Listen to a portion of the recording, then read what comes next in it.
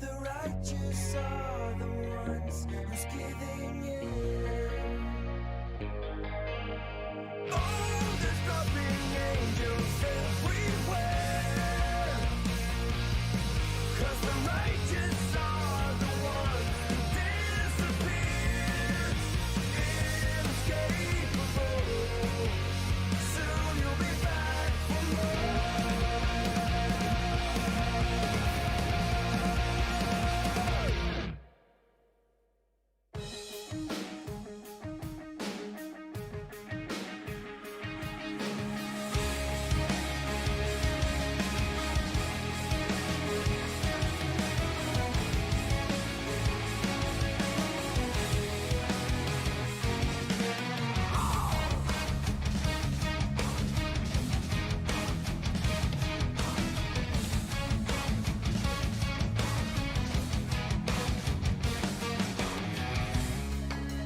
Prison in itself, I know, stuck between the bars. The strong have scars, but you can never go back.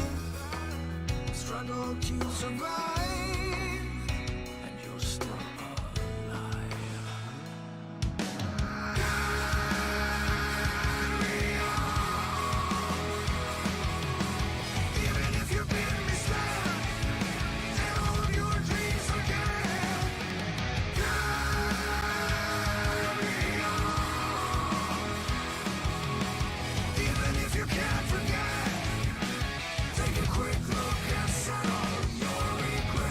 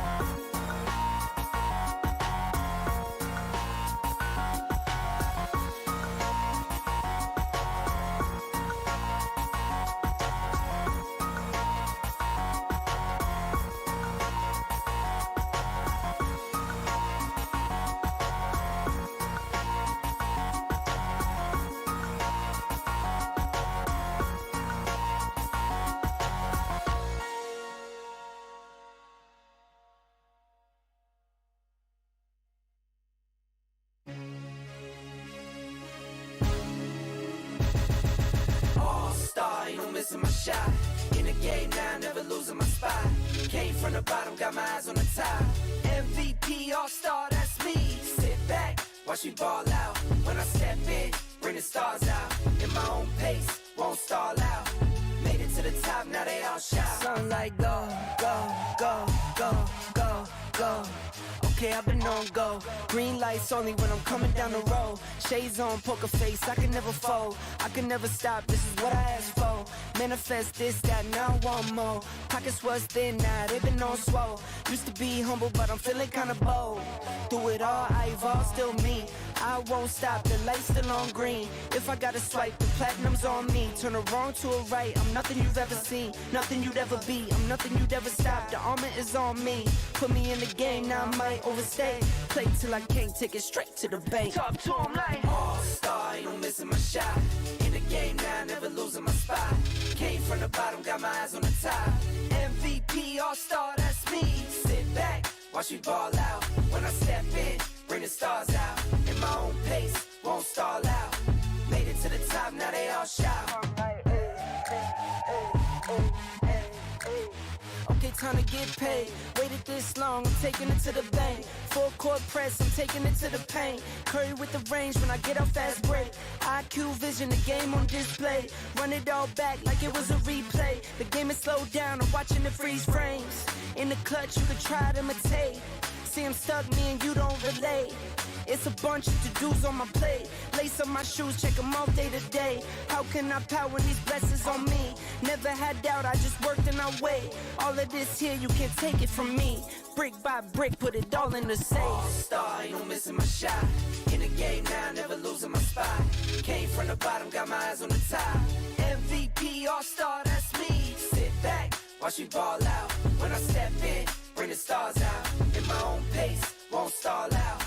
Made it to the top, now they all shout.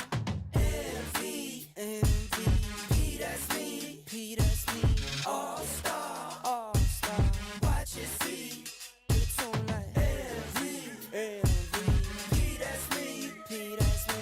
All-Star, All-Star. Watch it see. All-Star, ain't no missing my shot. In the game now, never losing my spot. Came from the bottom, got my eyes on the top. MVP All-Star, that's me. Sit back, watch me ball out. When I step in, bring the stars out. In my own pace, won't stall out. Made it to the top, now they all shout.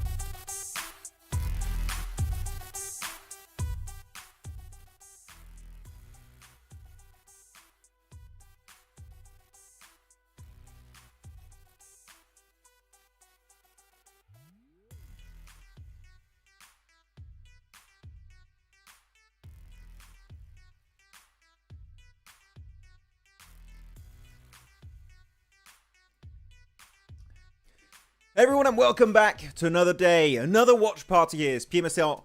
I was to say Mina. I mixed up all the regions. It's CSA. It's fall 2025, the last day of the group stage, and after today, we're sending 4 teams back home. It's Maxman with Blank. What's up? How you doing? Hello, everyone. Welcome back to another amazing PMSL CSA stream where we have the best memes, the best clips, and all the rest of the things, and good burps apparently too. You guys missed something amazing. I was about to unmute, but it's fine. You missed it. Blasted Max's ears. That was a jump scare. I was like, oh my god, what's going on? Hello, Pepperport. What's up, Flair? Salman, welcome. Ihe, Yukan, what's up? Shirozi? Sheila. Rosie? My Sheila. My My Sheila. Sheila. What's up, everyone? Blank casts. Oh my god, is that the blank casts? I'm a big fan of blank casts. What do you think about blank casts? No, don't give me honest answers. We've got the group stage overalls on our screens. That ain't that. Oh, phew, I was like, that's not 3-1-3 is not at the top, but it's a different team. It's in a circle, first place. I think at the bottom, the 3-on-3. Yeah, It's not. yeah. They're letting the side down. They're letting the side down right now. What's up, guys? Hi, Becca. Hi, Two Eyes. But yeah, I think they're in a circle doing very well. They had a little bit of circle look at the end of yesterday and absolutely flubbed it. The two last games, the Miramar with brute force, you didn't pick them, so they didn't really betray you in that game. But regardless, No, they couldn't because they didn't pick them. I'm actually thinking on making a video being like, guys, don't do like these pro teams. You need wait for the circle, and after the circle move, then you make a decision. That's the best way to do it. It's crazy. It is crazy the amount of times it's gone wrong, during CSA. I mean, I'm going to go back on the leaderboards, but despite brute force betraying you multiple times, they're still in second place. So it's the betraying has been functional so far in PMSL CSA, followed by IA and then Alpha Gaming. Again, guys, today main focal point not really at the top because we don't have head start points for this season. We have to focus on the bottom of the leaderboards, right? But of course, if you're on the first page, we said it yesterday, Blank. You're safe. You're going to the finals. You're done. You're done. Yeah. I mean, to be honest with you, for hopes for today, Osama, I think probably I'd like to see I8 get in. I'd like to see Inner Circle stay up there. It would be cool to see APG get into the top 3, though. But this is the page that matters, Max, isn't it? Yeah, I mean, currently 313, 721, NEPX. I actually seen NEPX down there after PMGO. Like, come on, like, Rex could have been MVP if they changed the formula for PMGO. Like, they should be in top 16. It shouldn't be that hard. They're not making it work out. HALAL AXETRON, the only team from Bangladesh, also potentially making it out. But MongolZ, that's the big shocker to me. Like, them being on the limit, on the cusp. If they have one more bad game, they could be down in the bottom 4. That's the biggest surprise. And actually, this is going to be the big convo for today. Chat, big first question of the day. Who's going to be the bottom 4? What are we predicting? What are we expecting? That is a good point to make, because really, it's hard to say, isn't it, really? 313, don't really think that they're getting up there. T721 really aren't doing anything. NEPX can maybe have a turnaround. HALAL AXETRON actually were playing fairly good yesterday. Honestly, I don't think MongolZ need to be worried. And although Konina Power had some good third parties, they could still drop down. God damn, Minu. I'm from the UK, but let's not spam the chat. I'm from France. Okay. Max is from France. Damn. But yeah, I8 doctor. I want to know what's the diagnosis for I8 right now. What do they need? Do they need the full defibrillator treatment? Do they need a shock to the heart to get back on top? Because yesterday wasn't a good day. Although they're up there on the top of the lobby, I think they only got like 20 points yesterday. Yeah, it wasn't much, unfortunately. We're looking at the head-to-head here. This is an interesting one. This is currently the team in the 16th and 17th place, so this is currently the cutoff. I mean, the survival time, I don't like using this word very often. That's abysmal. It's bad. It is bad. You're below 15 minutes. You're possibly going to go home very early on, so this is not great. Again, MongolZ expecting to make it out. But yeah, what is chat thinking about this? Analysis of IA and Rediside performance, fall versus spring. I mean, IA, different team. They feel like a different team against the change of IGL to Huzaifa is amazing, and I feel like Crypto can finally play his game, which is weird to say in 2025. But we didn't expect it since spring. It really is. It really is. Hopefully they can bring it back. I think the first day came as like such a shock to them, and they're trying to recreate that same kind of tempo. But then again, a lot of teams like have that second day adaptation that comes through. And maybe IA wasn't really expecting it to be so phenomenal. Do you think PMGO lobby is easier than PMSL CSA? No, I don't. I think PMGO was a much flatter variance. I think the highs from CSA might be better. Yeah. But I think the overall variance of like team skill level was a lot tighter. I would say the PMGO group stage was easier than CSA. Yes, But absolutely. the finals tougher than CSA. Yes, because of course it's like PMG is global open, so it's the entry point for a lot of new players and teams that we've never seen before, like ARCRED, for example. So it puts them on the map. Yeah, it's kind of cool. Yeah, let's see who's predicting in chat. I think one team can move out of bottom 4. Really, one team? I mean, we can look at the leaderboards again if we want, because we can do that. We have the power here on the watch party. we have the technology. Yes, which is YouTube Rewind. Great technology, my favorite. Here you go. We're going to go on the second page in a few seconds. There you have it. I think you said 313-721. You're not going to see too much movement, Blank. I would agree. I think 2 teams can move, really. That's it.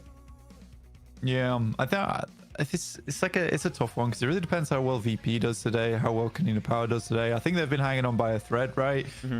But can NEPX, can HALAL, AXETRON, can MongolZ get ahead of them with the way they're playing? I just don't think so right now. I think Konina Power and VP are just playing a little bit better, and the oomph isn't there. I always bring out the oomph. Yeah. But yeah. HALAL AXETRON, also the fact that they're in bottom 4, but they got a win is crazy. That was that one George Pole crates finish area, a little bit northeast of crates, and they were gifted a great circle. Sure, they had good fights in there, but if your entire qualification relies on one big game, then sorry, I think that we're not going to see it from HALAL AXETRON. I think NEPX could jump out of it, but then who would be the team to fall? Then you got MongolZ, Konina Power, VIRTUS.PRO, Skyforce above them, Qadsiah. Yeah. Actually, you know what? I think this is our bottom 4. I think it's not moving. I think it's done. You think so? You think it's going to stay like that? I think maybe MongolZ could drop potentially. But yeah, I think you're right. It is troubling that HALAL AXETRON, like most of their points come from one win. My cast names are Sydney, Kubo, and Dio. I have 3 of them. They're all black cats. One is large, one is really small and dumb, and then the other one's just screams. Which one is your favorite? The really small and dumb one. Yeah, I knew it. Yeah. That's an endearing comment, the way you said. He's so funny. He's so funny. Yeah. He looks like, you know the Cart Titan? Yeah. Oh, no. He looks like that. If I like send you... Wait, let me send you a Blank. Have you seen the Attack on Titan collab? There's a Cart Titan skin, and it's... Yeah, I know. I saw it. Yeah, it was questionable. That. It was questionable as hell. I was like, I want it, but would I want to look at that rear view the entire time as I'm driving? Probably not. No. That is when I don't want third-person perspective. It's not good to have it there.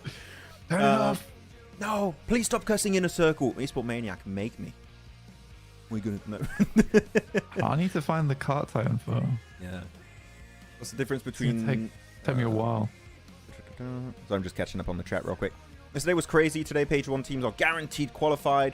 Maybe chaos and experimentations will be expected from top teams. Yeah, we talked about it, right? Limit testing. I think Blank, you were going like maybe trying different rotates and stuff, just different variations of their current playstyle. But I think they'll try different things just to adapt. Actually, that's the second question. We saw already people saying what they think, who they think is going to be at the bottom of the leaderboards.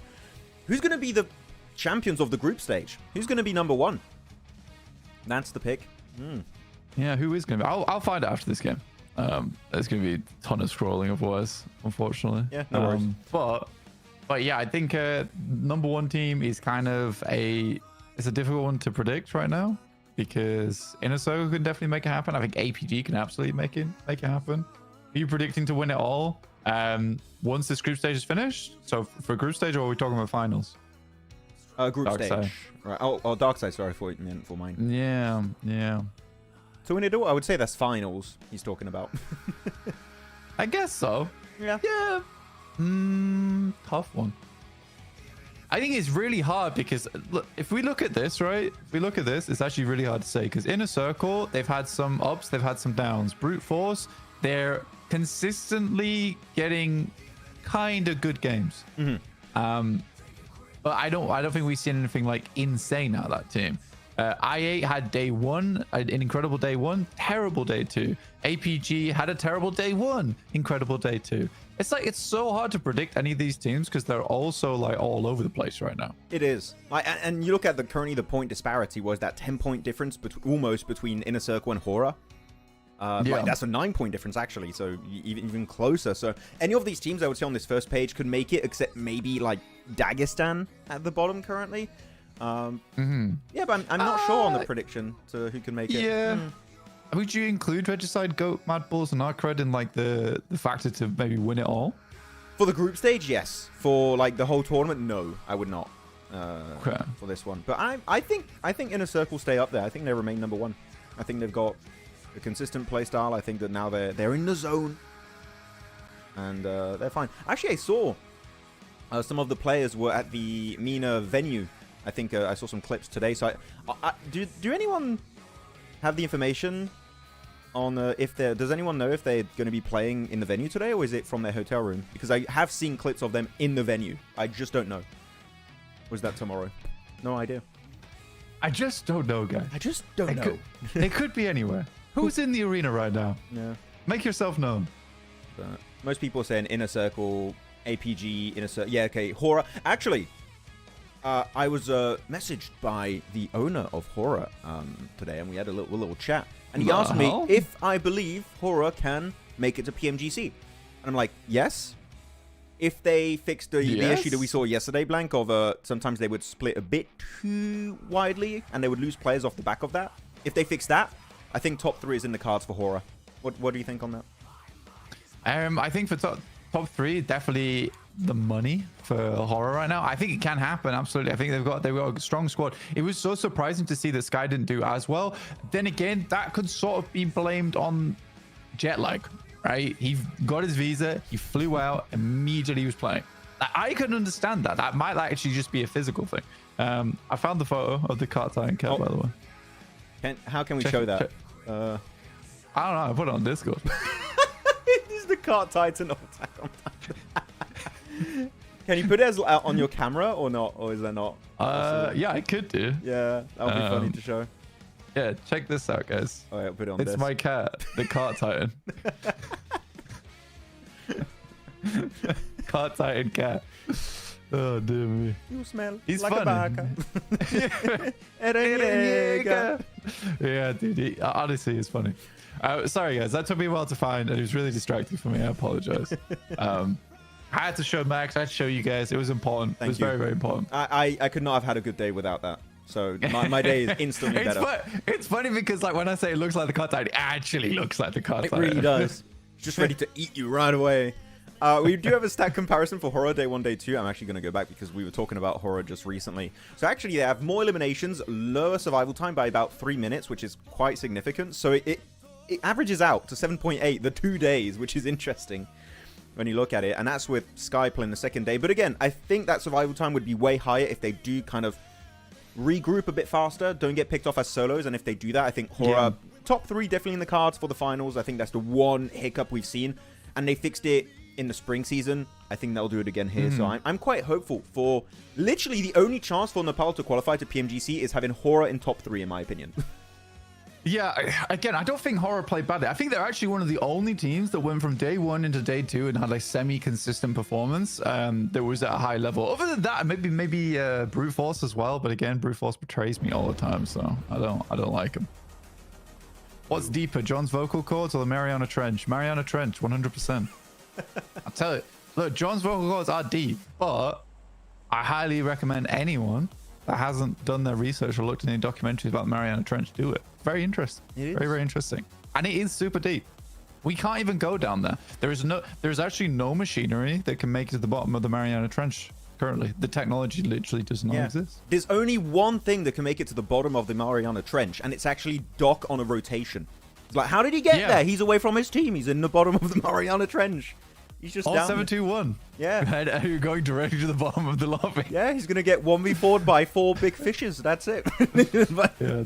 Pretty bad. But we do have a first match of the day. Look at that. We're straight into it. Sorry, guys. We took a little bit of a while to start, but we're here now. We got a lot of graphics on the screen. We got like nice little horror stats too. But this is probably one of the first fair-ish circles we've seen on Erangel. We've seen a lot there, like far over towards the east, far over towards the west, completely flat along the south side of the map. So this is kind of nice. Oh no, Mongols? Mongols? I don't think they're hot dropping. They're doing it. They've improved, Blank. They've given up on Rozok. No, this is not an improvement. This is not an improvement. This is a horrendous split. Their by the survival way. time will increase by 2 minutes, blank. It's an improvement. If you look at the numbers, this is better. Are you seeing what I'm seeing right now? They're very split all over the place. Yes, I can see that. I don't know why you would decide to do that. You could do a 2-2 between Maroons and Sunken City for MongolZ. And again, do keep in mind, guys, they're currently in 17th place. I get what you mean. I'm just happy they're not fighting MadBulls. I think they got bullied enough at that point. So at least they've given up on that position. But why there? I don't know. I don't know. I think the issue with MongolZ is they've had absolutely no practice, realistically, here in PMSL CSA. Every single game has sort of been going up very early. They haven't really been getting towards the end game all that much. It's been tough. It's been very, very tough. Some good shots here from Qadsiah over towards HALAL AXETRON, but good shots backwards. This is over towards Taverny, so a bit of a hot drop coming through nice and early. There's also 3-1-3 in the area, so this could get a little bit spicy. I think I saw Sky get a pistol with him, or at least a pistol knock onto a player. I don't know if that was actually confirmed for themselves. But yeah, actually, there's a big fight with HORAA. I can see on the minimap currently, and versus ARCRED. Oh, wait. Are HORAA gone? Are they squad? Oh, my feed is a little ahead. Sorry, spoiler. Max. My map feed is a bit too soon, but okay. So hot drop for this one area. Too quick. And actually, no fear is kind of popping off, but he does lose it. Spoiler. Sorry, guys. That's an L. And Max. I'll move my map feed back a little bit. Sorry. I had to do the exact same. It's like I'm very, very far ahead there. Yeah. I've had that a lot in my own games too, when you try and just drop onto one of those garages to get a car and leave. And the thing is, this is one of the worst garages, Blank, because if you drop it and you realize too late there's a team that's going to hot drop you there, you literally have nothing around there. Like, you can pick up a car and try and leave, but otherwise you just have to commit to the fight. And in this case, it didn't work out for HORAA. Just odd to me where, you know, Yaz is fully open right now. Mm-hmm. I don't know what you guys think of chat, but I do think that right now there is a ridiculous amount of times in CSA where teams will go for these hot drops even though there are spaces open on the map. I think the overall skill level is very high, but it feels like some homework is missing. Like, definitely homework's missing. Yeah.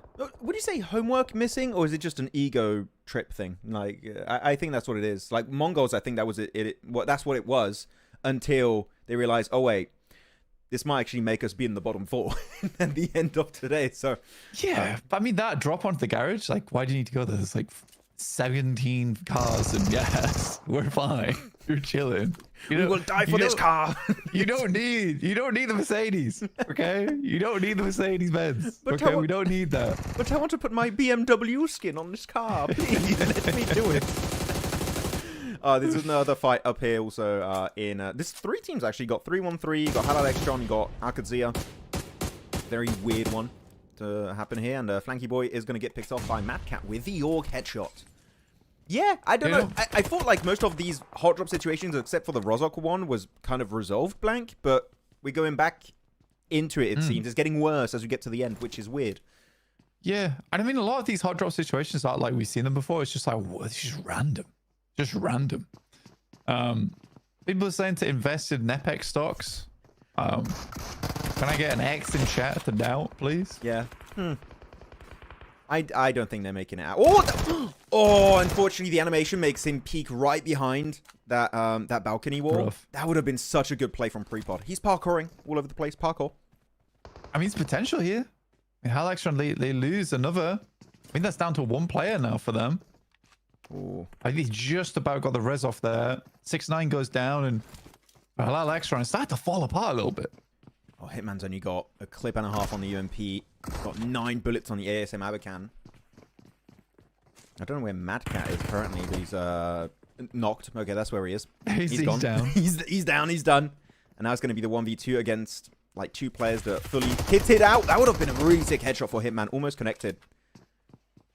But yeah, his teammates up there. I don't think they're going to give him time to go for the res. No way that happens. Oh, he gave him the ammo. He gave him the... Oh, good. Give him the other weapon, but he's jumping up the stairs. 1v2 so far. Really good initial damage from Hitman. It's like organizing his bag space. No way. No, he's working! Okay. I don't know how that happens, but that's 3 players back up in action. But 3-1-3 is coming in. They got to be very, very quick on this. You got all 4 limbs there, Blank. You got all 4. Yeah, that's incredible. Well played, Hitman. I mean, I love that his friend's like, take the org, take the org. He's like, no, actually, the UMP is so cool. I must use this. I see how they play in PEL. They only play UMP. I will play it too.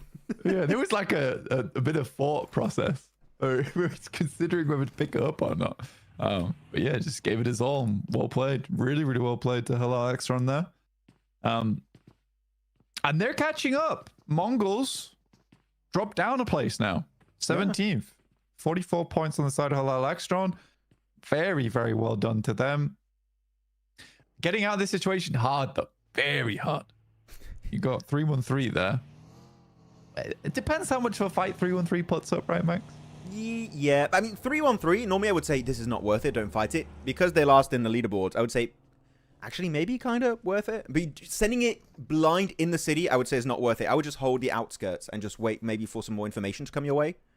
Yeah. And then you commit to it. But no, they're committed. They want to try and go big or go home. And they're just... Go big or boat home. But yeah, the boatation back home. You just go back on the boat. Day 3, Alpha 7 versus Wolves. Who you got? Wolves for Americas. I'm picking the... Have you seen Coops playing in Americas a little bit, Blank, recently? Or no, I haven't. He's still doing well? Or is it bad? He's doing great. Like, you got NA without Coops is just god-awful. With Coops, the region is just... could win PMSL Americas. Is that good? Yeah. I do think that when I watch Coops play, it's sort of problematic because NA makes him look so much better. 3-1-3. Yeah, just down to Mad Cat now. That was a good sweep. It was a good sweep. I'm pretty sure for HALAL AXETRON, they just had nothing. They had nothing to work with. No. They did stagnate a lot there, right? Yeah, I mean, the fight took so long between themselves and Qadsiah that I think a lot of the resources in Severny were just used up.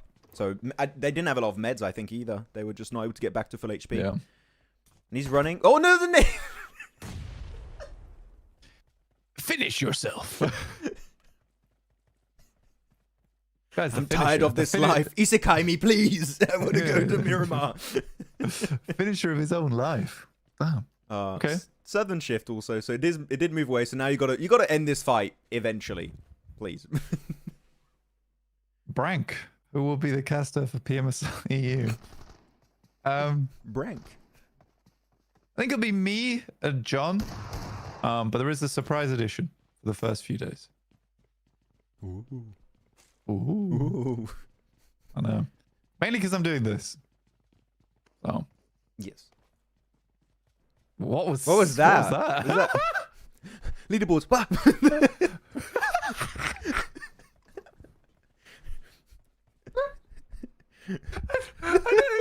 reminded me of that like flashback meme. Akira. No.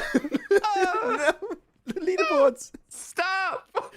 Everyone's in circle though, except for that Severny fight. So that's good. That's a positive in this game. What a weird first game. Wait. Akira. That's good. Yeah, I like that. It's made me laugh a lot. I'm gonna show the map feed. The potato team is on Potato Hill. It's in a circle. They're back on Potato right now. They love that place. It's their favorite place. They do, yeah. I mean, for PMSL CSA, it's nice. It's nice watching a lot of the rotate, especially in the early game, because there is, I think it's like a nice mix between the aggression from NA and then like just this purposeful action from CSA as well, where you do get like some action in the early game, and then you immediately go to just normal rotations. I'm like, oh, that's cool. Nothing I like happens. that. Yeah. Yeah. And that's why I talk about the fact that I kind of like recalls in Rondo, because it just makes early game fights happen, and then it makes the early game entertaining fight-wise. Yeah. I know that is not a common opinion. Very uncommon, actually. But MongolZ looking to leave. They're playing way more passive than they usually are, which I think is a good thing for MongolZ. They need to leave that bottom 4 now, because they will push down there. They're finding shots over towards brute force too, which is kind of nice at the moment. If they can clear them out, like they have a lot of ruins to themselves. I think the big issue is going to be 4 Yonkos. Hopeless goes down, which is very bad actually for MongolZ, considering Hopeless has done the vast amount of the work for that team. Ooh.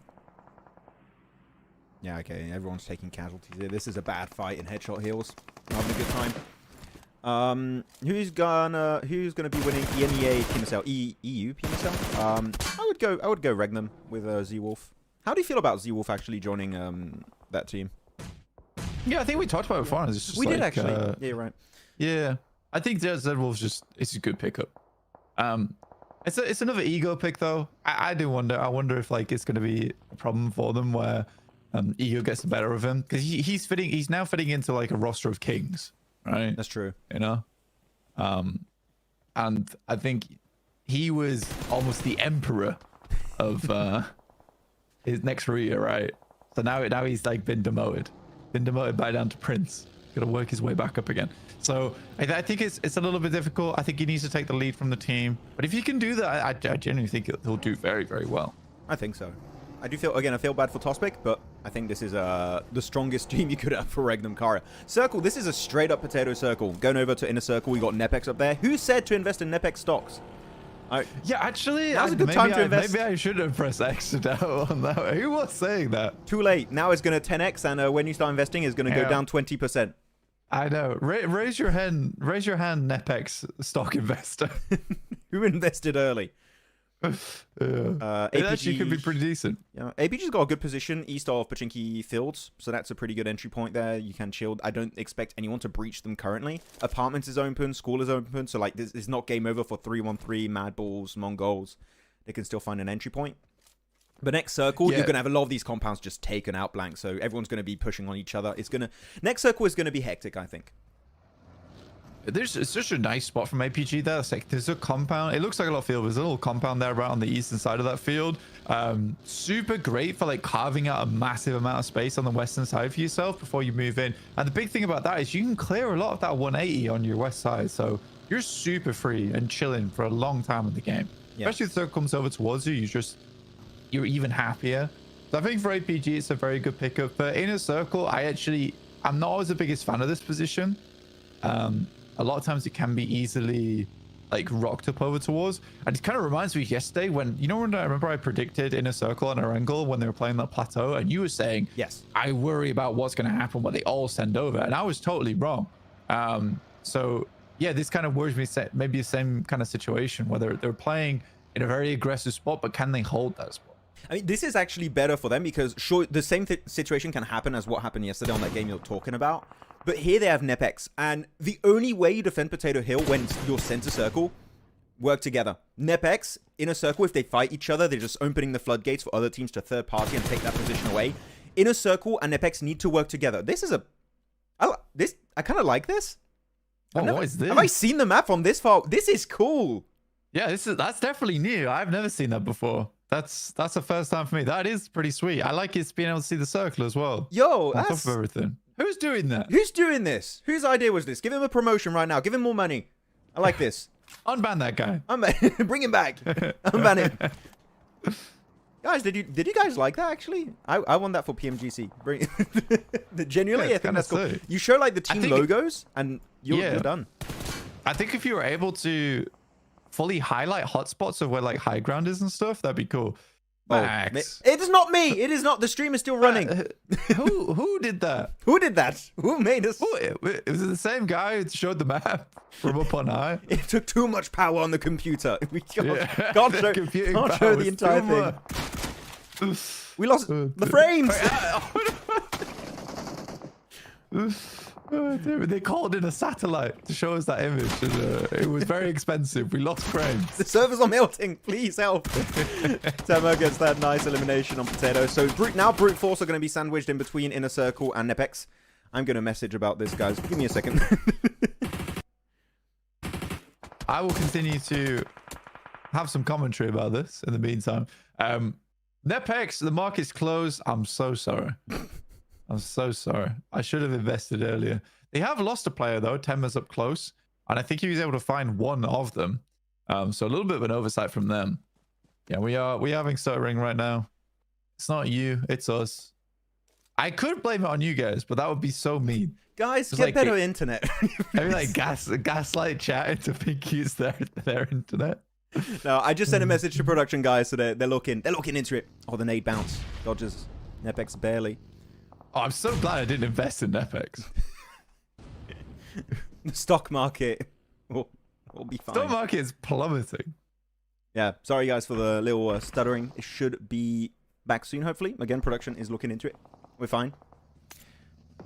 Definitely cursed OG 6 points in. Oh, really? Sorry, Danny. My bad. I apologize. You know what? How about the map feed's functional? Just guys, look at the map feed.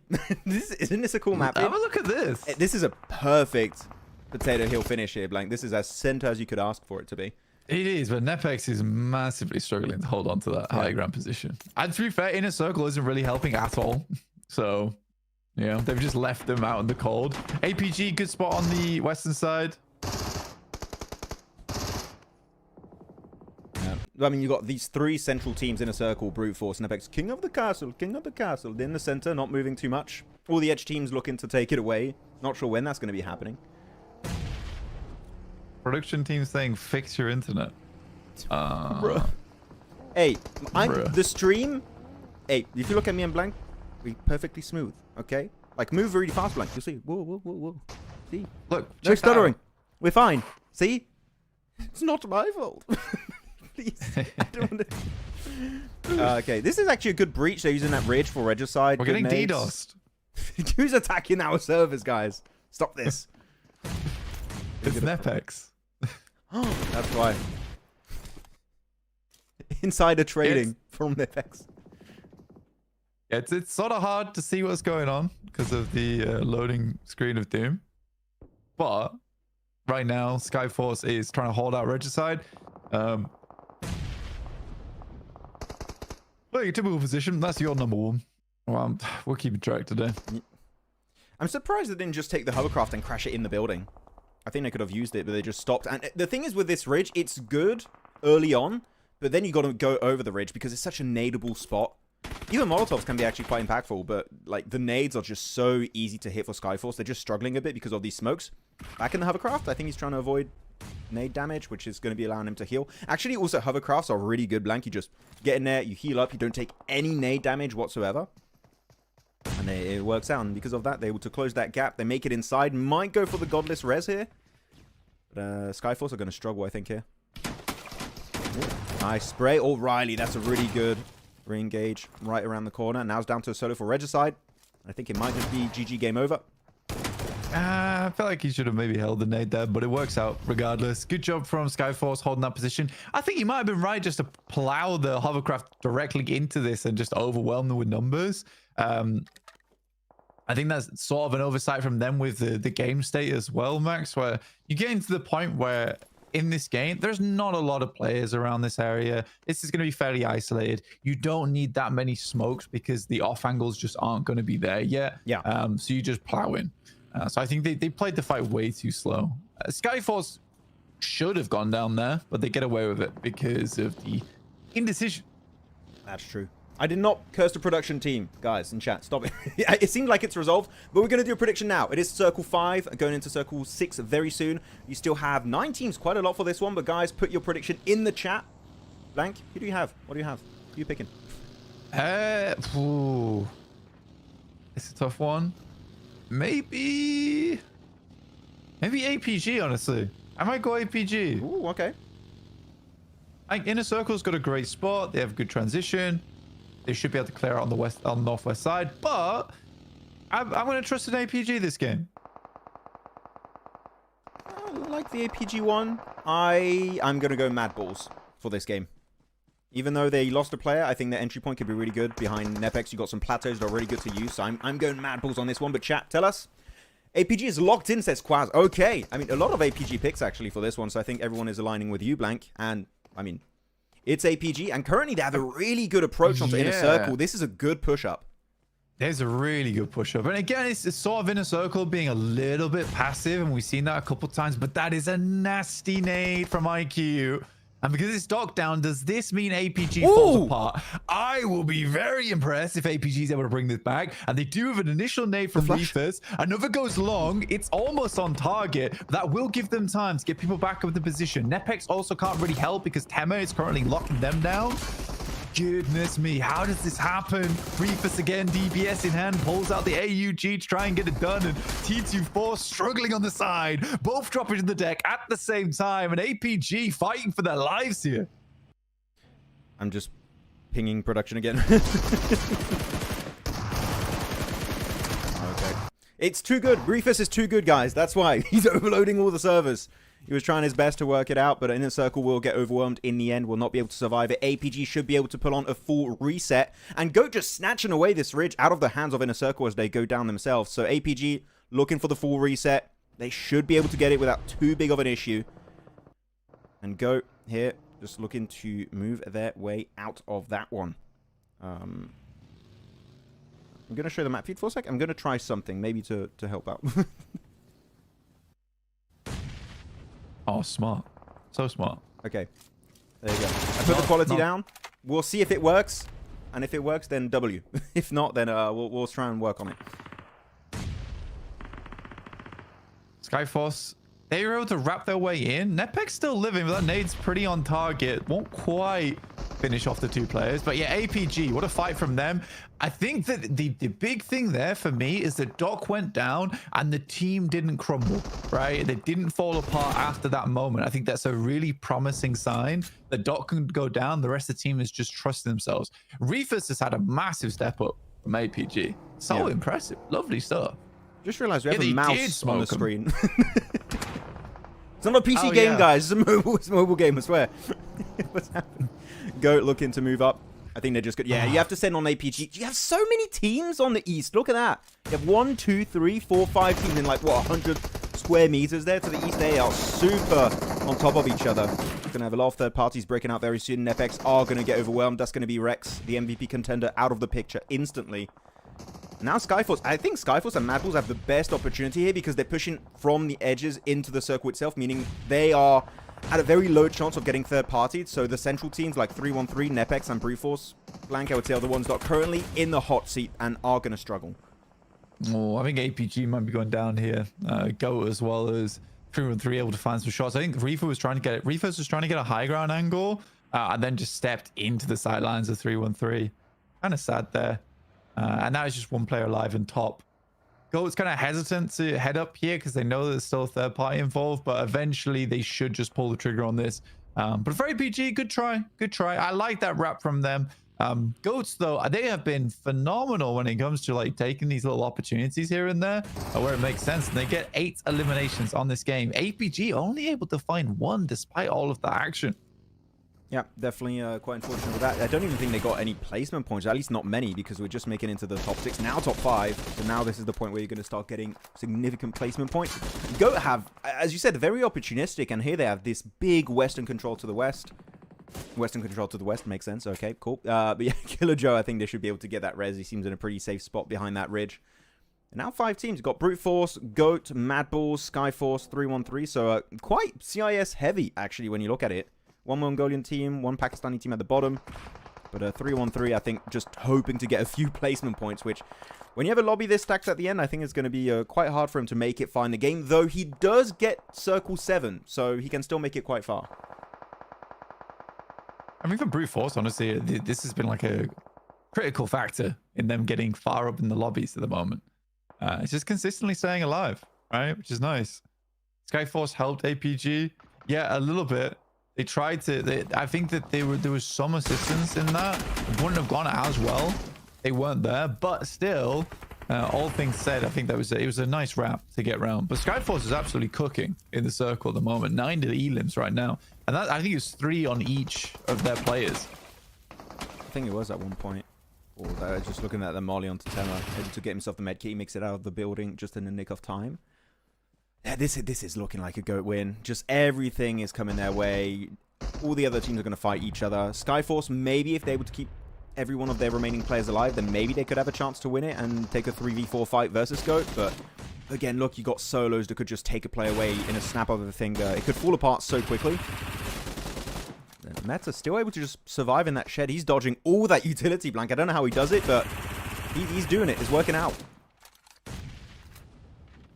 I think that honestly right now is a slight misplay coming through from Skyforce, where I personally would wait a little bit longer for the circle to pull in and then just try and search for util as well as some boxes.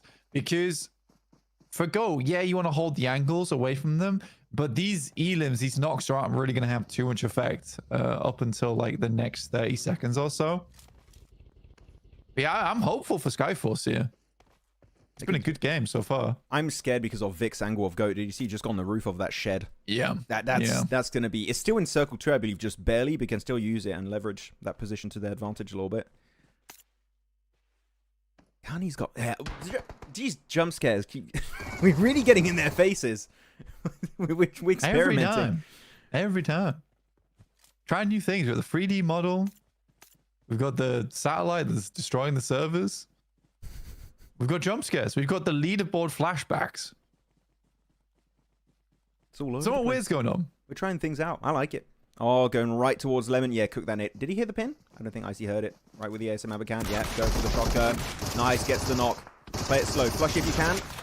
Might get stolen away. Might get the double. Unfortunately, he's just going to get pushed over that ridge. Riley gets it. And I think the Elim was stolen away by Killer Joe, actually. So that is not going to go in favor of MadBulls. Down to now 3 last teams. A solo of 3-1-3 that I think might not be spotted until the end. Everyone is just looking right over him. He is going to be taking damage and will be taken out. Now down to Skyforce Duo and a full squad of GOAT. The 4v2 is happening. And with the circle control, I think it's done. Yeah. I think it's game over. Not terrible for 3-1-3 though. Towards the bottom of the lobby. That will be some points at least added to their tally. I think it's always really hard to go up against GOAT, because when you see them in these endgames, they have 4 players, they absolutely take control of the lobby. Good initial pick, but Vic's immediately on the case. That will be GOAT taking the first chicken dinner of the day. Really well done. But yeah, they absolutely dominate in those final game circles, and that might be GOAT on top now. It might be. Actually, they were very close. I think we might have a bigger change in the leaderboards after that. Nice with the FAMAS at the end. Really good try, but I think stayed up for a little bit too long, so he made himself very visible to the entirety of GOAT. So still good attempt. 4 limbs for Twix. Rana getting 2, Vic getting 3, and then also 4 for the side of Killer Joe. That was our fake MVP of day 1, but with numbers like that, you could definitely keep it going. We'll see. How are you guys feeling? For a delay stream, GOAT win. Is there a delay? Yeah, there might be a little bit because of the issues. I'll try again messaging and seeing if we can resolve it. But was the quality okay with everyone? Please tell us, just so we can hopefully work on it and making it better. Fun first game. And as we kind of expected, even though Short in a circle could have worked with NEPX blank, you just got too many teams. What was it, like 10 teams pushing all around you, just tightening the knot around that entire position of Potato Hill. You're going to struggle eventually, and when that happens, teams are going to just fully commit and push on you. Yeah, I think that overall it was a tough game. Very, very tough game for NEPX, where they were trying to control a lot of space. Inner Circle wasn't really being too helpful. I think the biggest thing for Inner Circle that game was just that passive nature. We keep seeing, like, the rotations are really nice. Yep. When they're controlling those endgame circles, if they're there, they really do very well. But I think they're so hesitant to go for anything a little bit aggressive, where in that moment they had to. I think they had to start taking space over towards the high ground, otherwise they get wrapped on by APG, which is exactly what happened. Even yesterday, they just didn't take the opportunity to start sweeping when they knew it was most likely a lot of solos and duos. And in the end, they get taken out because of it. By GOAT, no less, as well, yesterday on Miramar. So, oh yeah, it was, yeah. Yeah, so I think I think for IC, Inner Circle, generally very good gameplay, but just not confident enough in themselves.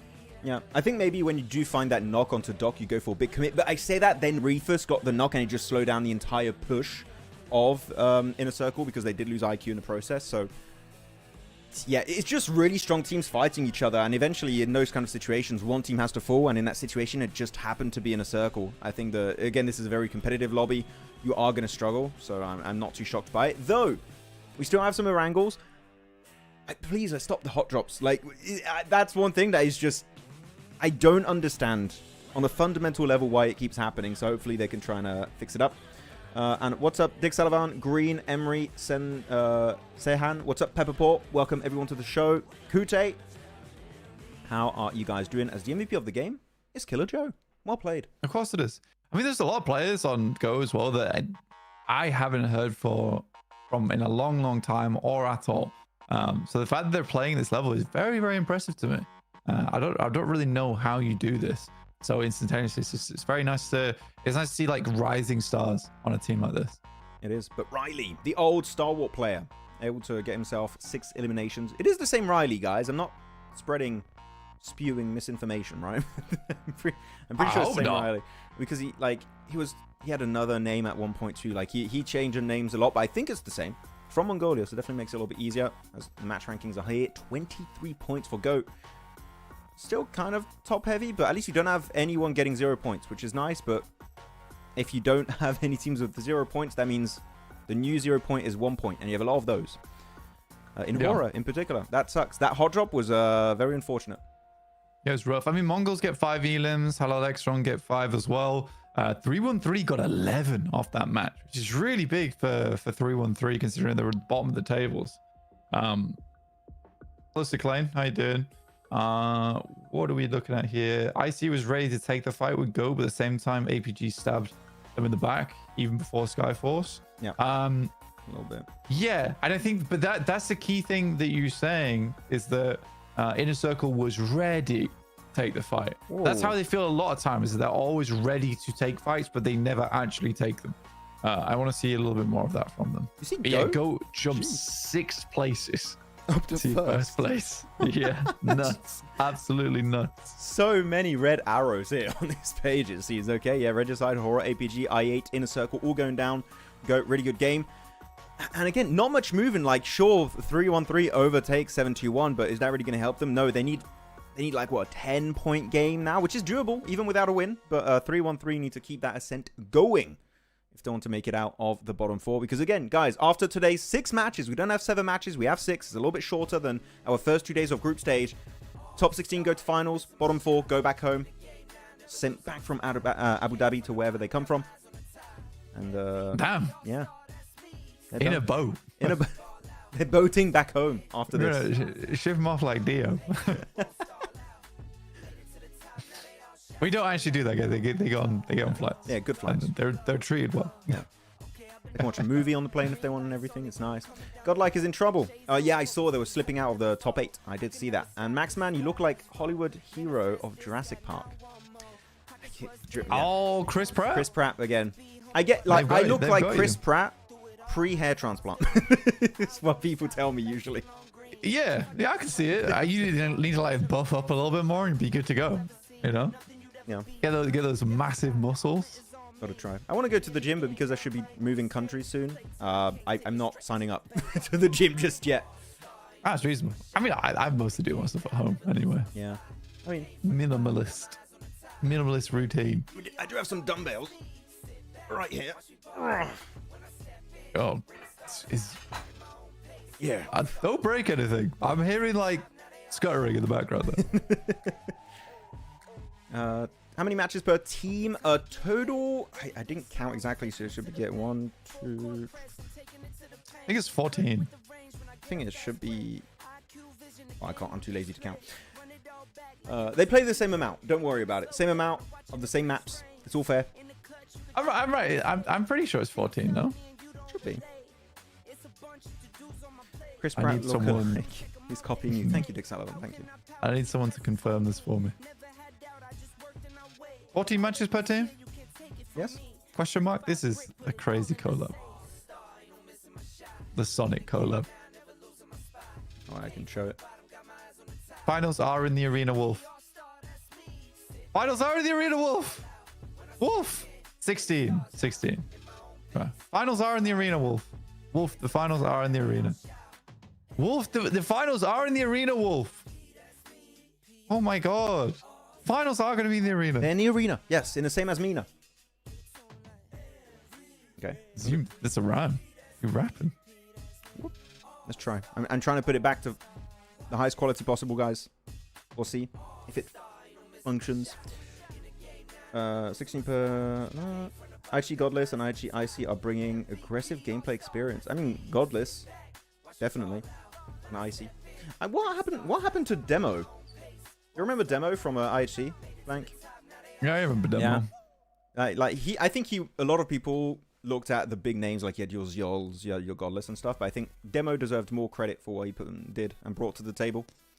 Yeah, I just don't think he was particularly an exciting player to watch, that's all. Okay. I think he was more of a setup player, and I think without him, a lot of the fights maybe wouldn't work out. But in terms of numbers, maybe it wouldn't be there. Yeah. I mean, it's the troublesome thing about it, really, isn't it? Where it's hard to always pinpoint exactly how much a player's doing or how much a player's actually providing to the team. And when you're getting a lot of frags, like, that's very obvious value. Yes. So yeah, players like Demo typically don't get the limelight too much. I'm gonna grab a quick drink, man. Sure. I'll be on solo desk. It's And all good. I'll be back in 2 seconds. Okay, you're off. Bye. 2 seconds. Yep.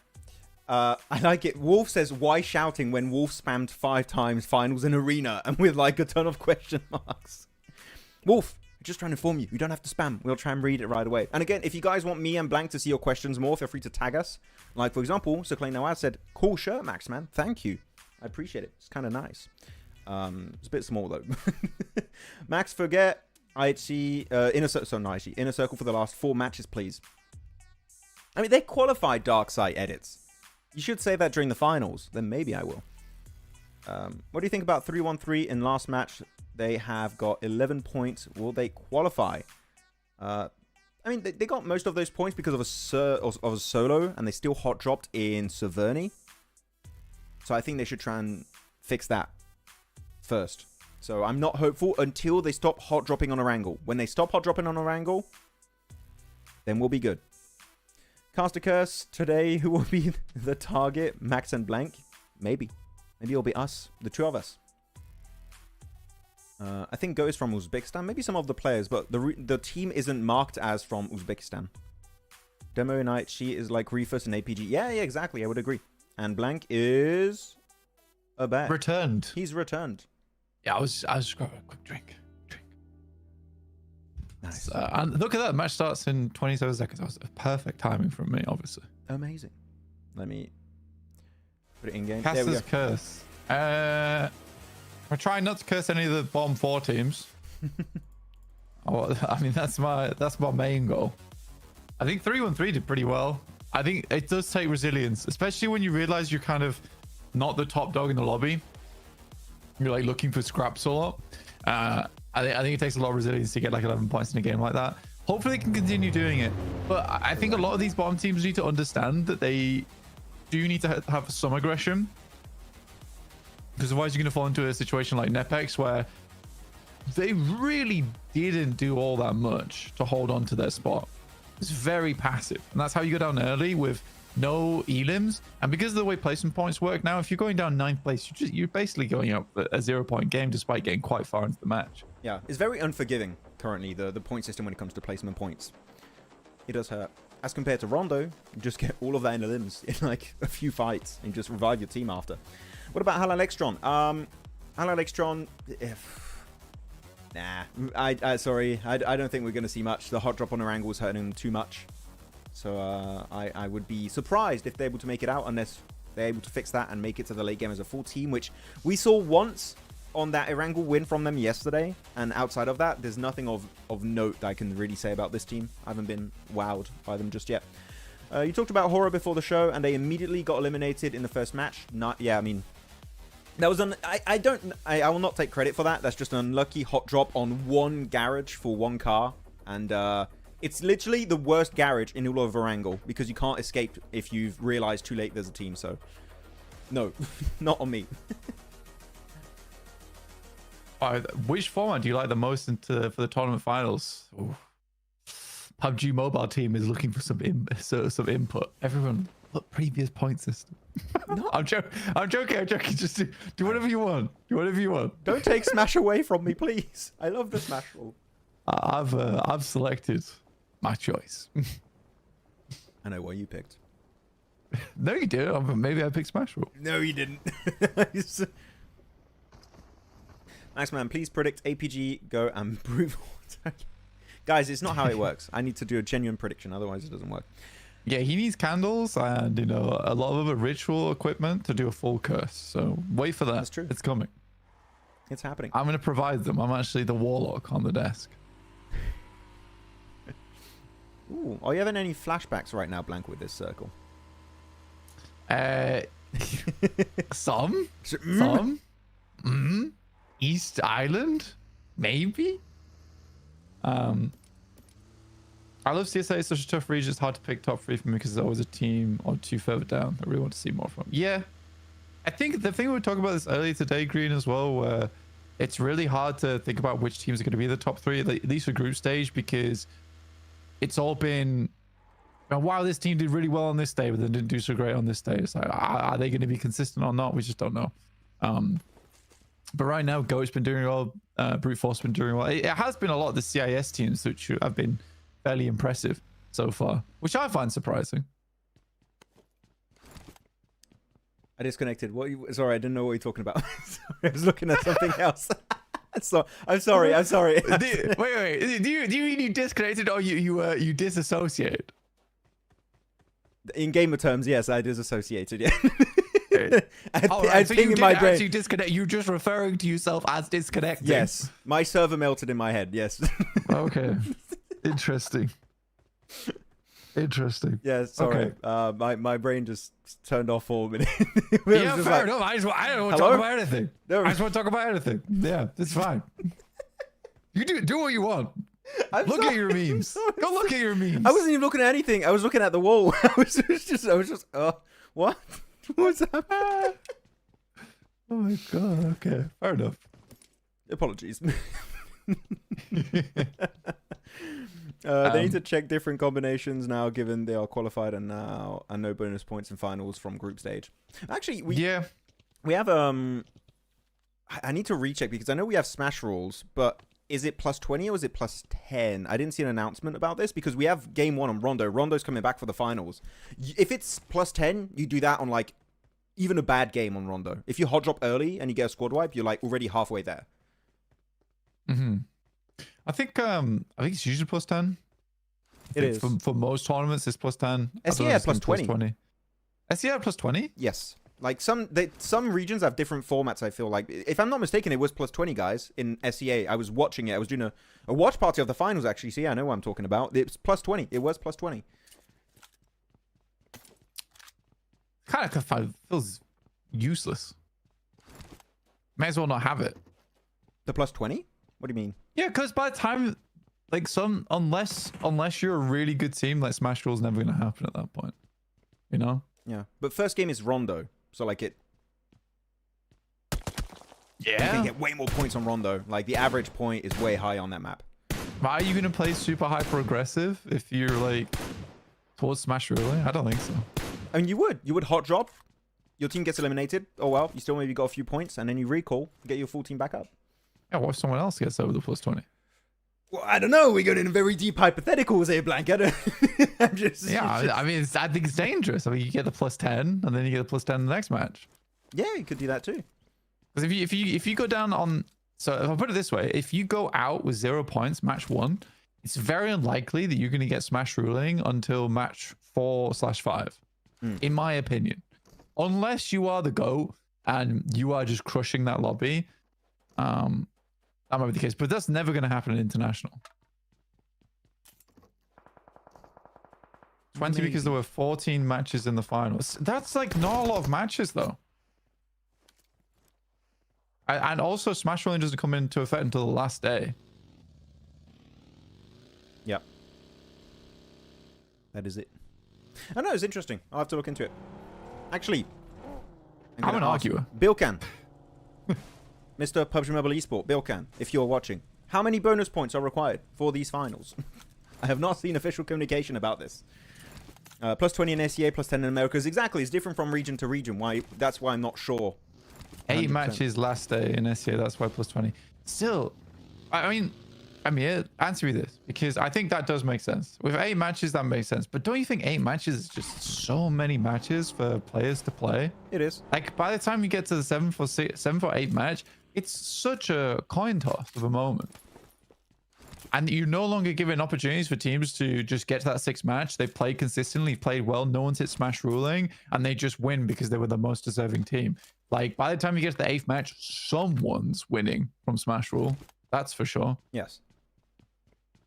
Like, at that point, you'll have, what, like 6 teams in capacity of smashing at that point, because like you're not going to have that many teams not get the 20 points required. At least it depends how big the point gap is between the top teams and the teams in the middle of the pack. But yeah, is interesting. But SCA was interesting to watch with the 20 points, 8 games. Petition to make finals 4 days. I actually would like finals to be 4 days. I like 4-day finals. Do you remember when we shifted from 3 days? 4-day finals? We had the PMSL or PMPL championships, blank, and it was 3 days, and then they went to 4 days. I think that was great. Yeah, I mean, 4-day finals are really nice. But if you do 4-day finals, you just do 5 matches a day. That's in my fair. opinion. That's fair. Because then you have 20 match total. And also that means that when you get to the last day, like if it's 5 matches, then you don't get into that awkward scenario that on the last day of finals, a random team gets smash ruling on 5th place. And if you just played really well during the entirety of the finals, like you win just off points alone. I think that's the fair way to do it. Because then if you have a team that has like an incredible day 4, and he's able to get in the smash ruling and get that chicken dinner, it's so hype. So hype. This is dangerously close to the East Island. I'm getting slightly worried. This is it's not going to go there, but I mean, you could go there and just make it, top 10 without fighting if you want. For the pacifist route there. But no island finish, unfortunately. It could have happened if it went even more east of Impala. Though looking at positions, ARCRED are in a really good spot. They're on the mountain east of Impala, which they're going to have full oversight on whatever the hell's happening in this circle. They're going to have a ton of information. It's similar to when you play in the hill north of Minas Generalis. You're kind of away from all the fight, and you can take shots, but again, you can't loot from there. So ARCRED got to be careful. They are in a hot seat here. In 9th place, actually, they could jump up quite a bit. But does it matter because they're qualified anyways? Yeah. Favorite team in India? I think OG right now. Hey. Pretty easy. It's pretty easy when we say it's like supporting Manchester United, but it has a lot of the OGs I recognize from when I used to cast it back in the day. Do you have I've a not favorite followed player it enough recently. Or not yet? You haven't watched enough. Not yet. No, I would be. It would be disingenuous of me to say I had a favorite player in India right now. But I'm excited to see more of them. I mean, I'm definitely gonna watch BMIC. It's gonna be fun. Actually, I had an opinion that I feel like quite a few people resonated with a few months ago, and I want to ask your opinion on this before we get into like the big action portion of this match. I was talking about the fact that the reason why I want India back in globals, and I'm hyped that they're back now for 2025 and hopefully for the future of PUBG Mobile Esport, is not because, oh, I really want India back. It was like, oh, I love them. Like, India's cool. But the main reason is now, when you have a global championship, you have a PMWC, you have a PMGC. Every region is there, or at least every region has a chance to qualify, meaning that whoever you crown the champion really is the best out of all the regions in the world. That's why I like it. There's more weight to be in the world champion then. Yeah, I mean, we're always missing out on having India in those, in PMWC and PMGC, because, like you say, it does suck not having all the regions there. Like, it's just nice to have. It's fine. Reduce quality. I'm showing the map feed. Nobody knows. sorry. Yeah, it's nice having everyone there, because then there's no like ifs and buts. Plus, India is just a nice community for PUBG Mobile in general. Yeah. But yeah, it's good to have them back. Definitely good to have them back. It's gonna be fun. It's gonna be a good time. Would they make it to finals though? We'll have to see. It's not gonna, like, group stage is gonna be brutal, for sure. Stream lagging. No, it's fine. It's fine, guys. Nothing happened. I put it to map feed. I was doing stuff in the background. Don't worry. We're fine. I'm gonna keep in this quality because maybe it is on my end in the end. Sorry, production. maybe my internet's overloaded. There's too much happening at once. Am I a football fan? What's your favorite club in Premier League? No, I'm not a football fan. No. So sorry to say it. I watch. The problem is I watch a lot of esports. I don't really have enough time for normal sports. Like, I'm watching 3 or 4 streams a week. So yeah, it's tough.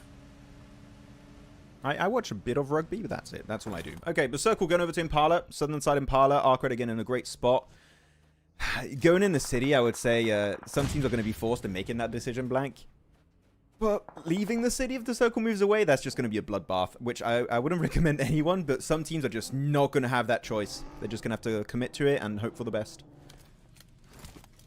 I think ARCRED's got a nice spot. I always like this position up on high ground, overlooking church towards Impala. I think it's just such a safe position to be in as well for ARCRED. But let's take a look at some of our more worrying teams. like the Mongols, who are currently out in no man's land on the western side. I do not like that crossing in. I don't know how you feel about it, Maxman, but that is a rough position to be in for the Mongols. Can't even see them. Also, oh, they're in the field position right now. Yeah, they're in the fields right now with ASI in front of them. I think it's fine. They're gonna have to crash eventually. Not this circle, but I think the next phase they're just gonna have to full send and commit to an engage on a team. So they better make a good decision based on that. Based on where the circle goes. Just don't do what we saw on the last 2 games of yesterday, which is push before the circle. Just wait to see where it goes and see if you can take a fight of value. And I think Mongols will be fine. Oh, it's an inner circle getting picked off by ARCRED from the high ground.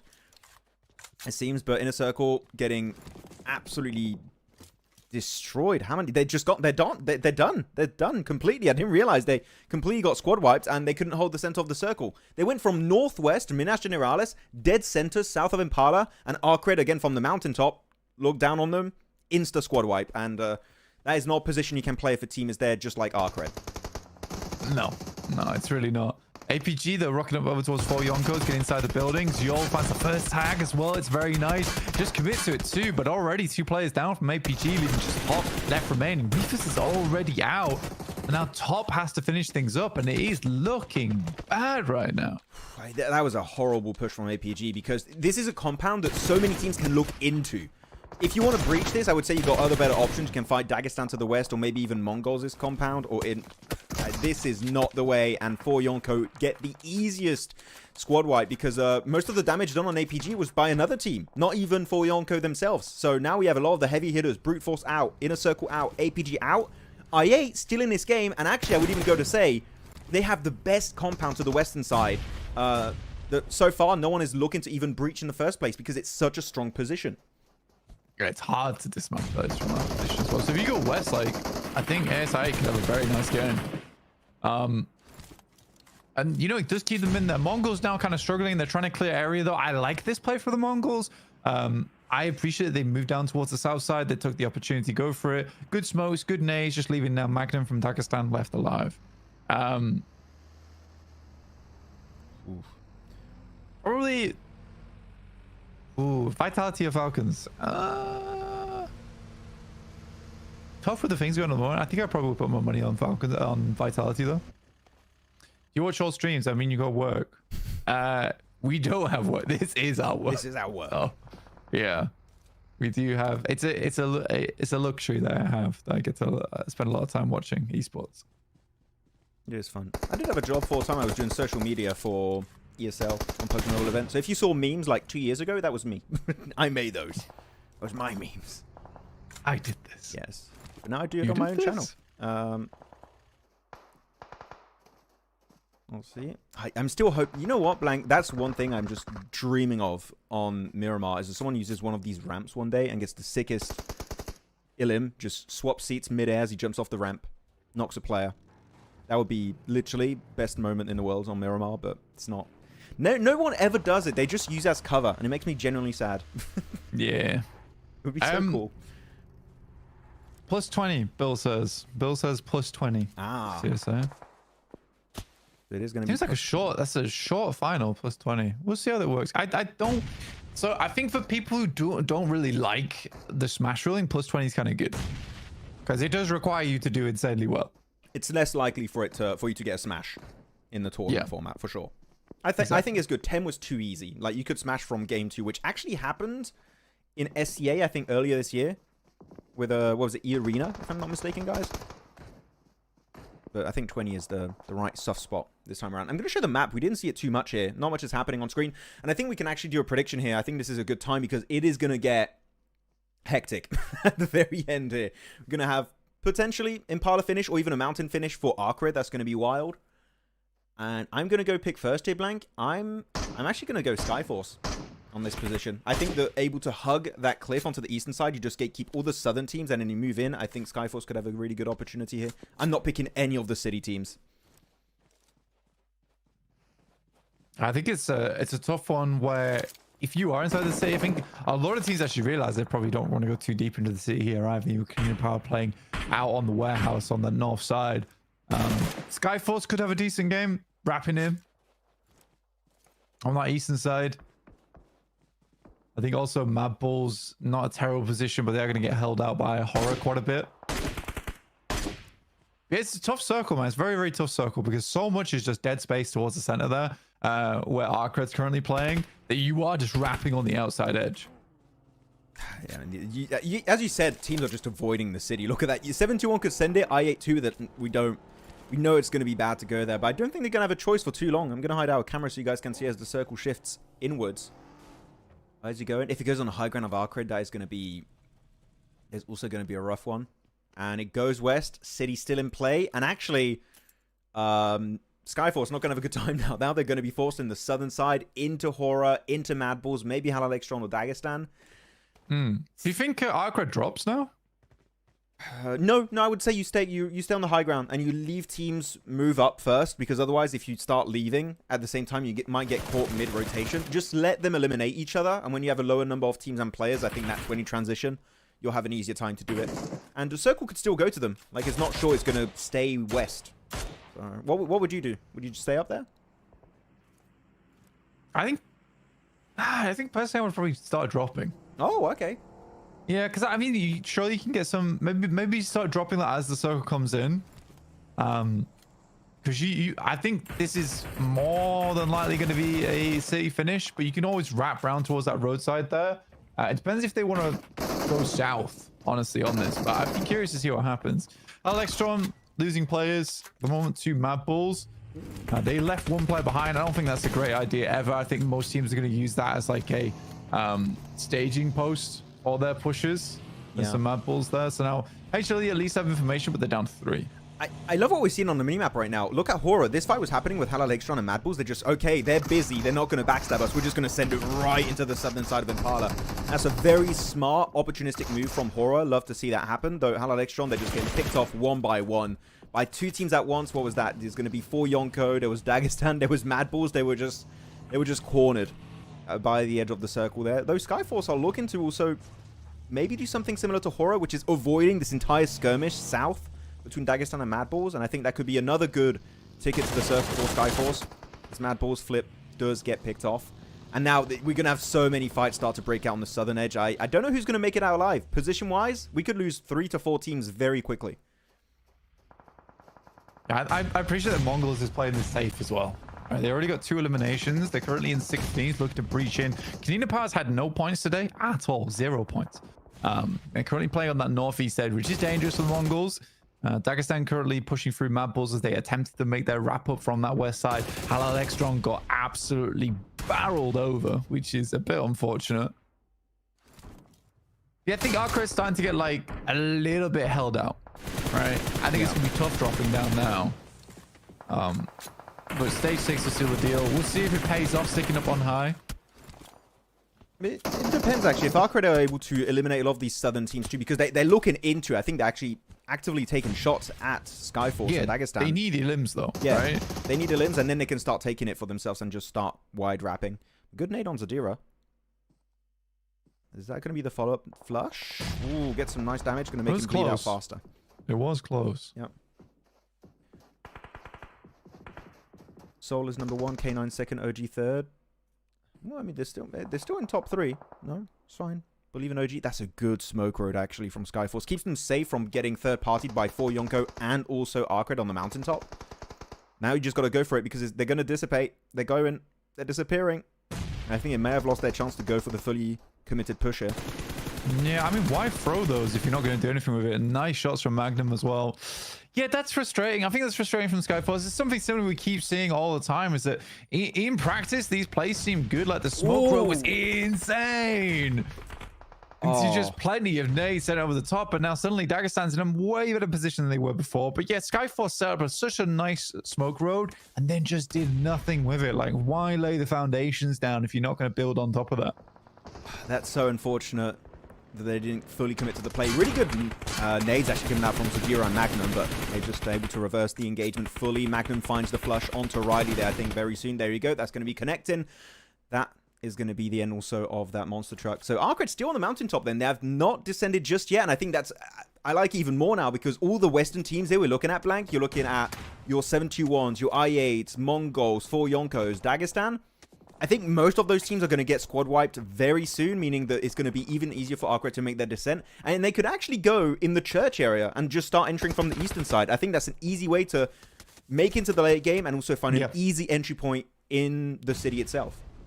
Yeah, I think church is a really good place to play here for ARCRED, considering it just gives you a lot of high ground as well to play around with. So you've got a lot of information down towards the south side. You know, you've cleared it out as much as possible. Now you can play from that eastern edge. A lot of teams are going to fight one another inside the city. The only difficulty with this is that they're right on the line of the circle, right? So it's likely to push away from them, meaning they need to find a spot within the circle soon. But there's still buildings on the side of the road that haven't been taken. I'm quite excited about it. Godless is just a one-man team right now. He's getting some sick grenades in the middle of the circle, but I do think he gets picked off. Yep, that's going to be the end for Skyforce in this match. Now we're down to the top 10 teams. We still have so many teams in his circle. It makes sense. It's a city finish. You're going to have a lot of teams just able to survive very close to each other. Yeah, Konina Power still being in the game is very bad news for teams like MongolZ and HALAL AXETRON. They haven't moved too much today, but this position is really good for sweeping down from that north side if they can make it happen.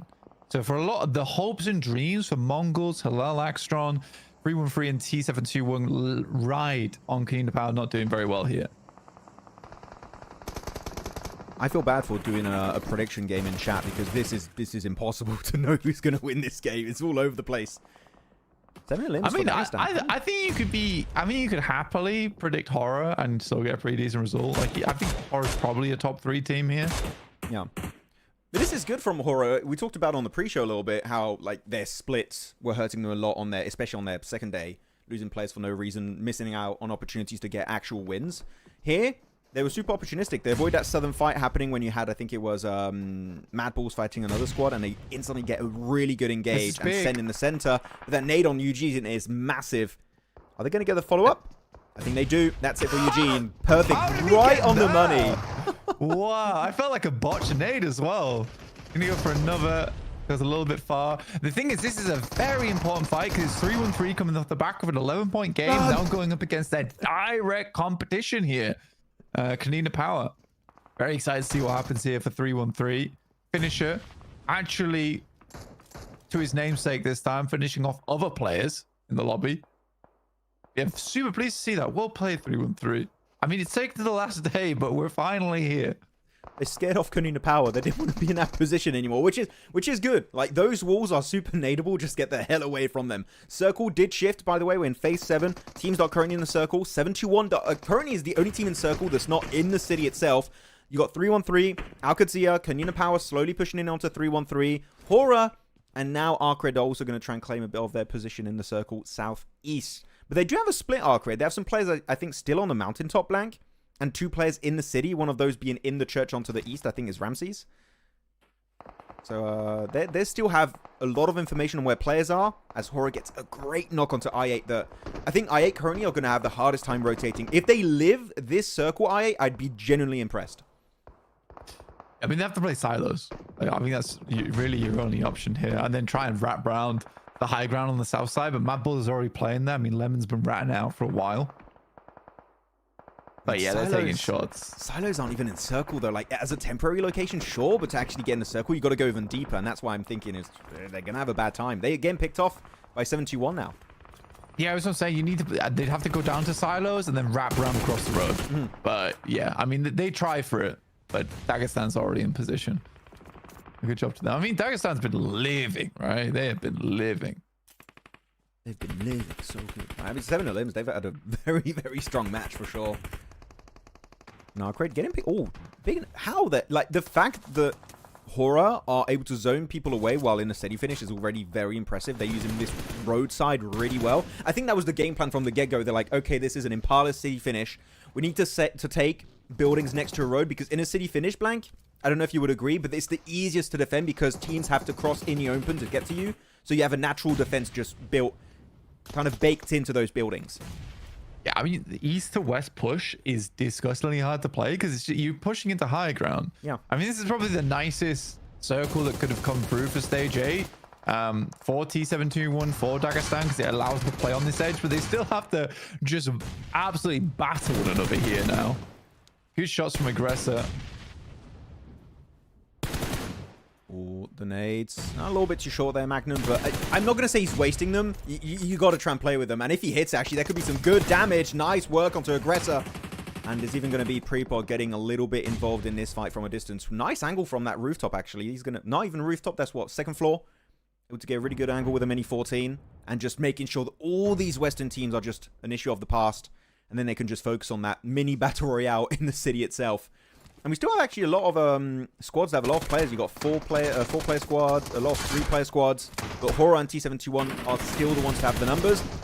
Cody, that was a sick headshot. Unfortunately, not able to find the knock. And now they're just getting completely demolished. And I think this is going to be the end of the line for 3-2-1. 3-1-3. Why am I saying 3-2-1?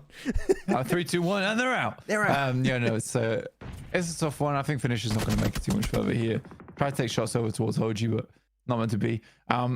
I do think of 3-3, that sucks, because I think they did well to get that far into the game, but I think they get 2 points off the back of that one. It's just not a lot.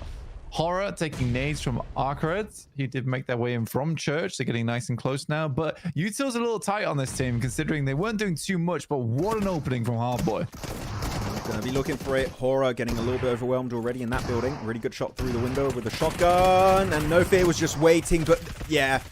So many good shotgun hits. Sky is going to be the sole survivor of HORAA, and I think this is going to be the end of the line for the Nepali team. And yeah, the backstab is just instantaneous. ARCRED going to be losing everyone, but Konina Power will be able to take the building for themselves. That's a really good third party, actually, from KP. And now it's down to the top 4 teams. MadBulls, Qadsiah, Konina Power, and 721. A lot of CI's teams once again alive for this win. Yeah, I mean, last circle as well, we're going to start to bunch up a little bit here. Qadsiah doing very well for themselves, but I think Konina Power definitely one of the more impressive teams in this one, being able to make their way through. They haven't done too much, but that push coming through from ARCRED, phenomenal. I don't know how they made that work. No Fear just fell over. Real paper thin team there. It just fell apart instantly. The shotgun engage initially was just very clean from ARCRED, and they just squad wiped very, very quickly. I'm not sure what No Fear's plan was. I don't know. They won't see me, maybe, in that position. T71, you need smokes. Do you not have smokes? I don't think they have any smokes. We're using a nade. Spray them. They're playing it well. Prepot, why are we not spraying this? They actually made it to the building, 721. How do you survive? You don't lose a single play on that rotate, and they even get Prepot getting third-partied by Konina Power. No way 721 win this game. They went through 4 players made it across the road without a smoke. How does that happen? I mean, to be fair, they were accurate on those windows. They were very accurate on those windows. There was no off angle available for Qadsiah because it was dealing with Konina Power coming from the backside. Koji is going crazy as well over towards Konina Power. Get some shots on. Again, just into the open. That's where they like to play, Max. Yeah, so far they're taking control. They got the wide angles secured onto the west, and now Konina Power down to their last 2 players here. The 3v2, the 2v2 right now. Aggressor hoping he has enough time to go for the heal. The M249 pre-fires are going down. They're not connecting on anyone, and that's going to be the end of the line. 7-2-1, the only non-city team here in this game winning a city finish, Blank. Impossible to call. Impossible to call. Well, that one, I don't know how you did. It's incredible. I don't know how the hell they got across there. They absolutely should have smoked the road. They get very lucky. Qadsiah has no off angle, and it's only those 2 windows they're working with. And the shots were very clean. Every time he tried to peek out the window, he's getting blasted. He was calling for backup. He was calling for assistance. By the time it got there, it was way, way too late. But yeah, that's going to go down in the history books. It's one of the craziest road crossings I've ever seen. That's the craziest Impala finish I've seen, like, ever. And I've been here since 2019 with Miramar. So I'm telling you, this has been a crazy wrap-up here from them. Yeah. Did you well played from the squad, 7-2-1. Actually, I think you mentioned at the end of that game, the fact that they were all running across, and yet they had some players just peek in the windows, just allowed other players to keep going forward. So that trust, that synergy between all the players to make that cross work out. Again, smokeless cross over the road into one of the toughest road entry points in Impala in any kind of city was super impressive. Was that fumble by Prepod on the squad? Maybe. Maybe Qadsiah could have done better. But 7-2-1 were given just an inch, and they took a mile at the end of that match. Yeah. I mean, it's one of those things where we talk about a lot, but you never want to give a 1v1 to players. And so that would have been very different if one player peeked up, he tried to make the crossing. But yeah, that's definitely a situation where 721 is like, we are a team. We play together, we die together. We're going to cross this damn road together. So yeah, very well played. Super, super impressive stuff. And you're right, they were juggling the focus on the window super well. It's like, okay, now you peek. Now I'm going to run, now you peek. Like, wow. I think that type of synergy only comes around now and again. And they were all so locked in that moment. But it's a big game for them. It's a really big game for them because for 721, they take out Konina Power. Konina Power doesn't get a huge amount of points. But for 721, what an important game to try and lift themselves out from the bottom of the tables. Yeah, I mean, they were in that 19th position at the start of the day. And no one around them has been doing great. 313 not doing great. NEPX not doing great. HALAL HALAL not doing great. MongolZ not doing great. They're currently the outlier of these bottom teams trying to escape the bottom four that are going to be sent back home after today's remaining now 4 matches. We have 4 matches left on the board to see who's going to be playing in the finals. So perfect time to make it happen. Though I would say, Blank, one big game is still not going to cut it. If you want to be super safe, we need to see a little bit more, and then you'll really be just miles away from the bottom 4, and you'll be good to go to start training and relax, because you know you made it to the next stage. I mean, even that part of the game was pretty impressive from 721, where they gave him the double angle to deal with, that he had to play high ground and low ground. So you can't spray both of that at the same time. So yeah, again, I don't know what happened. I don't know what possessed 721, some kind of PUBG mobile demon towards the end, where it was like, okay, well, I'm going to play the game for you in these last moments. All right, but you gotta sign your souls away to me. But yeah, insane, very, very insane. Yeah, Aggressor going to be then the MVP of the game, the player of the match. Well played, 4 eliminations, no assists. Healing done actually quite a bit, but they were getting battered over to the western side. They were getting peaked by ARCRED for the longest time, and they were just able to survive. I think they did use smokes, but just to survive to that very point, and then they just didn't have any more resources to make that transition. And luckily enough, because of, again, the thing we mentioned of peeking the windows, that's all they needed to really get themselves across that road. Bad Boy, Aggressor, Foopsman, Ramses, and Hardboy are going to be up there. No one from HORAA, which I thought we might have, but yeah, that fight they had versus ARCRED was just not it. It was really poor. I think the thing is that for 721, I think you're right, they use most of their smokes on the fight versus Dagestan, and you have to, right, because it's just an open playing ground on that side of the map where the ditch is. But it's 21 points for them. ARCRED getting away with that game with 11 eliminations, which is quite a lot. 14 points. Konina Power with 11. 721 definitely have caught up. The other teams that were able to particularly do well, 313 only get 2, MongolZ only get 2, and this is looking more and more likely that MongolZ aren't going to be making it through to the finals, Max. Oh, we'll have to see. Wait, now no one. Maxi isn't having a look in the chat like yesterday. I'm trying to read the chat. But here we go. Leaderboards. Green arrow here for ARCRED, able to jump up to the 4th rank. HORAA also jumping up a little bit higher. Nice to see. But yeah, it's moving around a lot. The top 3 currently not moving that much at this point in time. Like, you still have Brute Force. I see Initiate was in a circle. They were first, and they did slip a bit, but that's fine. They're still not far away from that first place. But second page, that's the big one. Only red arrows, but 721 escape just barely the death zone. I don't know what you call your bottom 4. Yeah, MongolZ are tied up with them 49 to 49, but the chicken dinner is the tiebreaker, so that will take them over the top there. 13 placement points to 15 to 36 elims to 35, so they're very close. What, 14 placement points, 13 placement points, 35 elims, 36 elims. So it's almost identical score lines other than the chicken dinner.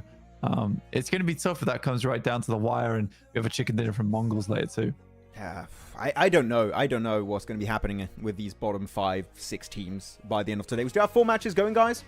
So we'll see how that's going to be going. With that said, as always, we played 2 games, meaning we're going to take a quick break. We're going to start the timer. As always, don't believe the timer. We tend to start it a little bit sooner than that. But yeah, if you guys have topics, anything, I'll still be in the chat typing if you guys want. Otherwise, we'll be back in about 10 minutes for our 3rd match of the day on Erangel. See you soon. Bye. Bye.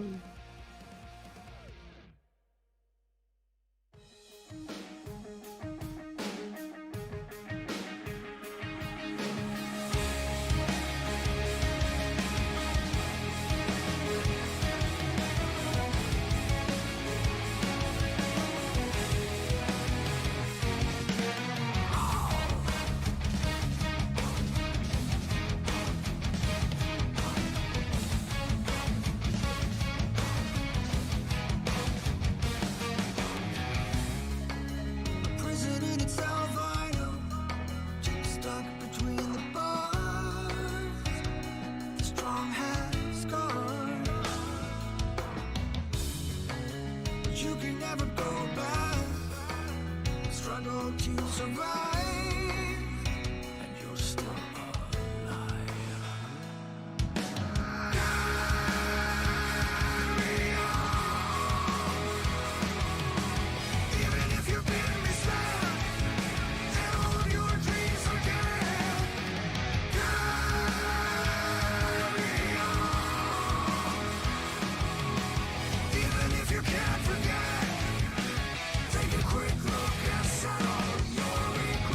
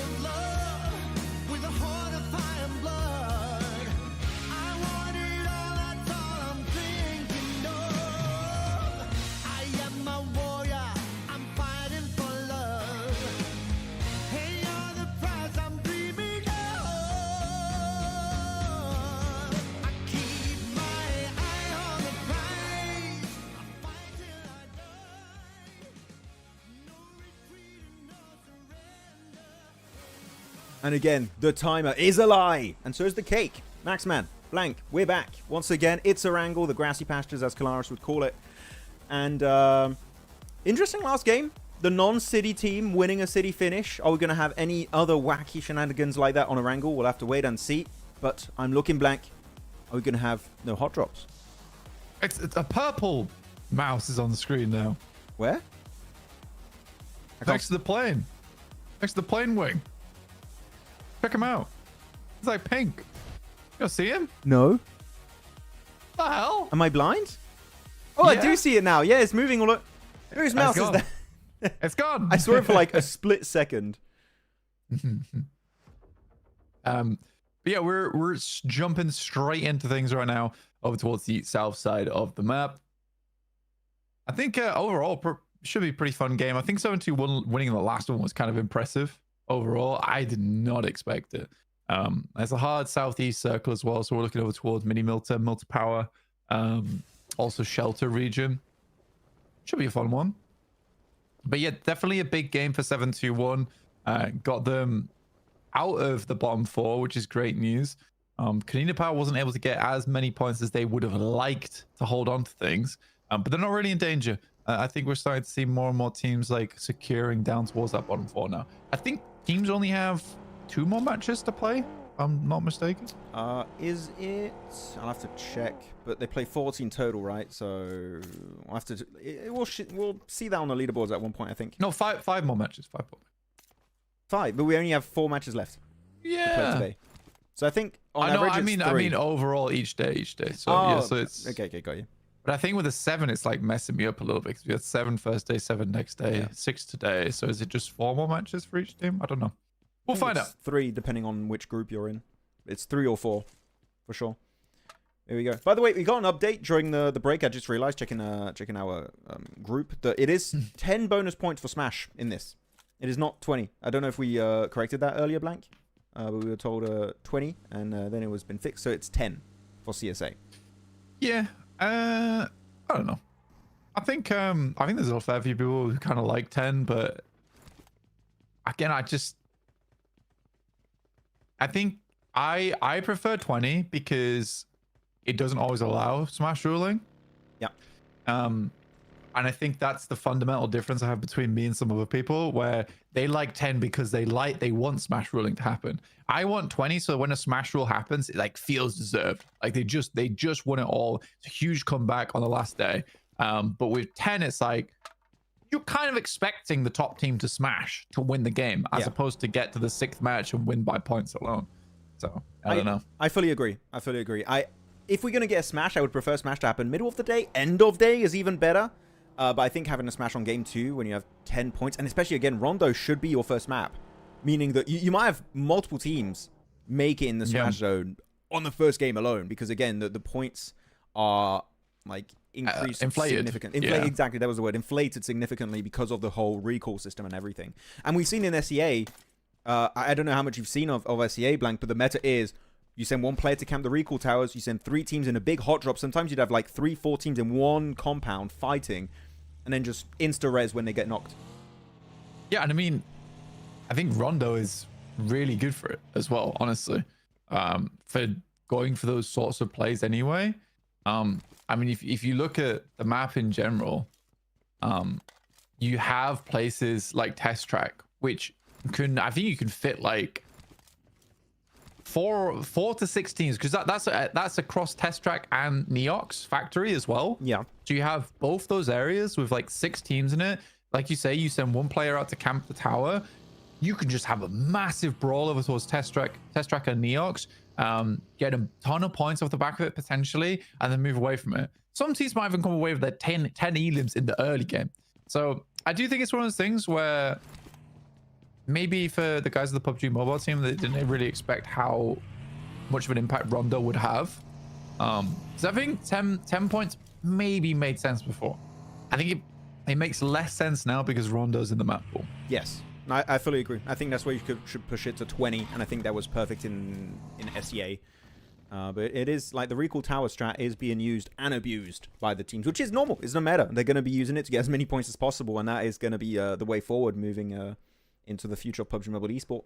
PUBG Mobile production team is doing serious polls for us. We got a lot of serious polls happening, Pepperport, in the chat for real.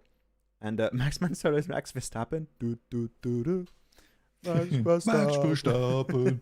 Yeah, it's funny because I feel like a lot of these are like folks, they're targeting us as well, Max. Like, do you really care about Blank and Max talking about players right now? Yeah, actually, if the person who's doing the polls right now is listening, what should be the next poll? What should we make? What do you guys want to know? If they'll do it, I don't know if they'll do it. Let's just entertain the thought they will. Yeah, I think the next poll should be: should Maxman and Blank keep talking about the Smash ruling? Yes, no. Should we keep talking about India when people ask us questions about it in the chat? And we're covering an entirely different region. What do you guys want? What do you... Oh dear me. Max, what is your best squad wipe in PUBG Mobile history? Ooh, squad wipe. Actually, well, we might have one right now. We got Qadsiah versus IA. Going to be happening. Good nade, actually. That did a lot of damage outside the window. A lot of good nades coming out from Qadsiah from these window positions. That's another good bounce. Oh, round to Crypto. Not even allowed to play the game, it seems. And dodges that too. Crazy. The freezer nades his mate. So I take it back. It was not good. Qadsiah. Oh my god, Casanova. What a shot through the window. That's some primetime flight gaming. He got the solo of Qadsiah, just get it. No, I'm out. Oh, that duo actually. It's duo, Neos and Prepod. But what a sick jump shot there from Casanova. That was beautiful. Yeah, I mean, I'd also be leaving that point. Like, he's cracked. He's absolutely cracked. Let's leave. Leave. But yeah, so... What was the question I asked earlier? I forgot. What was it? Squad wipe. Squad wipe, yeah. Best squad wipe. There was one, I think it was last year. No, not even I think. I'm sure it was last year. PMSL CSA watch party with Jason. And we had in bootcamp, Sanok. I think it was Top. Did a 1v4 with a DBS against IHC. And that was a sick one. That was like literally a 5-second clutch. 1v4. Amazing. 5 seconds? Yeah. Bang, bang, bang, bang. Yeah, he didn't miss. I think he missed one shot. Otherwise, it's just like 4 pretty much in a row, instantaneous eliminations. Dumb. Yep. That's why you don't. I mean, I can't really remember my favorite squad wipe, honestly. I remember like specific games that were great. Yeah, I don't remember squad wipes all that often. I think there was one with Regiosio playing over on the West Rozok Island, where he was just absolutely mashing a whole team. I think it might have been Falcons back then. Yeah. Just mashing a whole team with just a UMP silence. It just went insane. This circle, though. Nasty shift. Yeah, nasty. We can't really see it right now on the screen. Actually, I think I remember what would be your favorite clutch, which it's weird I would remember that. But I think it's a game you were casting with John, and it was PMGC. Was it... I think it was PMGC where the finals were in Jakarta, but it was during the league stage. And Razy from S2G clutched up a fight versus LGD that helped them qualify for the finals. And it was in Sunken City. I don't know if you remember that one. With a pump, I think it was. No, I don't. I need to go watch that back now. Yeah, I think so. I don't remember exactly what game it was. I couldn't tell you the exact game number or day it happened on. But I remember that crazy. Razy clutch against LGD was wild. That was a really sick one. It was a 1v7 max. Oh, true, he did get more eliminations after because there was another team in boot camp. So actually, Top got more. But like that specific 1v4, Slimani is the one I'm referring to. Like that clutch was great. Mine is RQ, Vikendi, G9, wipe the squad. I think I remember that. Was it? Was that like in the Season dips? 0? Yeah. Wasn't it in Los Leones? PMGC Season 0 League Stage, Los Leones game, B11, G9, all the guys popping off. Wasn't it that? Maybe. I don't know why I remember that. Sure. Rising high in the bush on Miramar. That was a clutch up and a half. That went down in history forever. Ryzen's had some amazing moments over the entirety of PUBG Mobile. I think there was a Vikendi match he played where he 1v3'd a whole team, but it was like all at super long distance, just hitting shots back to back. AXETRON going down, losing another player. Tough luck for them. This isn't a fun circle. It's like 30% of it's water right now. I'm showing it right now if you want to talk about it, but yeah, like the fact you have this many teams around Mill to Power shows this is a very big hardship because you don't see this many teams near Mill to Power usually. Yeah. And even mini Mill to Power taken by, what is that, Qadsiah is also, just ARCRED actually in the mini Mill to Power. But water's not a bad strat. Usually, actually a really good strat you can do here, if you find a hovercraft, is you take the hovercraft and you just hug the ridge north or east of Mill to Power, and teams can't really get to you that way. You can just play there. So if you have no other way to play this game, that's actually an option. Are you going to win from there? No, hell no, but you would survive. I think we've seen a couple of teams doing that. I mean, Falcons love doing that kind of play, right? They just play out in the water for half the game and then come on in later. Drenched, but still kicking. I actually really like where ASI8 are playing. I think it's a great position to be grabbing early on, especially on that 2-2 split. It's absolutely perfect to play. And from this circle as well, it's wonderful. Actually wonderful. Regicide can also do well from their position, but I think this position from ASI8, if it continues to push down from the north side, you have so much control. So much control. An actual Mill to Power finish here. I haven't had that in a while. This has been so long since I've seen an actual Mill to Power finish. I hope it does go there. Good chip back to the west. Crypto getting a nice knock onto Desert. And he's going to be trying to flush that one out. So already 3 eliminations after eliminated some players of Qadsiah. So I8 trying to reclaim the throne, trying to reclaim first place. And so far, they're definitely able to do that. By the way, guys, looking at the groups, people that are not playing, we don't have 3-1-3, we don't have HORAA, we don't have Inner Circle, and we also do not have Alpha Gaming playing this game. Apaga. Yeah, Apaga. Yeah, I think right now, this is a good opportunity for ASA to try and reclaim the throne.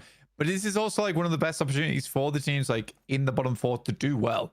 Right, other than 3-1-3, because they have been forced into an awkward scenario with all the best teams in the lobby. They really got dealt a hard hand with that one.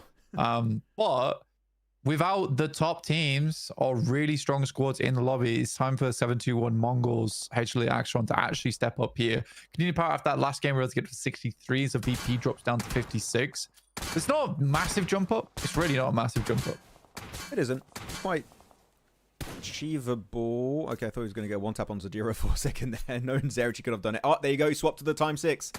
He went from the red dot to the ×6, but he doesn't want to fight it. Surprising. I thought he was going to try and actually take that trade, but no, he's going to get the hell out of dodge. Is he going to make it to Obli, or is he going to go a bit deep in the circle? Yeah, I would say just go deeper. That car is not going to survive the encounter otherwise. Just send it. You can even go to the crates. Go to the crates next to the road. That's a good spot to play. And in circle. Yeah, I think the thing is for Zerich there, that car's not lasting long. So you want to get as much distance as you can with it now, getting into the circle itself. ASI8 as well. I mean, Crypto was taking a lot of shots in that position, so he already backed off. So Konina Power was pretty happy to send Zerich a little bit further down. But man, it's going to be hard getting out from the Deadwoods on that northwest side around prison. You got MadBulls up there, you got Goat, you've got MongolZ too, who are in the dead trees. Right, they're flying around the trees near prison here. Before Yonkos. They're just completely surrounded. And even then, they have Goat and MongolZ ahead of them in the circle. So even if they win it, I'm not sure they're going to actually make it far in this match. But yeah, for Yonko, get in the car, get out of there. It's just not worth it currently. And they can't even go for the res on their teammates, really. So they're trying to just get some placement points. They lose an extra player. So JTMG8 just trying to survive as a solo. And no way. That car is not surviving for long. You better try and find a good spot in the circle. And I don't think you can even do that because circle's shifting in 5 seconds. So you got to go deep in the circle here, but the car's on fire. I think he's done. Yeah, you got a barrel. You got a barrel here. Whoa! Ooh, this is a full-on Mill to Power finish. Black. So long since we've seen this. You do not see these often. I think I've seen them a couple of times. I think APG was actually playing this circle the last time I saw it. I was playing center zone around the actual nuclear plant. Like APG or the old 4MV? Old 4MV. Okay. So. Yeah. So I was like, I don't remember seeing that this year. I think I would remember this circle. So rare to see it happen. We can see everyone instantly getting in their cars, trying to get the hell into the circle. Thing is, you still have 16 teams alive, and we know as a fact, Blank, there's not enough space for 16 teams. I think we're going to lose easily a third, if not maybe half of the lobby on this rotation. A lot of people trying to send it, trying to find a few open buildings. Shifu does find one. As a solo, he might be able to hold on to one of these entry point buildings. He's found one for the time being. But these teams also on the west, they're not in circle. They need to wrap up the fight and get moving. it really crunches you out as well. I mean, there's still so much water here. There's the beachhead down towards the south side. You're so right in terms of the amount of teams that are just going to get absolutely picked off here. MongolZ as well, really, really slow on their rotate out. Waited a huge amount of time. Now they've got to deal with AXETRON, for Yonkos, ARCRED they move through. Qadsiah even have a good spot going forward here to just hold out teams, but they need to get further in. ASI immediately move down towards that south side. Max, I don't know if you caught that. Yeah, I'm showing on the map feed right now, but yeah, they instantly try to take that position away from Regicide. Do they know Regicide's behind them, or are they just going to try and hold on to the center? I mean, right now, they have the most central position, so I think did a good move that one, so I'm happy you caught that one.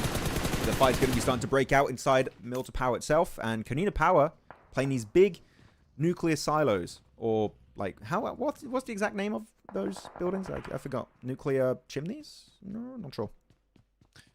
Yeah, the cooling. Probably the chimneys. Call the chimneys. Oh, ton of nades being used up by Regicide. Not fully interested in getting in MilToPower just yet, which I think is the right decision. Just wait. You don't want like MilToPower is large, but when you look at it, it doesn't have that many buildings, so it can't host that many teams. So just play outside, hope for the best. Maybe circle moves away from it if you're lucky. I think the thing with Regicide is like I personally think they should be putting all of their forces down towards Senior right now. It's very unlikely any team that came in from the north is going to be playing over on the cliffside right now. They're likely going to be wanting to take position inside actual MilToPower. But your main job right now is to stop teams coming in through from that beachhead and force them out. Because right now, AXETRON as well as for Yonkos is getting pushed in. Yeah, that you're peaking for way too long there. You're really overplaying it. Yeah, you can't overpeak it. You got to be careful about it. Ooh. Okay, Pinkman back on the nade. Try and flush them out. That'll be great. Don't overpeak it. You're going to get punished by teams. I8 in particular are having a great match. Already 5 eliminations. It's very top heavy again, actually. I'm looking at this blank. 5 for Go, 4 for Brute Force, 5 for I8. ARCRED got himself 2. Could be looking for more based on their position in the circle. They could start moving in and squad wiping maybe Qadsiah in this match. The circle closed in. We're about to go into phase 5. And you know what? I think when the circle closes, we're going to do a prediction, guys, before we get in the hectic ending of this match, because it's going to be all over the place. Yeah. I mean, we're in stage 5 and it's already looking more like stage 9. A lot of teams just start to go down. Luckily for a lot of teams, there is areas you can hide out towards MilToPower, because we are getting a fully confirmed MilToPower finish. Regicide could have a good game off the back of this, but I think ASI absolutely have their number right now. All that they have to worry about is getting pushed on by another team. That was a send on half onto Obley, but he's able to defend it with the DDS. Got himself the M4, instantly going for the first aid. Oh, he has time for it. Yeah, he has time. The Molotov, though, is going to... Oh, that Molotov, yeah. I think he's stuck. He's not burning. He's safe. He's safe. Oh, not for too long. That was unfortunate. Yeah, he had to hold the DBS there, I think. But good job. I can't believe he was safe from the Molotov, though. That's nuts. Okay, showing the map feed, guys. Make your prediction. Who do you think is going to be winning this game? You still have 10 teams alive in this one. Oh, solo for Dagestan. Maybe don't pick him. Otherwise, the rest is definitely fair game. We have a few more seconds before we go back to the game, because a fight's going to happen between 721 and VP. And we're going back now. And as I show that, that's a squad wipe. They're done. Aragon from the behind there. Spidey will take down one. Aggressor will hit the deck, though. That's from Slonic from Brute Force. Yeah, they're going to struggle to get him up. I actually don't even think they can really get him up here. And we have a player on the outside that might be able to rock up towards him, but getting into the warehouse now is difficult. They're right on the cusp of the circle itself. Vehicles are shot to bits. And look at it. The util's terrible. Everything's broken on the side of 721. Regardless, I think they're still quite happy. 4 elims and then potentially a high placing here. Would be super beneficial for them, as well as VP having only 1 player left in Aragon. 7-2-1. They're gonna have to start leapfrogging from building to building here. They even get spotted out by MadBulls. Oh, he's got the burst. He's got the 2-bullet burst, which is so broken in the ASM Abacam. You got so little recoil blank between the 2 bullets. When you put in burst mode, you can get double headshots and 1-tap people, instant knock. So didn't do it there, but still he was using it at, I would say, the perfect range, and you saw that if you hit that, that would have been an instant knock into a flush, I think. Yeah, some nasty damage. Good job from ARCRED. They just wrap up over towards that north side. They put a lot of pressure over towards T721. Now they're scared of them. And instantly after that, they wrap back down towards the south and try and put pressure here as well. So they're controlling the map, at least on the southwest from Mini Milta. Yeah. Looking at the chat real quick, seems like we do have quite a few predictions on Regicide and ARCRED too, which is fair. But I think Regicide is definitely going to be the one with their position where they're not directly involved in these skirmishes inside of Milta Power, so they should have a really good advantage. But next circle, that means you're going to have some teams starting to leave their buildings, pushing to one another. It's down to, do you still have smokes to make the transitions? Because Milta Power, every building is very spaced out from one another, so you need some utility to make the transition. If you have grenades and smokes too, to start also dealing damage and zoning the buildings your enemies are playing in, that will be even better. But utility is going to be key for this city finish in particular. Smokes are like one of the biggest commodities you can have here, especially when rotating around like a lot of these damaged buildings. Do not pick brute force. Batman, do not do it. They will betray you. Oh, the circle moves away. This is great for Regicide. Yeah, I think Regicide have like so much space to work with. Goat could wrap. Actually, this is a bad time for VIRTUS to be moving away from that position. Goat could wrap on that. I think he could have played further over towards that north side for a little bit longer as like an early warning system. ARCRED rocking up over towards HALAL AXETRON, and they just get wiped off the face of the earth. 8 limbs for ARCRED now. Yeah, not the easiest entry point either. Like, they had to start clearing, I think it was Qadsiah earlier. They had a few teams, I think it was maybe NEPX also. They had to clear from mini Milta Power itself. So ARCRED, the fact that not only they got 8 eliminations here, they still have the entire squad alive, and that clearly now they're looting up resources. They're going to be fully stacked in terms of utility. I think they also got some decently healthy vests and helmets. Ammo should be looking good too, so they're looking nice. Unfortunately for 71, though, not looking too nice in this game as they're sent back to the lobby. End of the game. That nade is pinpoint accurate. And I8, again, surrounded by a lot of teams here, but currently it's working out, and they have 6 elims and maybe looking for double-digit elim game. Cypher takes a big amount of damage off the back of that. 6 elims there, but yeah, ARCRED could continue to sweep, actually. I don't know how MongolZ grab this position, by the way, Max. I really don't. They have a player knocked. They're currently getting him back up again, but brute force is sending it. Yeah, just blinked and they were there. They did it while everyone is busy, I think. Oh, nice. Really well played to Hopeless there. I think he has really been keeping the team together. There is a player down, so it's full 1v1 between him and brute force. Let's see who comes out on top. Oh, he runs straight into it. No survivors. They're all gone. That's the nade of Iron. The nail in the coffin for brute force. No one survives on those silos. And now I8 again looking to just squad wipe over to the east versus Goat. Looking for what I think is the final player now. They do get Killer Joe with that confirm. And now we are down to the last 6 teams. We have Goat, ARCRED, I8, Regicide, Dagestan, and VP, guys. If you want to put a new prediction in chat telling us who you think is going to get the win, please do so now before we get into the last circle. Then it's too late, and it would be cheating. But Regicide starting to regroup from that 2-2 split. And I still like this 2-2 split because it stops I8 from leaving and trying to just wrap around. You need to keep control on I8 if you're Regicide, if you want to win this game. Otherwise, you're going to give control away. And chances are I8, with their current fragging power, they're looking so good this match, I think could very easily overwhelm Regicide in a full-on push. Absolutely. I think with the fact that they're trying to hold our ARCRED down towards the south side as well, but that is actually an Elim pickup that they found there over towards Casanova. Good one taps. That's very, very rough for ASI8. So down to 3 players now. Regicide controlling. I think if ASI8 were able to push this 2-man themselves, they could have taken a lot more control, but now going down to 3 players is really rough for them. ARCRED at 4 players as well inside this lobby. It's a nice ending. Nice 4v4 is really good to see. I mean, I do agree I8 should have to try and push this, but do they have a car? I think without a car, you don't make this rotate work out. Do they have a car? Like, do they have a car in working condition that can actually drive? That one, I'm not too sure. There were a lot of nades being thrown over there. Without a car, I think that's going to be mission impossible. You might just go be better off playing the building south of Milta Power, and I think that's going to be their next move. But Regicide going for the 3-1 split. Might be opening an opportunity for I8 here, but now they just want to make sure they solidify this position against ARCRED, because ARCRED, with the numbers in that position, they can easily close the gap with Regicide. Look at that, their nade range. This is going to be their main threat to the chicken dinner, I'd say. Oh boy. Gonna send some nades over the top here. They had to fully pull 1 player off from that ridge side of the northeast to back up this position. Little to no util to work with here. Senior with 38 bullets in the back of this Groza. This is rough.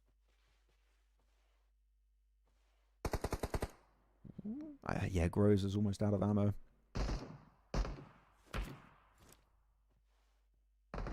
Things have slowed down significantly. They're all just waiting for phase 8 now at this point. I mean, Regicide, they're not all in circle. Only Senior's in circle currently next to that crate. So you're going to have to push in. And as we know, ARCRED were in nade range. If they have one good nade, that could really turn the tides instantly. I think the ISA is kind of just chilling. Yeah. They're chilling.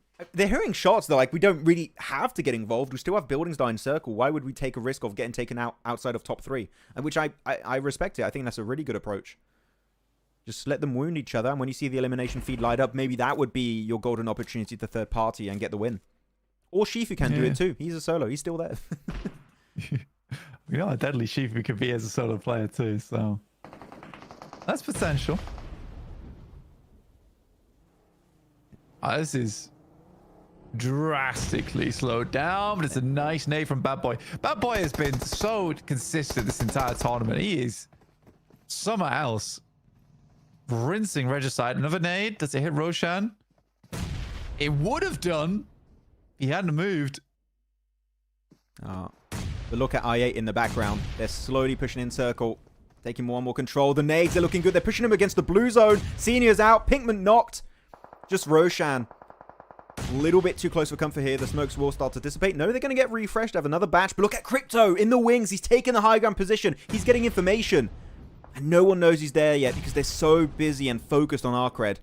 And Crypto, seeing there's positions free. Huzaifa's going to join up with a buggy. This is looking like a potential I8 win at the end. As the nade is right on the money. And Regicide down to just Roshan with a DBS. Yeah, Crypto just needs to pick up an immediate knock over on this side. Roshan's doing well with the DBS. Does find Bad Boy in the process. Shifu's still in the game. Start to heal back up again as quickly as possible as ASI8 starts to come in. But the nades are flying over the top. They both get the first aids off. Ooh, there you go. Just held onto their utility until the very bitter end here for I8. Exactly as you need to do it. Good smokes here, trying to buy some time. The thing is, you're putting a smoke like that. I8 just want to nade those smokes. They put a fake smoke around that crate, which is nice, but they still get some good damage onto Glory. I'm just scared someone's going to slip down this cliff eventually. Blank, hopefully that's not going to happen. We saw that happen at one point, I think, a few days ago.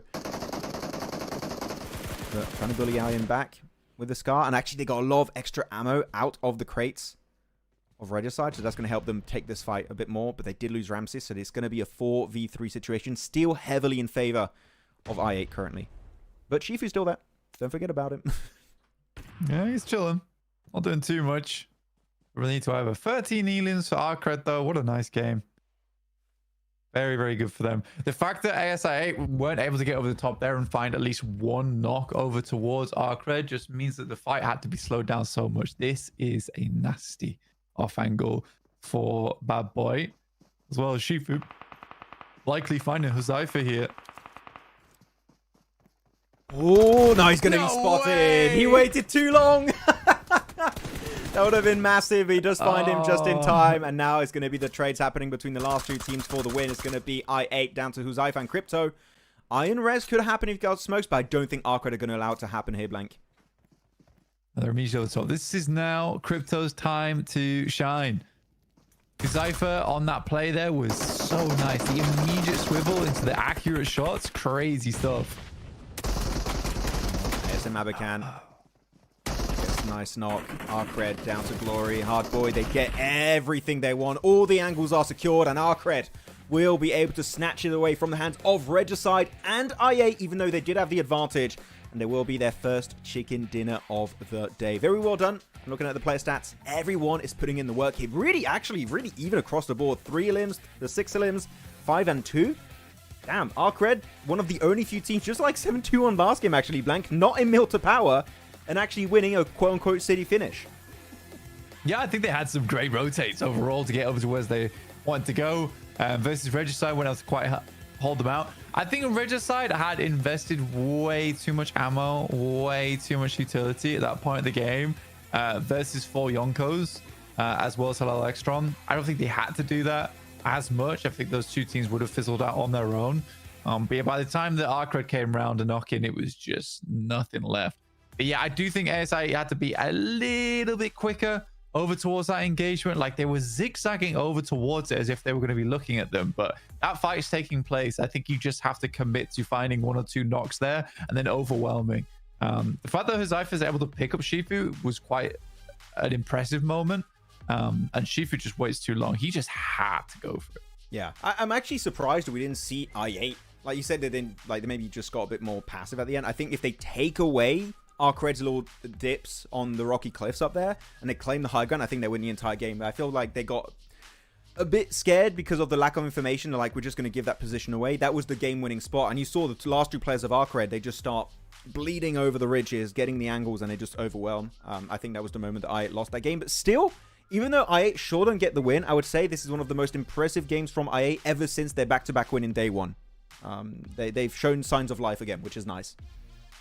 Yeah, they have shown a little bit of extra bit of life. I think for ASI as well, like that game was decent. I mean, to come off the back of like pretty bad games, let's be honest, for a game like that and the previous game over on Miramar, yeah, I'm pretty pleased with how it all panned out. But for ARCRED, wow, what a day from them so far. 16 elims on this one too.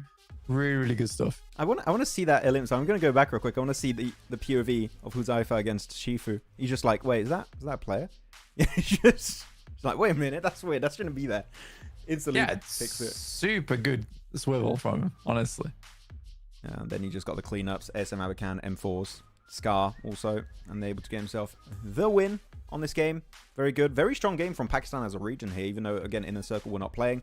And Glory will be your match MVP. Over 1,000 damage. I'm sure Kalaris would have a noise to make after seeing that.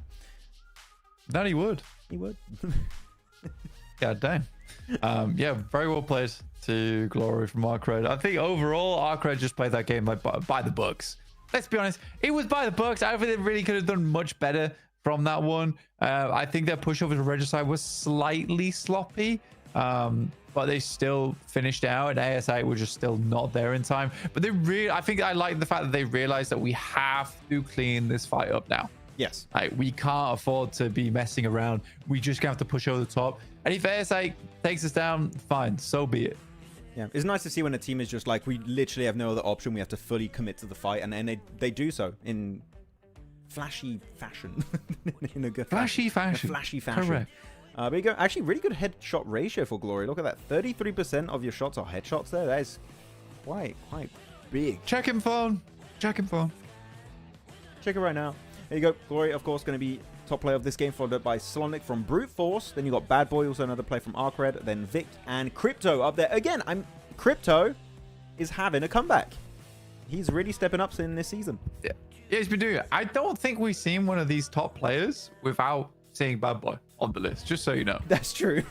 He's always there. He's been on this top player list all day. It's nuts. Yeah, Regicide didn't have any ammunition. They burned their utilities. Absolutely they did. Yep. Just had nothing left. And here we go on the match rankings. ARCRED, 26 points on the board. And a few 1-pointers. Oh, that was very quick. We didn't look at that one quickly for very long. But here we go. New first place team is going to be ARCRED. So, yes, CIS. Up there, man. ARCRED, you got GOAT, you got Brute Force, and then the 3 Pakistani teams in a row. I8, Inner Circle, Regicide. But do keep in mind also, some teams are still having more games to play. So like GOAT have an extra game to play. We do have Inner Circle. Regicide still have an extra game to play. So actually GOAT being up there, despite being 1 game behind ARCRED, Brute Force, I8, is an impressive achievement. It is, yeah. I think that there's quite a few CIS teams that have been very impressive so far. ASI8, again, we got to take the fact that it's around about, I think it's 37 points they've earned over day 2 and day 3. It's not a lot. Their day 1 was just crazy. But down towards our second page, the important one, T721 still maintain that gap, but only by 2 points now. And MongolZ behind them by just 2 on 51. But HALAL AXETRON, let's be honest, they've been doing fairly well here, Max. Yeah, they've had a good time, able to give themselves a few points, but unfortunately, they're still not out of this bottom 4. They're still struggling to make it out of that spot. And also, HALAL AXETRON have 40 matches played compared to NEPX. They still have an extra one to play compared to HALAL AXETRON. So NEPX, 313, the main threat, I would say, for HALAL AXETRON currently, even for MongolZ and 721. Yeah. I'd say the teams above them are pretty safe. Like I don't see VIRTUS.PRO falling out in the bottom 4. It could happen. It would have to be an extreme case scenario for that to go down that way, and we still have 3 matches left to play today. So VP might just be the cutoff currently, and all the teams below still trying to fight for those last 2 spots really for the finals.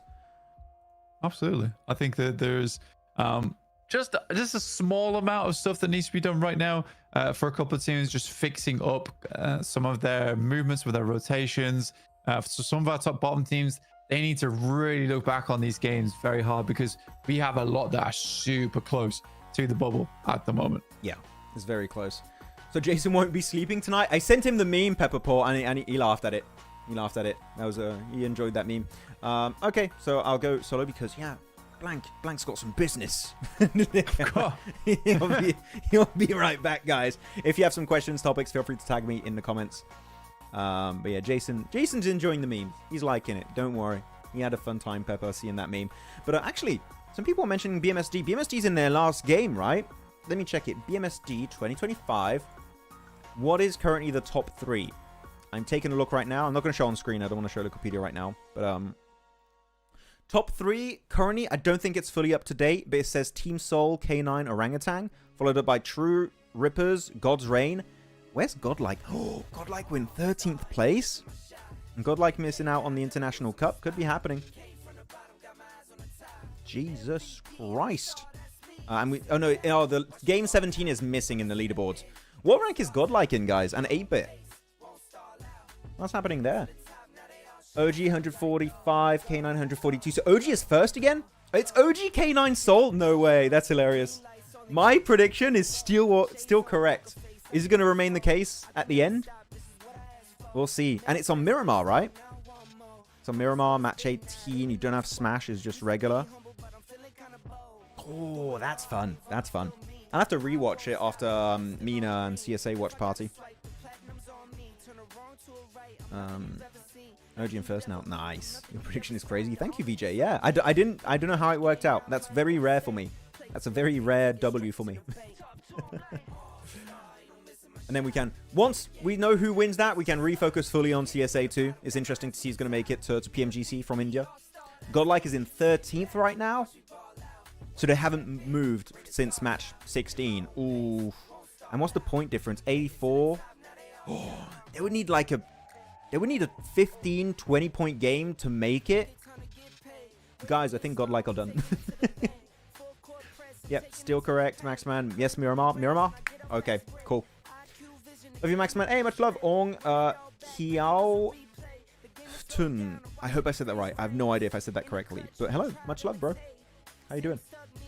Can we get a list of top memes from CSA watch party till date? I remember trying double hard, drop clash, banter. I mean, top memes? There's a few memes this season. Teams not looking at the circle and throwing a game when the circle would have gone their way. That was a good meme.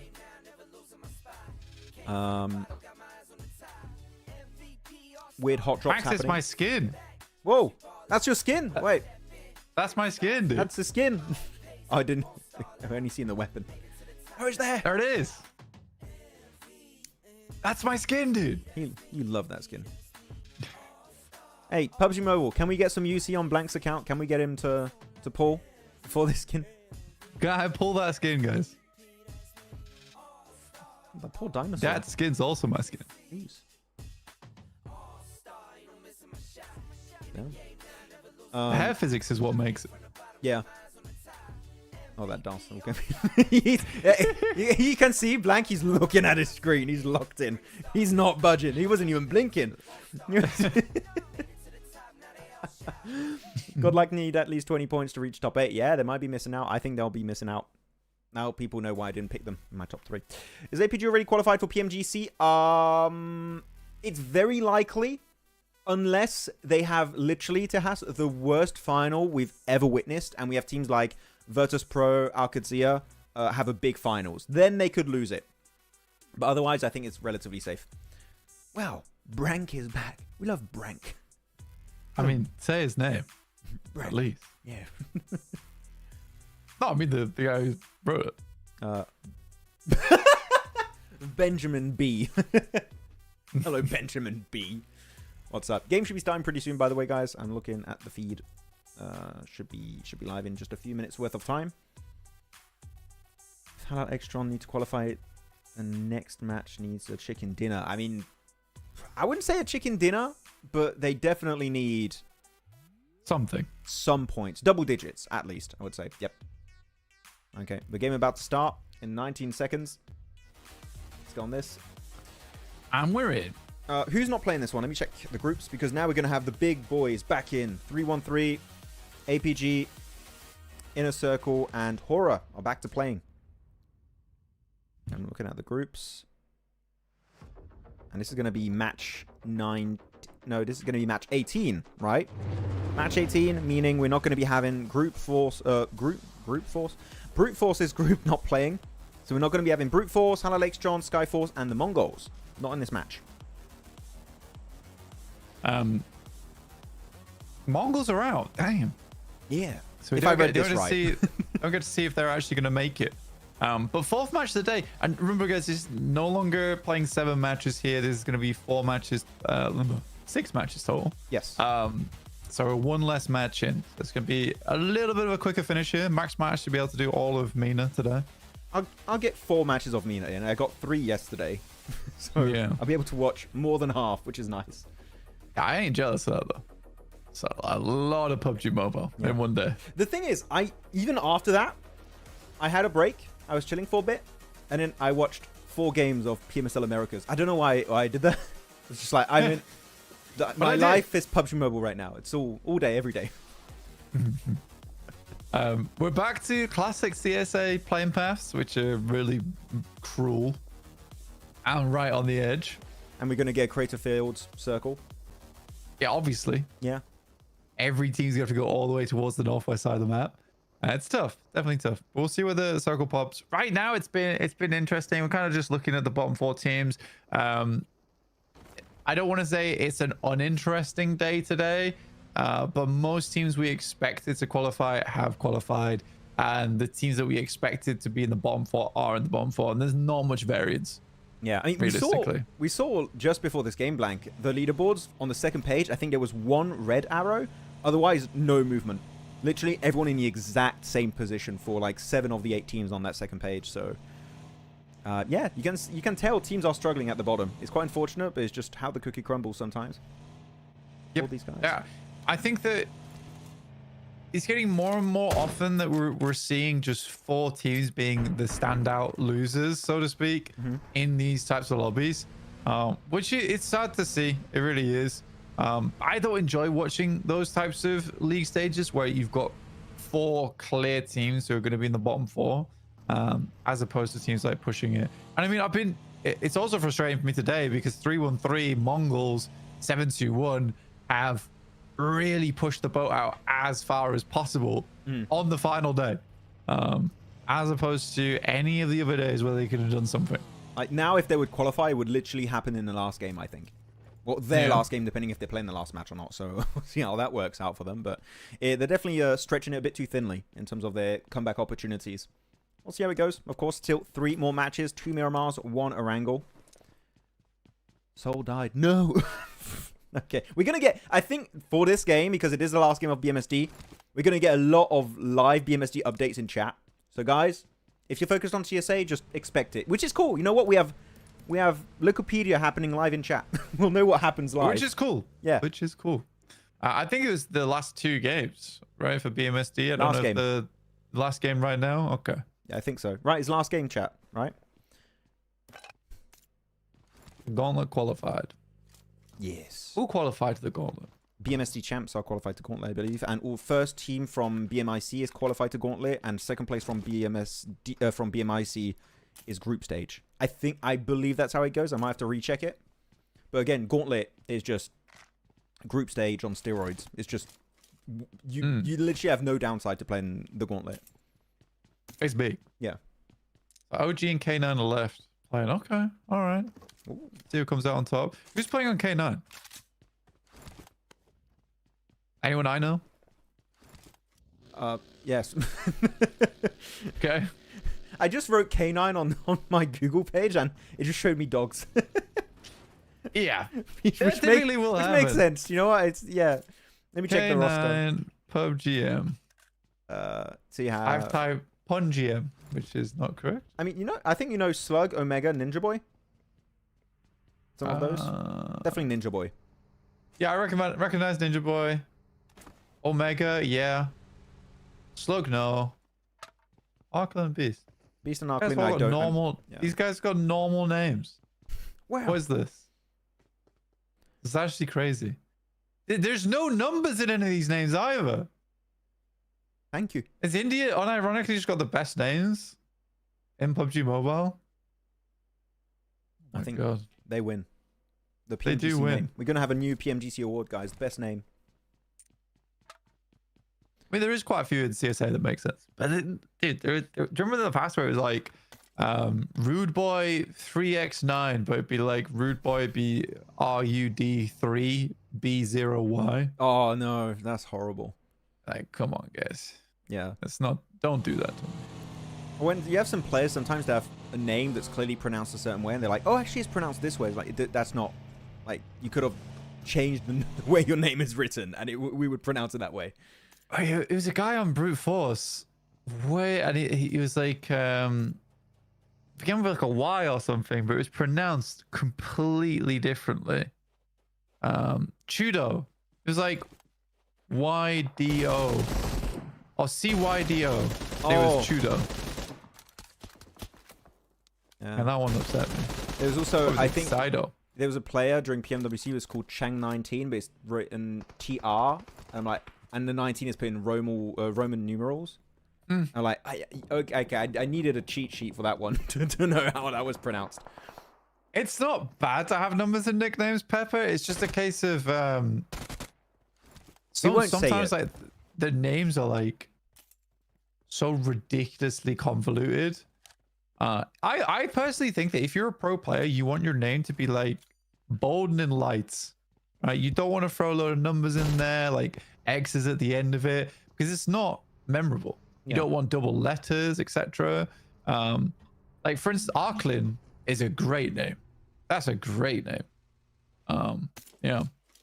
Like, do you ever hear someone when you ask them, "Oh, who's your favorite player?" And they're like, "Oh, I love 73XB John Big Boy 95." You know, they don't. They just say the shortened version. So the more recognizable it is, the best. Which is why actually I don't like the fact that we have 3 docs.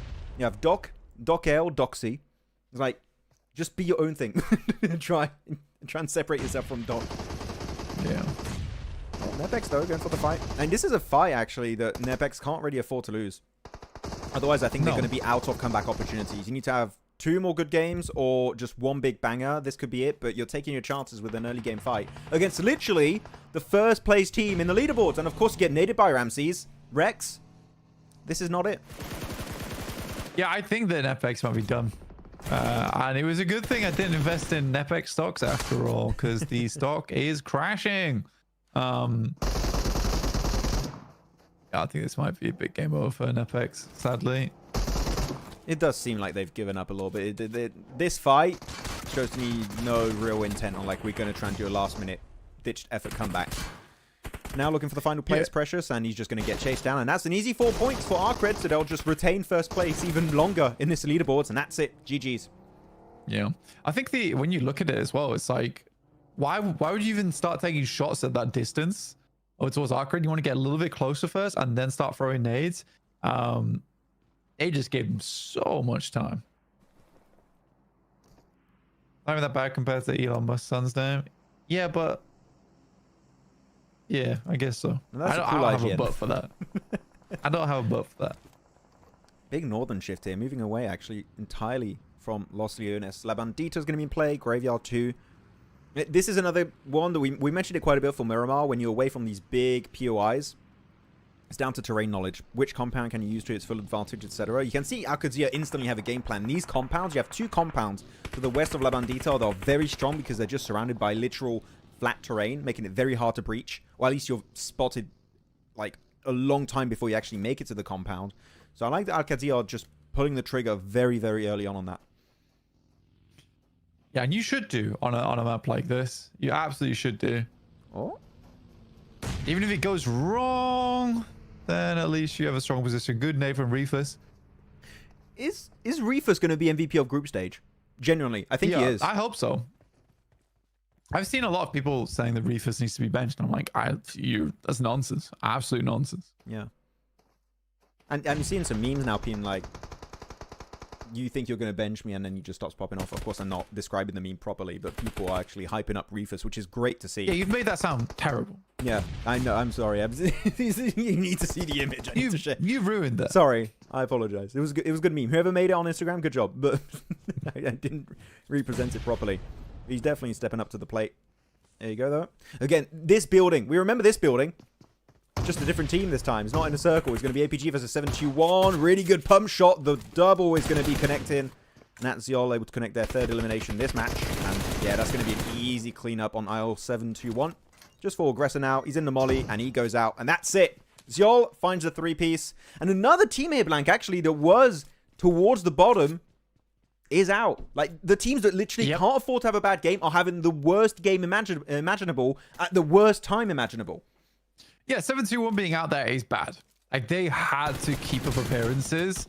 This is a good building to hold out in as well, but to be fair, Ziol with those pump shots were criminal behavior, right? That double pump at that distance to get the knock, you don't see that very often. So very well played to him.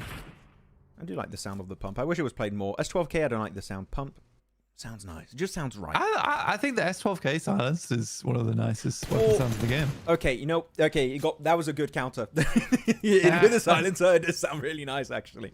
I do like it. But I do agree about the silencer. It's kind of naff. Yeah. It's kind of nice. It's kind of cool. Okay, Roshan on the rocky terrain here.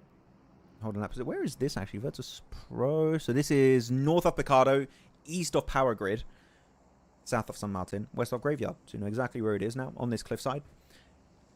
But Roshan, does he have a car to make this transition? I hope he does, because leaving that cliff is going to be tough without it. As Milky Way trying to make it out. So he's going to take that shot eventually. Roshan's looking for it. He does go for the spray, but because of the backseat of the buggy, Milky Way should be fine. Yeah, he's okay. He's able to get out of there after all. Ain't too bad. Oh. Leo's in chat. Look, take shots. Leo's in chat. He's hit a clip. Damn it. There he is. Northwest side. Regis side currently in there. Just chilling. Konina Power also on that ridge. Konina Power don't need too much here. So, and VP also on that west side.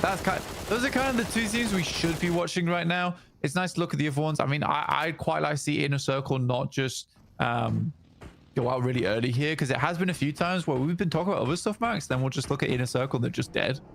Yeah. And I don't even remember how it happened. There's two things with Inner Circles. Or you look away and they're gone, or you look away and they're in the best position in the circle. There's no in-between. So it's what they do. Oh, Inner Circle's down. Oh, Inner Circle is making the craziest rap ever. And they win the game. The other side of the map, and they win the game. Yeah. So true. IQ is very hit or miss as IGL, but when he hits, he ain't missing. That was horrible. I don't know why I said that. Anyways, focus on this fight. T24 able to go for the res onto IQ, also secure the flush. So that's going to be their 2 elims currently. But otherwise, I'm going to show the map real quick, Blank, if you want to talk about positions of teams. But Dagestan, what's their game plan? Because they're going to be fully surrounded. You got ARCRED next to them, MadBulls. You got to the west I8. Maybe a southern wrap based on where the circle goes could be a good option, because otherwise they will have to fight to get into phase 4. Yeah, I mean, for Dagestan, this is typically what they like to do, though, on Miramar, where they actually just try and push directly through. Mm-hmm. A lot of other teams, they're not afraid to do it either. I don't think it's maybe the best decision in the world. I think I'd rather them just make good rotates instead of trying to force the issue. But whatever. Yeah, you gotta let him cook. You know. Just don't let Shifu as a solo again, please. Just try and survive the late game match. More than one player would be nice. I think Shifu was like hoping that another player would have come out, and then he could have got the double. But I think he was greedy, in my opinion. That's the Shifu special. Like yeah. Oh, KP trying to leave. Got to be careful. You got some players ahead of you for Yonkos. OG died, really, Barat Gamer. Ooh. Keep us updated. Who wins? I'm curious.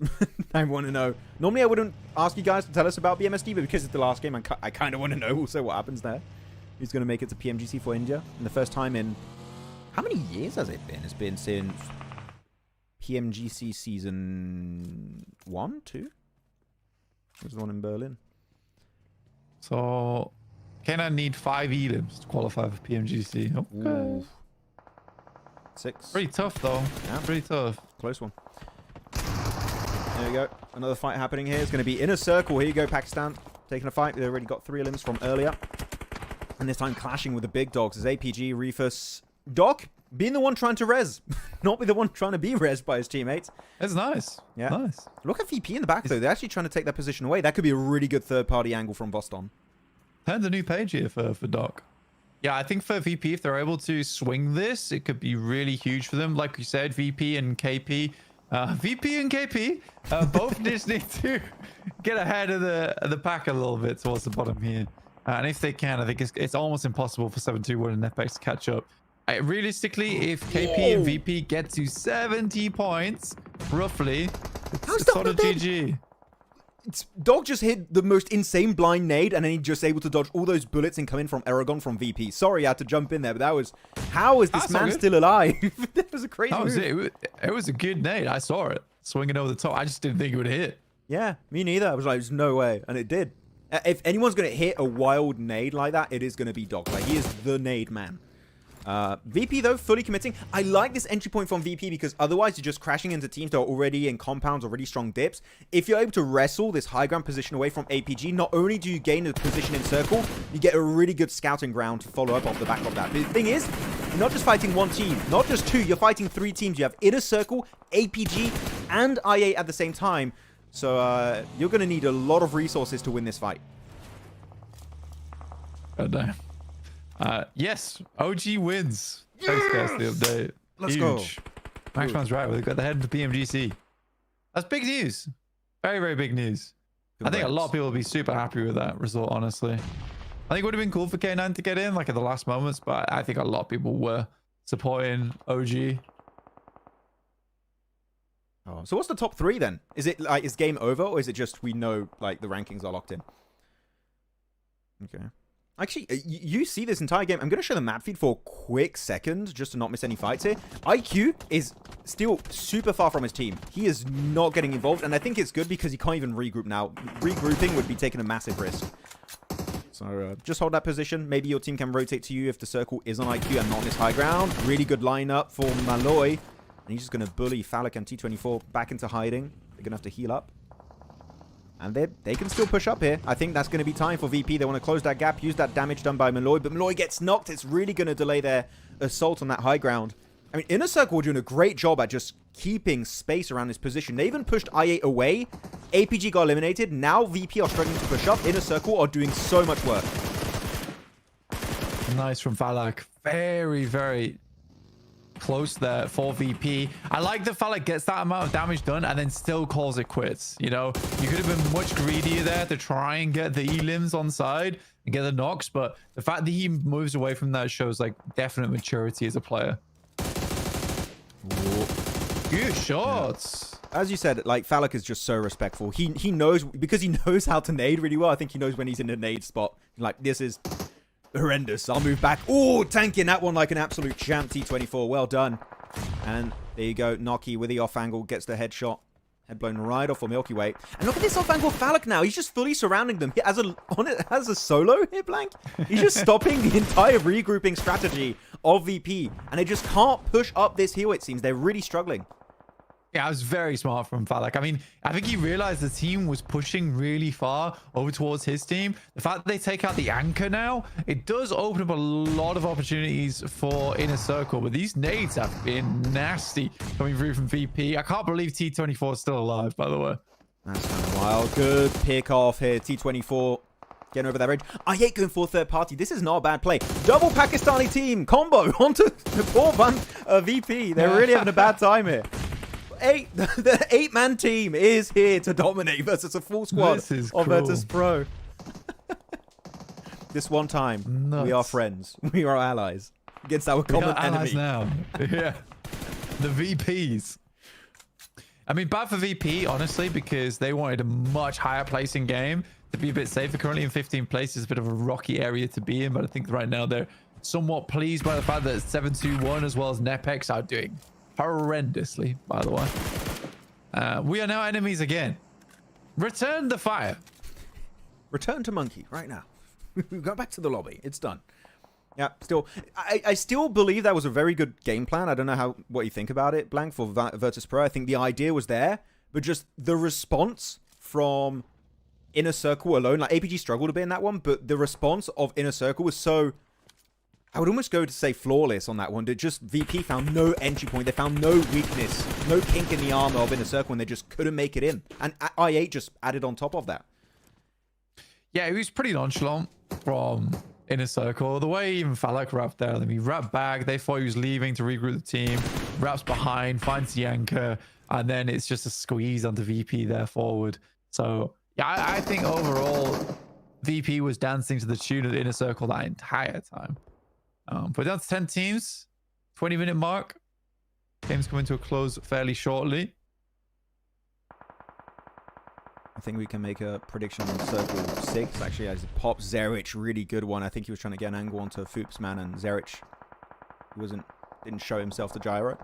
Eugene, though, I think he's going to go out here. That rotate downhill, I think he's going to get spotted pretty much instantly. 40 seconds before the circle's closed up around these teams.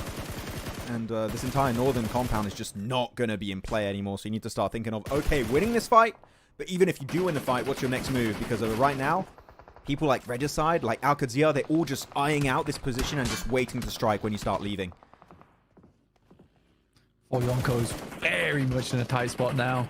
Konina Power looking to pick up as many points as possible on their exit. 3 so far, up to 70 points.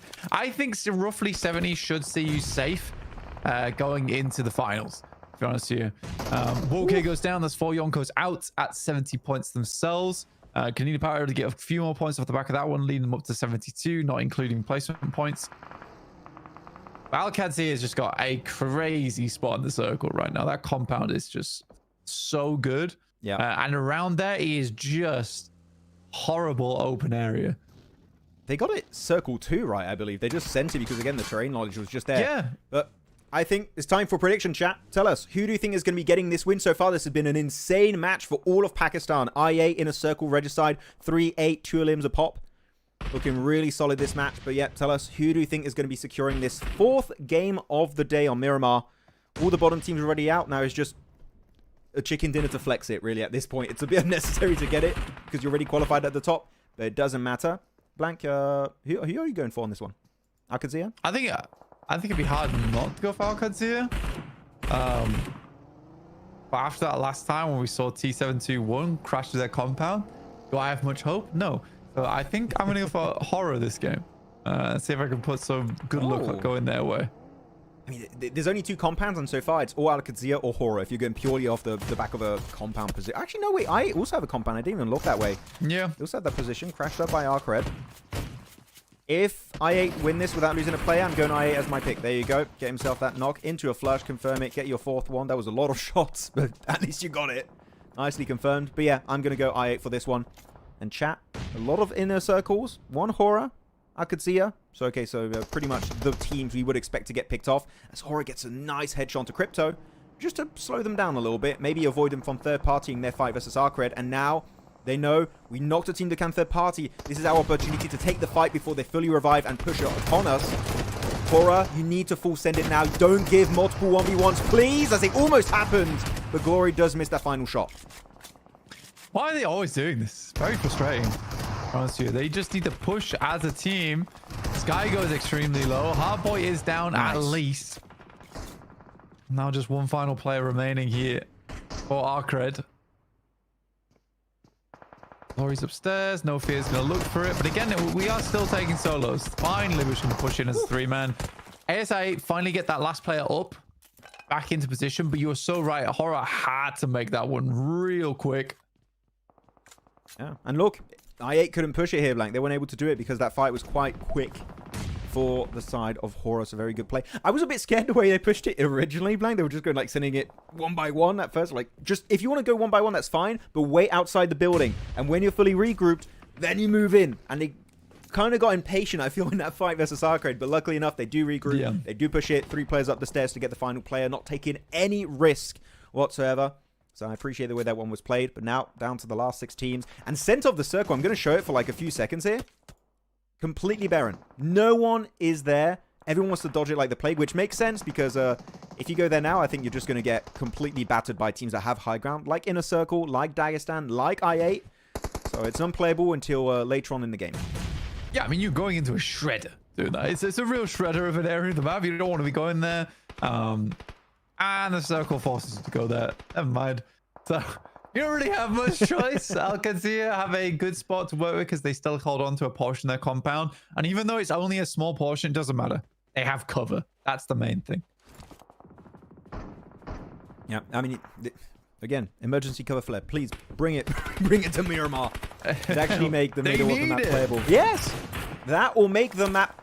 You can terraform the map with grenades and stuff like we have on Rondo. I think that'll be a great addition on Miramar and Erangel. I hope they add it. Maybe next year. That'll be hype. Will be cool. Inner Circle. Are they stretching themselves too thinly here, Inner Circle? Should you maybe just focus your full attention on that high ground north and eliminate Qadsiah and Eugene of Konina Power? Because I think now they're taking a bit of a risk and taking too many fights at the same time. This might just be too much for them to deal with. Yeah, I don't really know what these players they're going for. I mean, Inner Circle is sort of spread out. IQ as well as Noki currently taking some great off angles over towards Dagestan. I mean, Noki is just tearing this team apart right now like pulled pork. This is not easy. It's not going to work out for them. Seeing all the OG in chat. We'll talk about it after, guys. Don't worry. Let's focus on the ending of this match. IA, all these cars are getting absolutely demolished. Few players do survive and make it over to Shifu.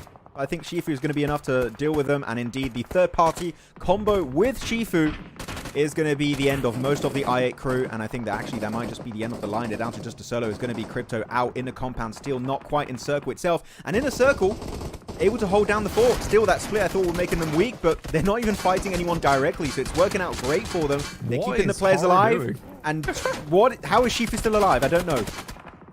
Why is he still there? He's still alive. That was an insane push from HORAA at ASI8, and Shifu is the lone survivor. Throws himself in a trunk of one of the vehicles and just cries silently, hoping it's all going to end fairly soon. On the outside, that is nuts. I mean, fair enough. He did play a little bit of a secret agent move there, tucking himself into the underbelly of a buggy. But yeah, Inner Circle guesses, you were on top there with this one.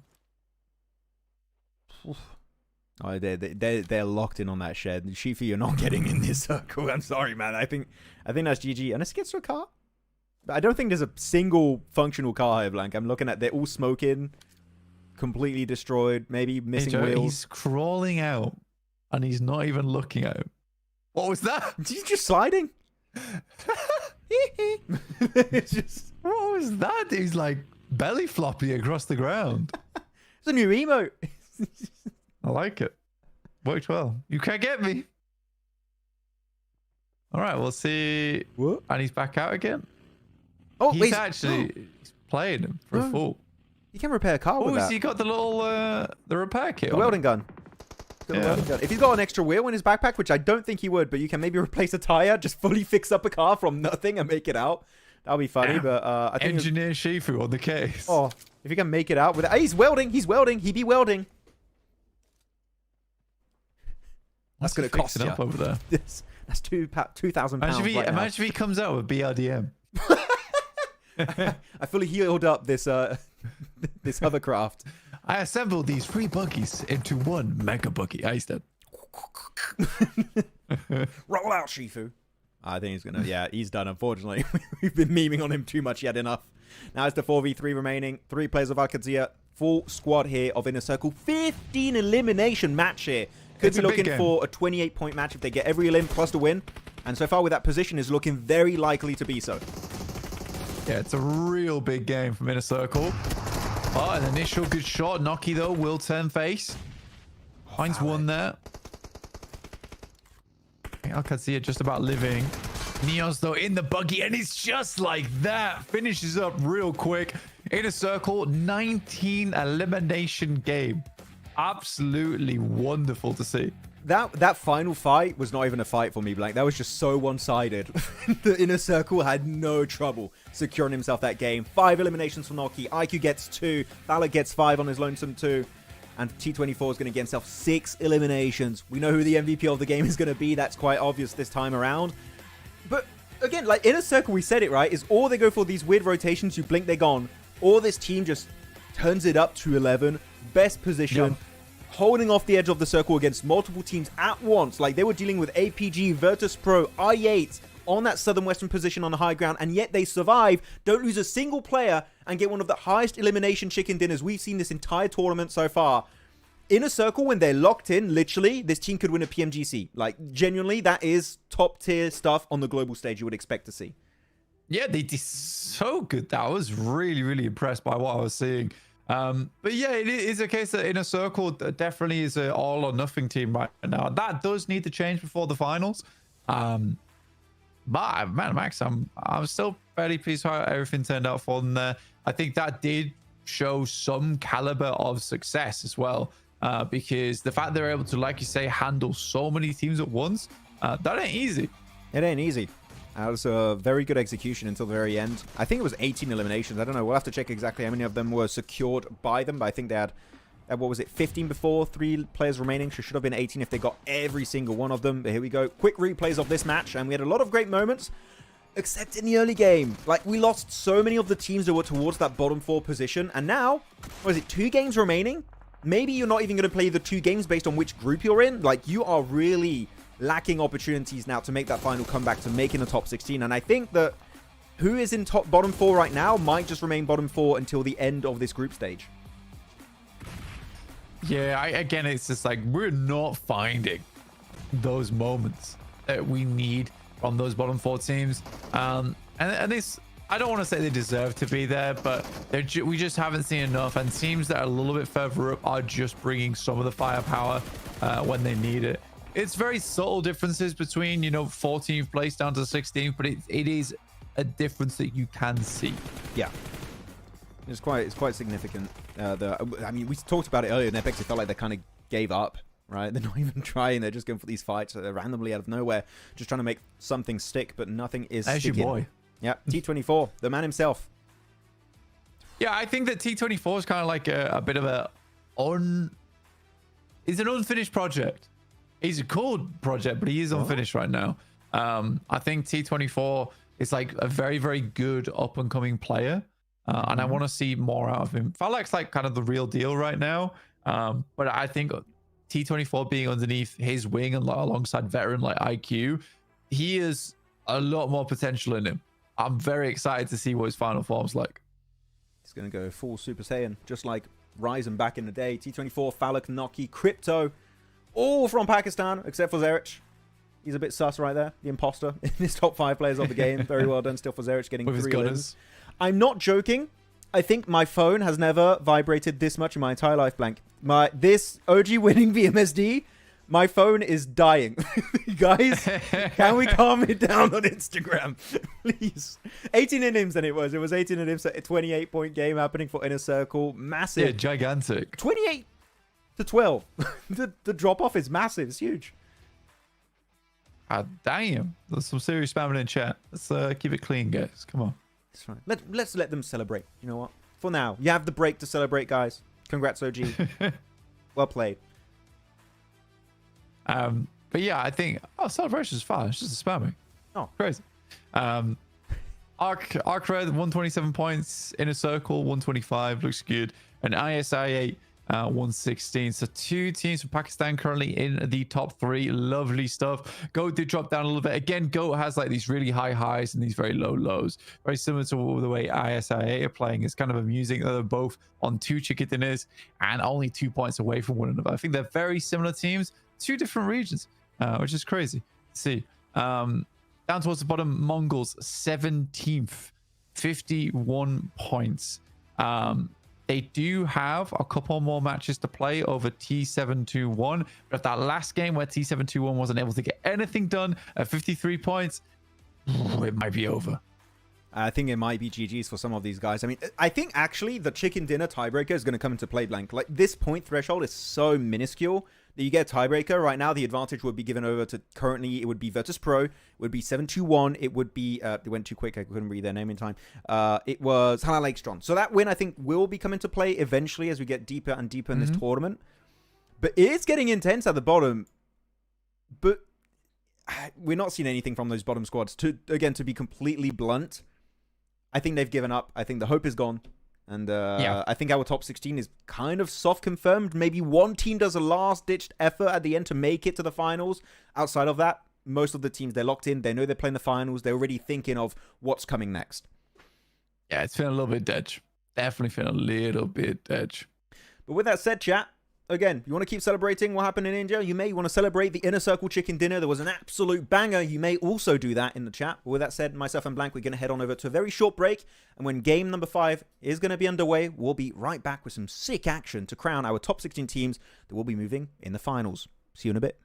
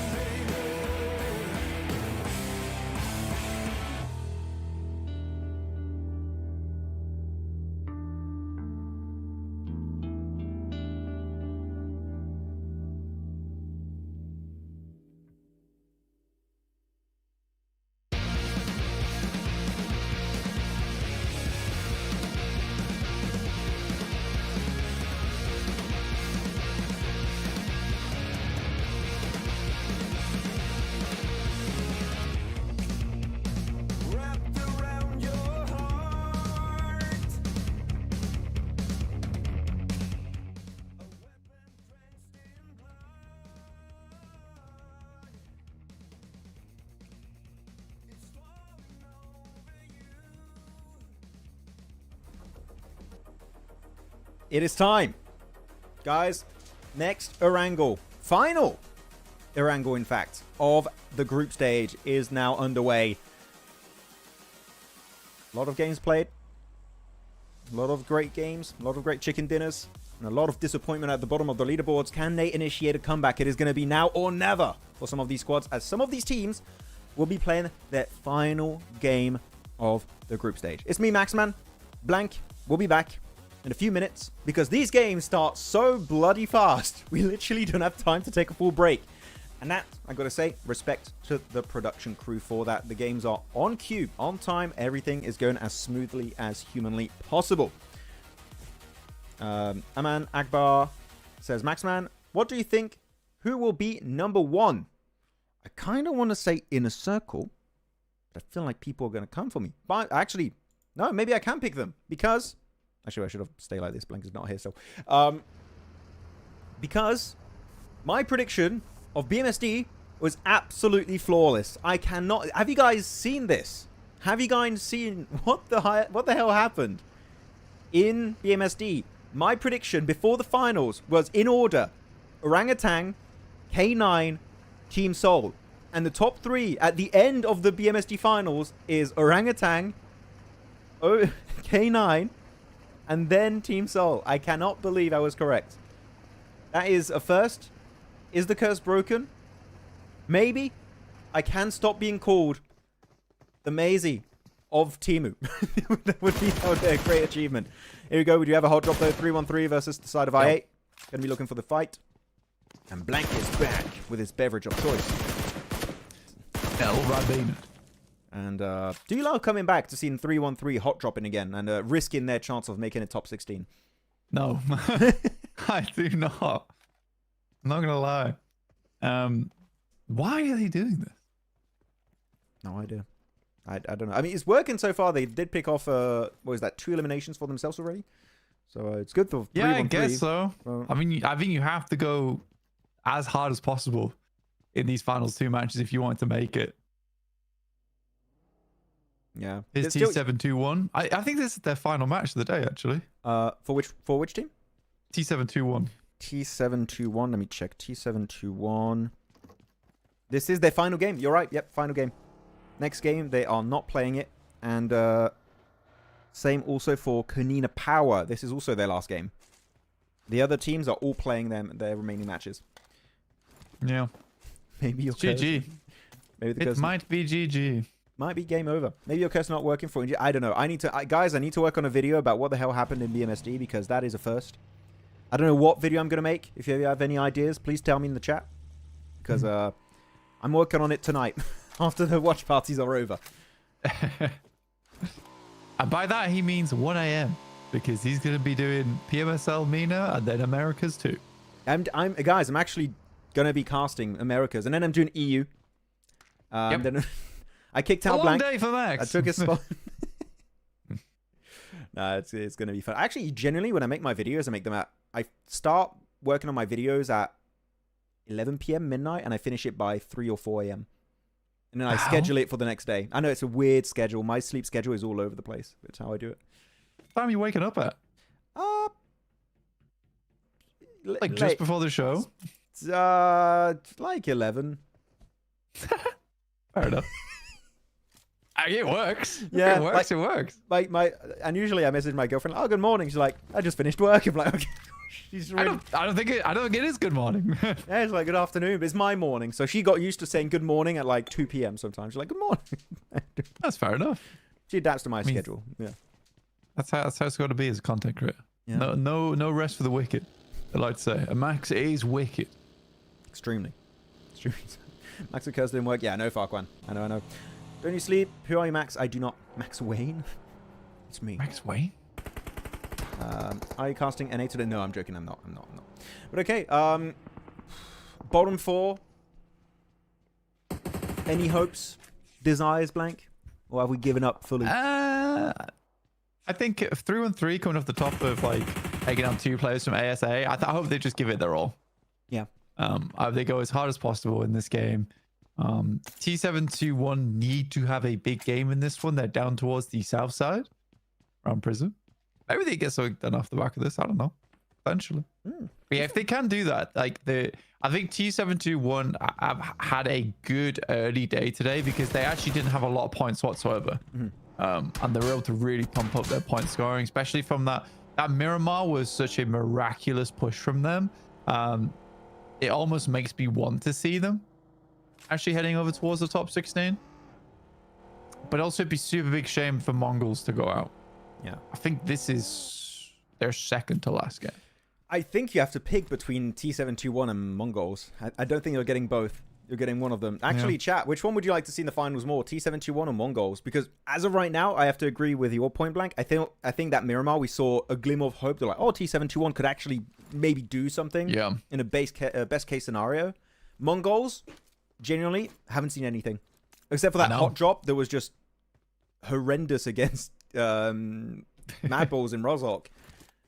That's the only thing of note that I can really say about MongolZ. So currently, I would say the bottom teams we have, the most undeserving, to make it to the finals. T721 could maybe do a little something, not be a feeder team. Because the other ones, sorry, they're feeder teams. Yeah, a little bit feeder teams, 100%.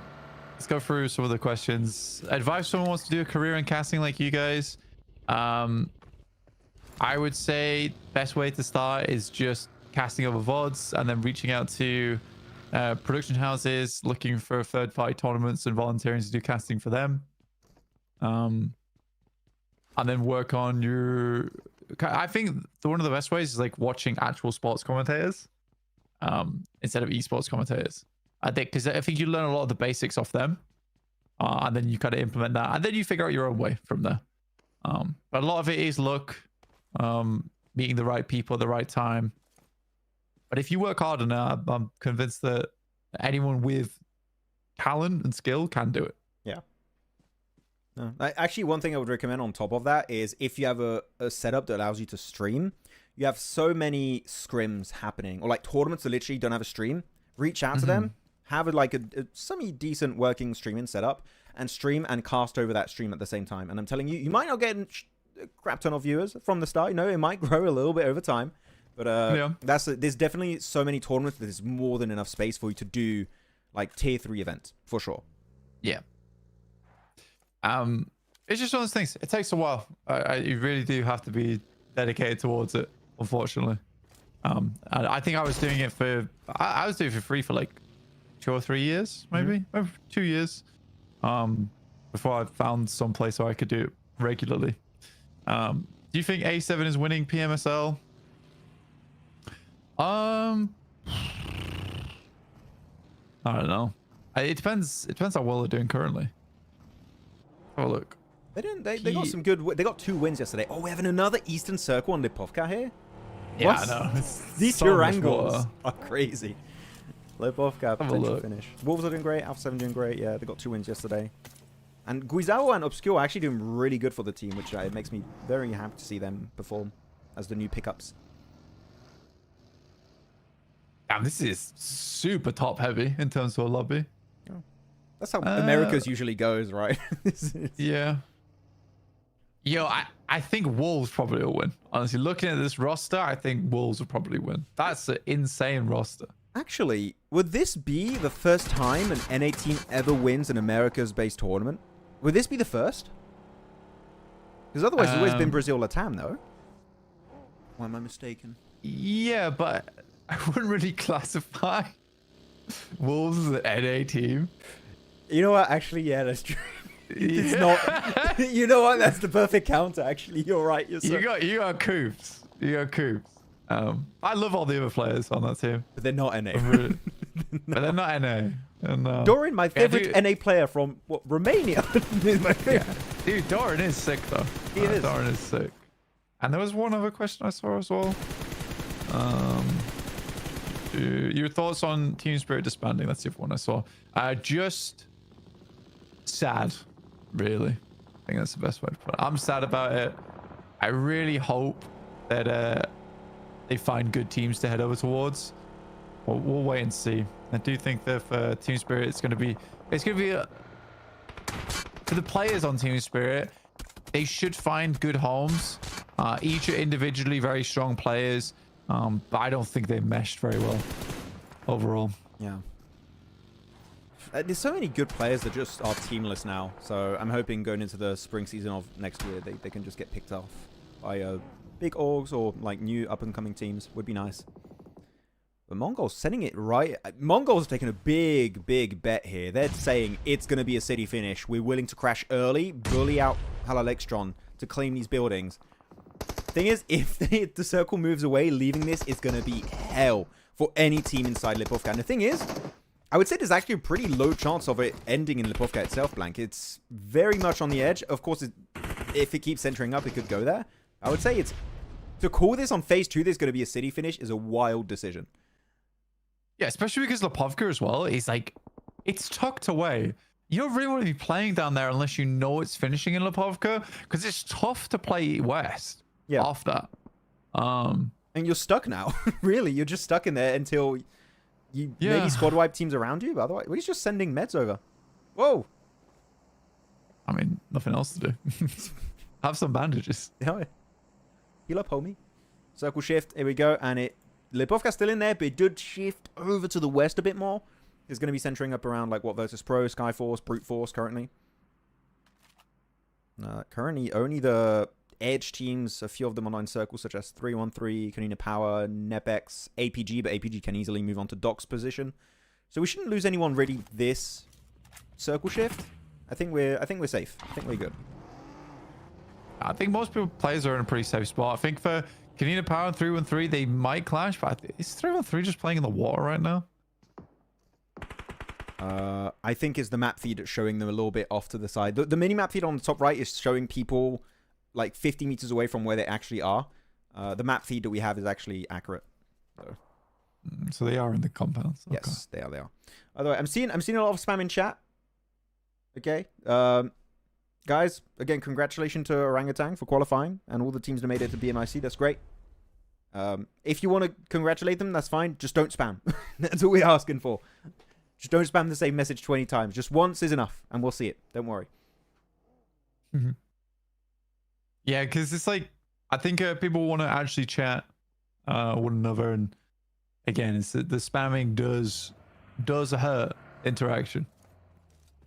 But yeah, we'll see all the, we'll definitely see all the messages, and we're both very happy.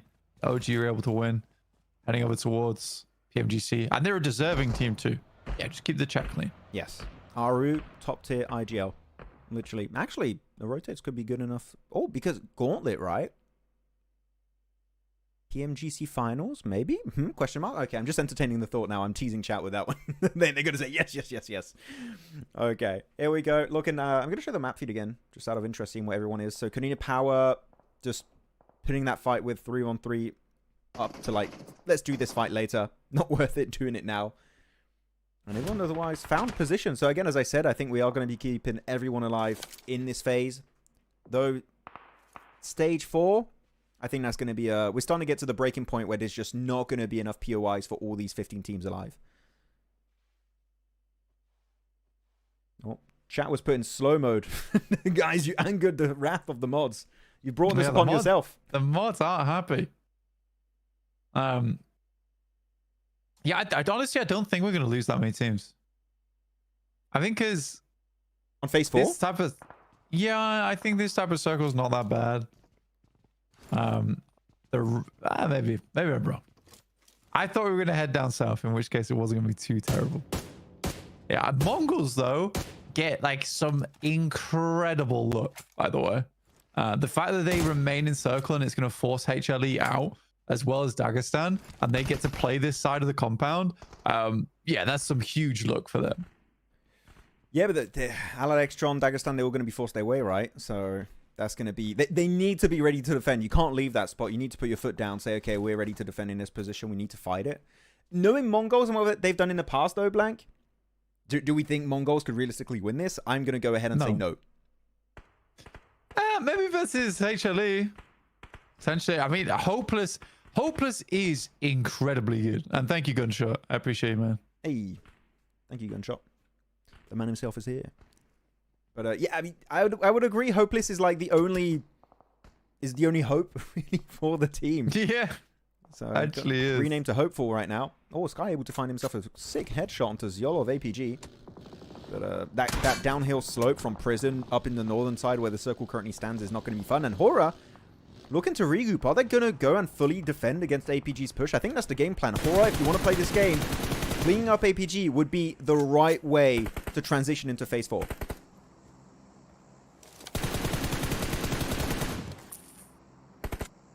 I wonder if they can even get it done, though. It's pretty awkward sightlines to go for, and there's a lot of different angles that you're working with. So already Senior's finding Sky from HORAA. I think he's unresable too in that position. It'd be very hard to hit it. Konina Power, and it's VP and KP playing hand in hand towards the center of the circle. Two teams that really wanted to get ahead, to not allow teams to leapfrog over the top of them. T721 still going strong on that western side. APG's getting chopped. Yeah, they are right now. It's kind of a rough position to be in. I think they're trying to fly into the circle. It's not going terribly right now, though. Not going too bad. Oh, they get one shed. Literally one nade squad wipe. One Molotov maybe right there in the shed. It's going to get it. I think that's going to get the double. Possibly if it spreads, and it does spread. Gets the knock onto Zyol. I think it might just get Doc too. Top able to clap right back with that M4. Actually doesn't find Doc, but Zyol does get flushed out with that Molotov, so that's going to be a nice pickup for them. Actually, this is creating a pretty decent third-party opportunity for maybe HORAA if they still have a full team. They do. So I think HORAA wants to fight, is committed to even more. I think that's when you just full send it. And not only do you just get all the eliminations, you get a big portion of your high ground for your lonesome. So HORAA have a big play to play here if they want to in this fight. I don't really know how they go about it, though, because they've got two teams on their north, as well as one team off towards their western side that have already been giving them trouble in Regicide. I think Regicide still has angles to work with. HLE and the MongolZ finding failures. That was actually some incredible shots from him, man. Instantaneous reaction speed. Now, this is where it gets bad for the MongolZ. Hopeless. Topside with a nade. Drops it down. Whoa, what? Wolf by MadCat. That is a ridiculous bouncer. How did he do that? Did he put like an effect for it to like just slide back into the window? That was a crazy one. I think Mbappe does that when he's doing like a corner goal in football. Holy. Okay, well, that was a sick one. Nicely done. Now it's going to be Dagestan maybe looking for a third party in that fight. 313 also kind of encroaching up north on the Bufka itself, but now the fight's not going great. GG. And MongolZ, I think they're not only done in this game, I think that might just be GG's for the top 16 spot. Yeah, that's GG. That is absolutely GG for the MongolZ. I mean, holding that angle fully scoped in and then not waiting for the guy to come down the stairs there is some insane work. Again, I think there is way too much pressure on Hopeless's head there throughout this entire series. This just wasn't it. I hope MongolZ don't pull out from PUBG Mobile, though. I really don't. We give up. Oh, that's a good flash. Push it. Get inside. No, it seems like they're not going to go for it just yet. There you go. Flash effect dissipates. MadCat, no. I mean, he's got bandages, but I think you don't want to give the audio cue that you're healing, so they're trying to keep his position hidden away. Sends inside. Magnum doesn't even have a chance to shoot back. And now it's going to be Tixi, Shifu looking to push in, possibly get the re-engage onto HALAL AXETRON. If you do it quickly, you might be able to get Magnum, but nah, he's going to be put low. Flushed out. Back to the lobby you go, and Shifu, Tixi. I think, actually, Tixi's just going to get in that car and get in the circle if he can. Yeah. I mean, why not? I mean, hey, Shelly, though. 4 relims, make that 5. It's actually putting him closer and closer alongside with T721. And only 2 players in T721 has the 4 coming in from the west. They don't have a compound to work with, though. But that hasn't really stopped them in the past, either. Actually, I just saw Tixi got himself a really sick knock right there. And he's able to get... Wait, okay, Tixi, as a solo, he's able to do so much work. Sick connects on the M4. Okay, HORAA. This is so... Yeah, you're just staying in nade range. I think at that point, you just full send onto APG. Yeah. Otherwise, you're just going to get kept at arm's length out in the blue. Well, not blue yet, but it's going to be... And there you go, Doc has got the nades too. Like, you're in nade range of Doc, which we know is the worst place to be in the universe. Okay, you're so at risk. It's not going to work out. And now it's down to Jiggle. Solo against almost an entire squad of APG, except for Zyol. This is game over, I think, for the entirety of HORAA. This is the end of the line. Yeah. They're not having a good time. I think they just struggle on their push. Yeah, Farhan, Hitman is solely carrying HLE at the moment. I think Bangladesh can be very proud of him as a player, though. He's done incredibly good. I'd have him as a pickup for other regions. Well, not for other regions, but for other teams in the future. If someone wants to grab an up-and-coming player, I think Hitman's definitely shone very brightly on HLE. Oh, sick nade there. Oh, Jiggle. Jiggle? Am I going to clutch up? Oh, the nade of Doc. So much damage down to a 3rd HP, but he's going to be throwing a nade of his own, and it connects beautifully onto Doc. Makes Top also bleed out a little bit faster. Refus, can he save the day once more? For APG, he's done it multiple times before, down to low HP, down to about 20. But now, first day coming out, and he gets demolished. That's it. AP, who got him? Who was that? Oh, it's Milky Way with the PP Bison. And APG, 3 elims, not many points, but again, doesn't matter too much, as they are already secured when it comes to making it to the finals. Yeah, APG's fine. They're absolutely okay with how things have gone. I think they'll try and pull up the bootstraps over in the finals at least. Hopefully. I mean, you hope they're waiting to show their final card in the finals. Do you think they're going to use East in the finals or not? Or do you think this is the core we're going to have until the end? Don't ask me that question. I don't know. I'm just... okay, sorry. I like hypotheticals. They have fun with them. You're upset chat immediately. I don't know. Chat, what we think? I think it's such a hard question to ask because East is a great player. Refus is a great player. Doc is a great player. Top's a great player. Zol's a great player. It's so hard to ask who to bench on that team. Realistically, what they should do is just be like, East, you're part of the team, or Refus, you're part of the team, or Top, you're part of the team, Doc, you're part of the team, Zol, you're part of the team. They should just make a decision and have a full 4-man. I don't think they need East, honestly, at this point. I think the current roster is fine. They've tested East out multiple times. It's not worked. Doesn't mean East a bad player. It's just, I think everyone's go-to is that the problem is either East or Refus. It's just not. It's like the entirety of this group stage, Refus has been carrying. Yeah. Which roster of 4 has the best synergy? And I would say this one is the best. As you said, I think East is just not necessary. It's called, if you do need a sub in a really bad situation, you have East. I would say this core 4 is the one we should have. Not only for these finals, I would say if you make it to PMGC, I would say that would be the core 4 I want to see making it to PMGC. Inner Circle, getting absolutely smacked in the face here on the edge of the circle down south. It's down to Noki. We've seen this guy save this team multiple times in the past during PMWC. So here, I think with the nades of Regicide, taking T24 out of the picture, it's not looking good for a Pakistani win here. Yeah, you're right. I think they're not.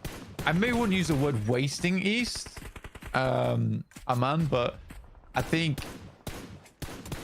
he's a very expensive player to have if one of your players doesn't get a visa or he gets on well an event. It's a very expensive player to have. Expensive insurance, yeah. Yeah, exactly.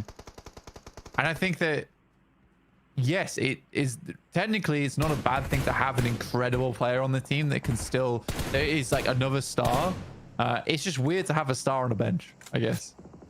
Yeah. I mean, it happened to Snowix, right, on Falcons, and he went to Boars. He's like, I want to play. I'm benched. What is this? This sucks. And he just went to a different team. And he found a lot of success with Boars. So maybe we'll see something similar with East. Snowix is a sick player, in my opinion. Doesn't deserve to be benched, in my opinion. So I'm happy he found success in another squad. Definitely deserved. But here you go. Skyforce, barely outside of circle. Going to go for the big car push here. Godless. How is Jiggle still in this game, by the way? I just realized this guy just outlived APG. And... well, he's gone now. Still 7 points. Not too bad. Does a good game for HORAA. Able to climb up a bit more in the rankings. But now we're down to the final 6. And you know what?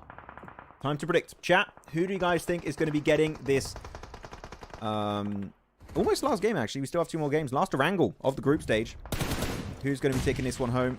Regicide, Skyforce, Konina Power, VIRTUS.PRO, 721, Aggressors, and 313. Put your picks in the chat. Personally, Skyforce on this one. I don't know who you're going for, Blank, though. What's your pick? Let's say Konina Power.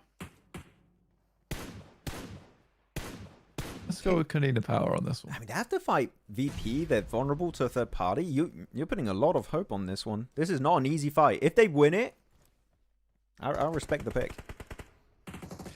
I think that they can rock over towards VP's position. I think potentially Konina Power finds some of these exit picks here right now. And then they can overwhelm. Depends how careless VP is. Yeah. I don't think Konina Power have any utility. I think they would have used it already.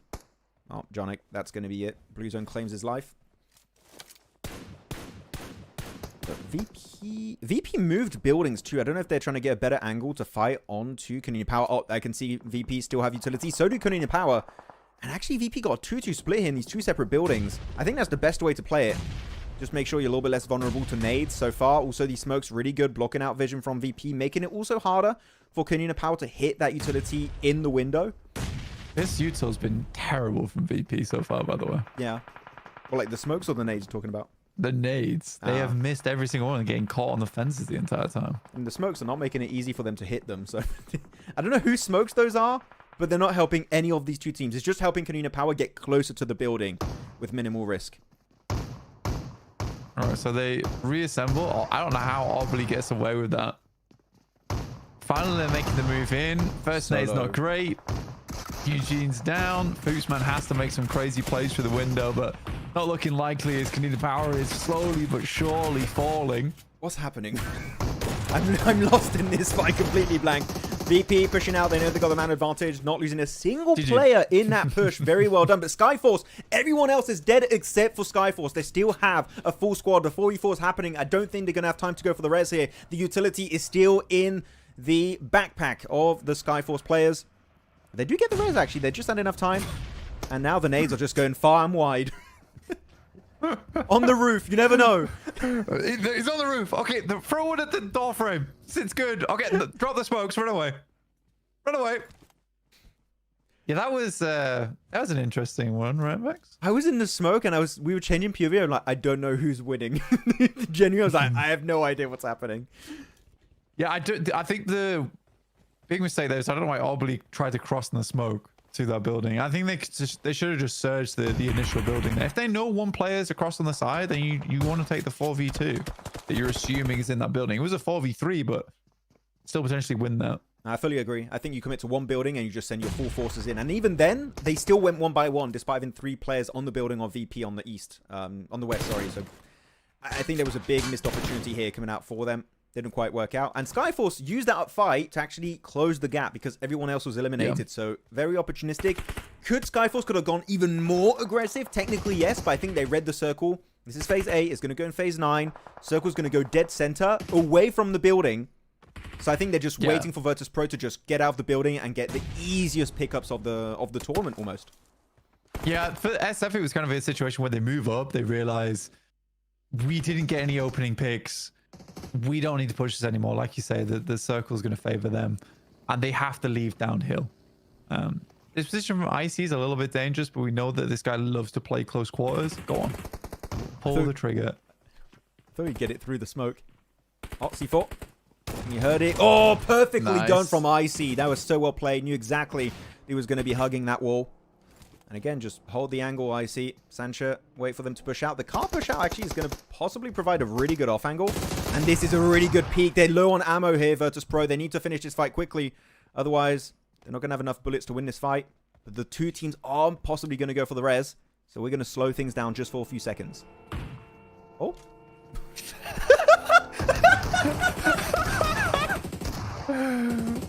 It's a big distraction play. It's working. It's working. I can't hear the comms of my teammates. What? What did he say? Distract them. Use the horn. Sick nade. Oh, godless. Oh, my days. Massive double onto Voston and confirming also the elimination onto Milky Way. The double nade is there. Gets another knock. This is definitely the play of the game here. Godless has been on absolute fire. Down to the 1v2 currently. Erangel down to 5 bullets on the AUG. Hoping his knock teammates give him some util. The nade barely misses out on taking Eragon's life. But the follow-up nade might just be the nail in the coffin. He throws it. Doesn't connect. Another one's going. I don't think it in hit. The building? Is it in the backside building? I think it's backside building. Yeah. This is so bad. There are no smokes. Oh, that one? That in? Oh, he misses Erangel. Erangel Don't give him so 1v1s! Please, no way. He's flashed. What's going on? He's alive. He's alive. He's sticking it. Stick the first aid kit. Oh, my No goodness. way.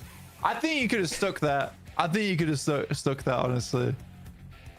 That honestly was one of the clumsiest endings I've ever seen. I don't really know what to say about it. Normally you say absolute cinema. This is absolute comedy, right? Yeah. That was garbage. I just want to put Benny Hill music over that entire finishing play. That was just the. I just didn't get it. Oh, but the car horn play at the end just confused. It worked. It worked. You got the flashbang, the messy fight with Konina power. It's all over the place. I don't know what was happening, but we just know that Skyforce won the game there at the very end. Very well done. Well done. I don't know. Congrats. Maybe not well done. Yeah, I don't know if it's a congrats or well done. I mean, the thing is you can sort of excuse not being able to hit the nade through that tiny little window when there's smokes involved. That is hard to do. And Yeah. I've still seen players do that in the past. But you have the arc on it.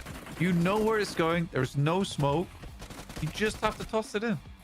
It ain't that hard. I mean, looking at a finish like this, I'm like, orangutan win PMGC. No. Was this happening in BMSD? You're gonna reignite. You're gonna reignite the chat. And the chat Do erupts. Oh, that was. I think I needed that. I needed a giggle. That got it. Yeah, that was some. I don't know. It was very much a Joker style play. Oh, not the replay. This also was something else. It was like it went from no smokes at all.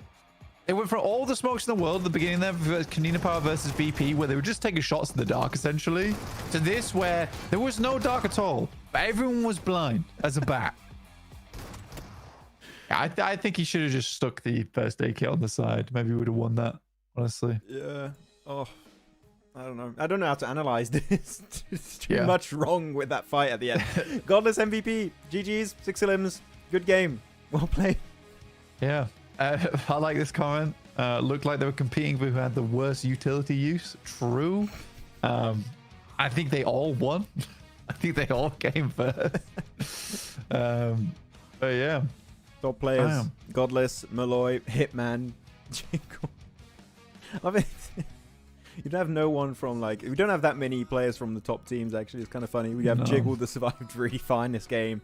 Hitman, nicely done, as you said. Hitman is kind of hard carrying HALAL AXETRON. It feels like he's Yeah, absolutely. just He's like a really hopeless. good player.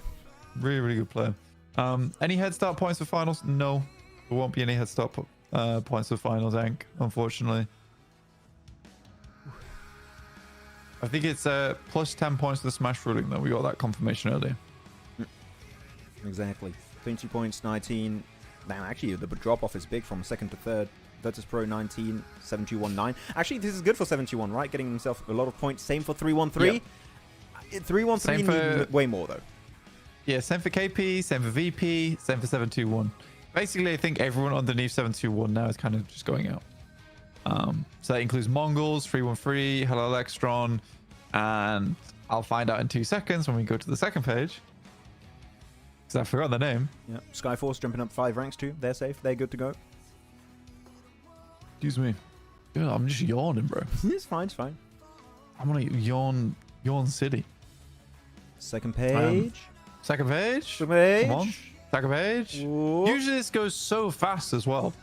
But today, like, the first page just remained there. Really teasing us. NEPX. There we go. Because I never invested in them. I wouldn't remember their name. Yeah, I mean, they're down. Yeah. I think the bottom NEPX do a teams, miracle. the bottom 4 teams are just like, I'm going to go out, but I'll be the best of the teams that go out. HALAL AXETRON are going to be your 17th place team right now. Yeah. 71. That's a 10-point lead, man. That's a 10-point lead. But though, looking at the games played, 71 are not playing this game. So Yeah. they're fully You know what's done. crazy? You know what's crazy? What? Imagine playing worse than VP, KP, and SF in that last game. That's tough. It's a That's bad real time. tough. Yeah. Cheers. But yeah, you're right. 7-2-1 on their last game. So this is the last game, and it will be HLE, MongolZ, 313, and NEPX all playing. It's not actually that far away. You know, it's 11 points for HALAL AXETRON, 12 points for the MongolZ. They're going to need a miracle for 313 and NEPX, though, to get over the top there. It's going to require chicken dinner and quite a few eliminations, which I just don't see happening. I mean, you need a win and the teams above you to have a really trash game. Hot drop, maybe if you're in the bottom two, I would say hot drop could be an option, and you just take your destiny in your own hands and maybe make it work out. I don't know, man. It's a tough one, but I think our top 16 might just be locked in. 10 points from those teams at the bottom. They didn't get that many 10+ point games, so I think our top 16 is locked in. I don't know what you guys think in chat. Do you think this is our top 16? Or do we have one more team that can just do a final push and reach the finals? And that means pushing 7-2-1 down in the bottom for themselves. Yeah. Yeah. I think we're done. I think this last game is just going to be a bit of a nothing burger, honestly. Yeah. It'd be fun if there's like a miracle that happens, but I just doubt it. I really do doubt it. I think it's game over. Actually, I have one question. Yeah. Final question relating to BMSD. Okay, relating to India. Final question. Who's the MVP? Actually, I don't know. I didn't see if people said who was the MVP. Was it Zyrax? Who was MVP? Tell me. Who was Zyrax? I don't know. Maybe it was Zyrax. Looks like We'll find it out. Yeah. Actually, maybe I can just check myself. You know what? Maybe I can be independent for once. PMSL. No, I was right in PMSL. BMSD. Show me. Who is it? It is... So many games played. Wow. MVP Ninja Boy from K9. Okay. Best IGL Aru. Not surprising. Finals MVP Snow Jod from... Which team is that? Mysterious 4. Fan favorite player Jonathan. Wow. Shocker. Wow. You would have thought best clutch Snow Jod also for Mysterious 4. Okay. Cool. I'm sorry, I'm just petting my cat. Oh, I was like, what is he doing? He got real close to the camera there, Blank. Nah, he's just gone behind the PC for some reason. Oh. Is it the Car Titan? Yes. Ah, okay, makes sense. There you go. We do have 2 minutes, by the way, guys, before we start getting ready for our next match. We have a little break. Yeah, in which case I'm going to lose. So I'll be back. Okay, I'll go on In solo. 2 seconds. See you in a bit. Whoa. I'll be right back. Do you guys have any questions, any topics, anything before we dive into the very last game here of our group stage for PMSL CSA? What do you guys want to talk about? Snowjod Finals MVP and Ninja Boy Tournament MVP A. So what's the biggest achievement? What's the most important one? What gets you the most money? Tournament MVP or Finals MVP? Tournament MVP seems more impressive than Finals MVP. At least in my eyes, it does. Maxman, who are you supporting this time? For which region, Bivan? Globally or just for CSA? For CSA, my win prediction is Inner Circle. That's who I'm picking. I don't think APG win it this time. It ain't happening. Your next video topic is here, Danny XD. What, the... For India? Yeah, I think it is. Maxman looks here. Is it that I can't curse anymore, Harsh? Or is it the I can't curse India? The India is... India has Maisie. So I just can't influence India. Maybe that's it. Maybe Maisie's curse is too strong, so I can't do anything. PMGC is OG. Nice. For orangutan. Favorite anime? One Piece. I got One Piece tattoo, man. Look at that. Biggest fan.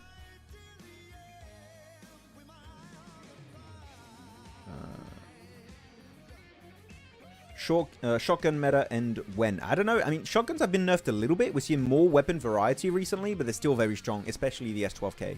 We've seen a bit more of the pump recently too. Finals MVP is more intense since it's against the best teams. That is true, Tweaker. That is true. But also when you're the tournament MVP, it shows consistency over a long period of time. So it depends what you value more. Like, quality of the lobby or strong over a long period of time. Maisie X Maxman curse nullified. Hey, if I meet Maisie, we'll have to do some content. Would be funny. And there's going to be more intense. Yeah, okay. Got you, Tweaker. Okay. Team OG. Hello. He's back. And he's back on camera.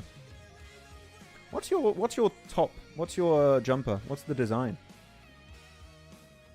Is it something? It is not a brand. Oh, okay. It's like graffiti inspired. It's Stussy, basically. Oh. But we don't say that because it's a non-branded jumper, I promise. Noted. Shall be quiet about the jumper. Looking over the wins today.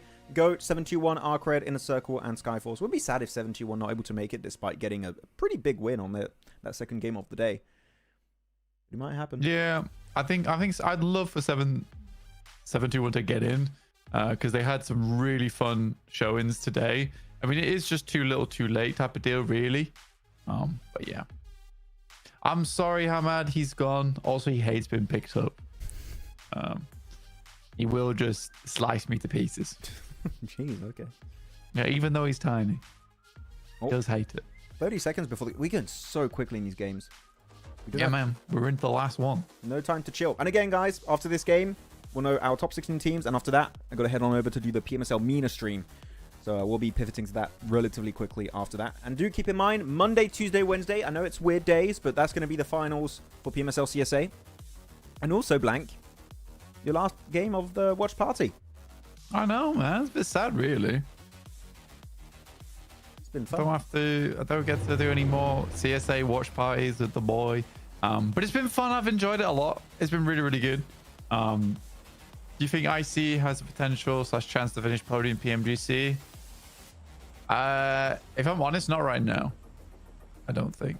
Oh, Inner Circle. I keep. Sorry, IC gets me. Yeah, sorry. It's so good. Yeah, no, not right now. I think they have time to change and really hone in. But it's tough. It's tough, man. I think they have some really interesting rotations, but you cannot be falling so flat, right?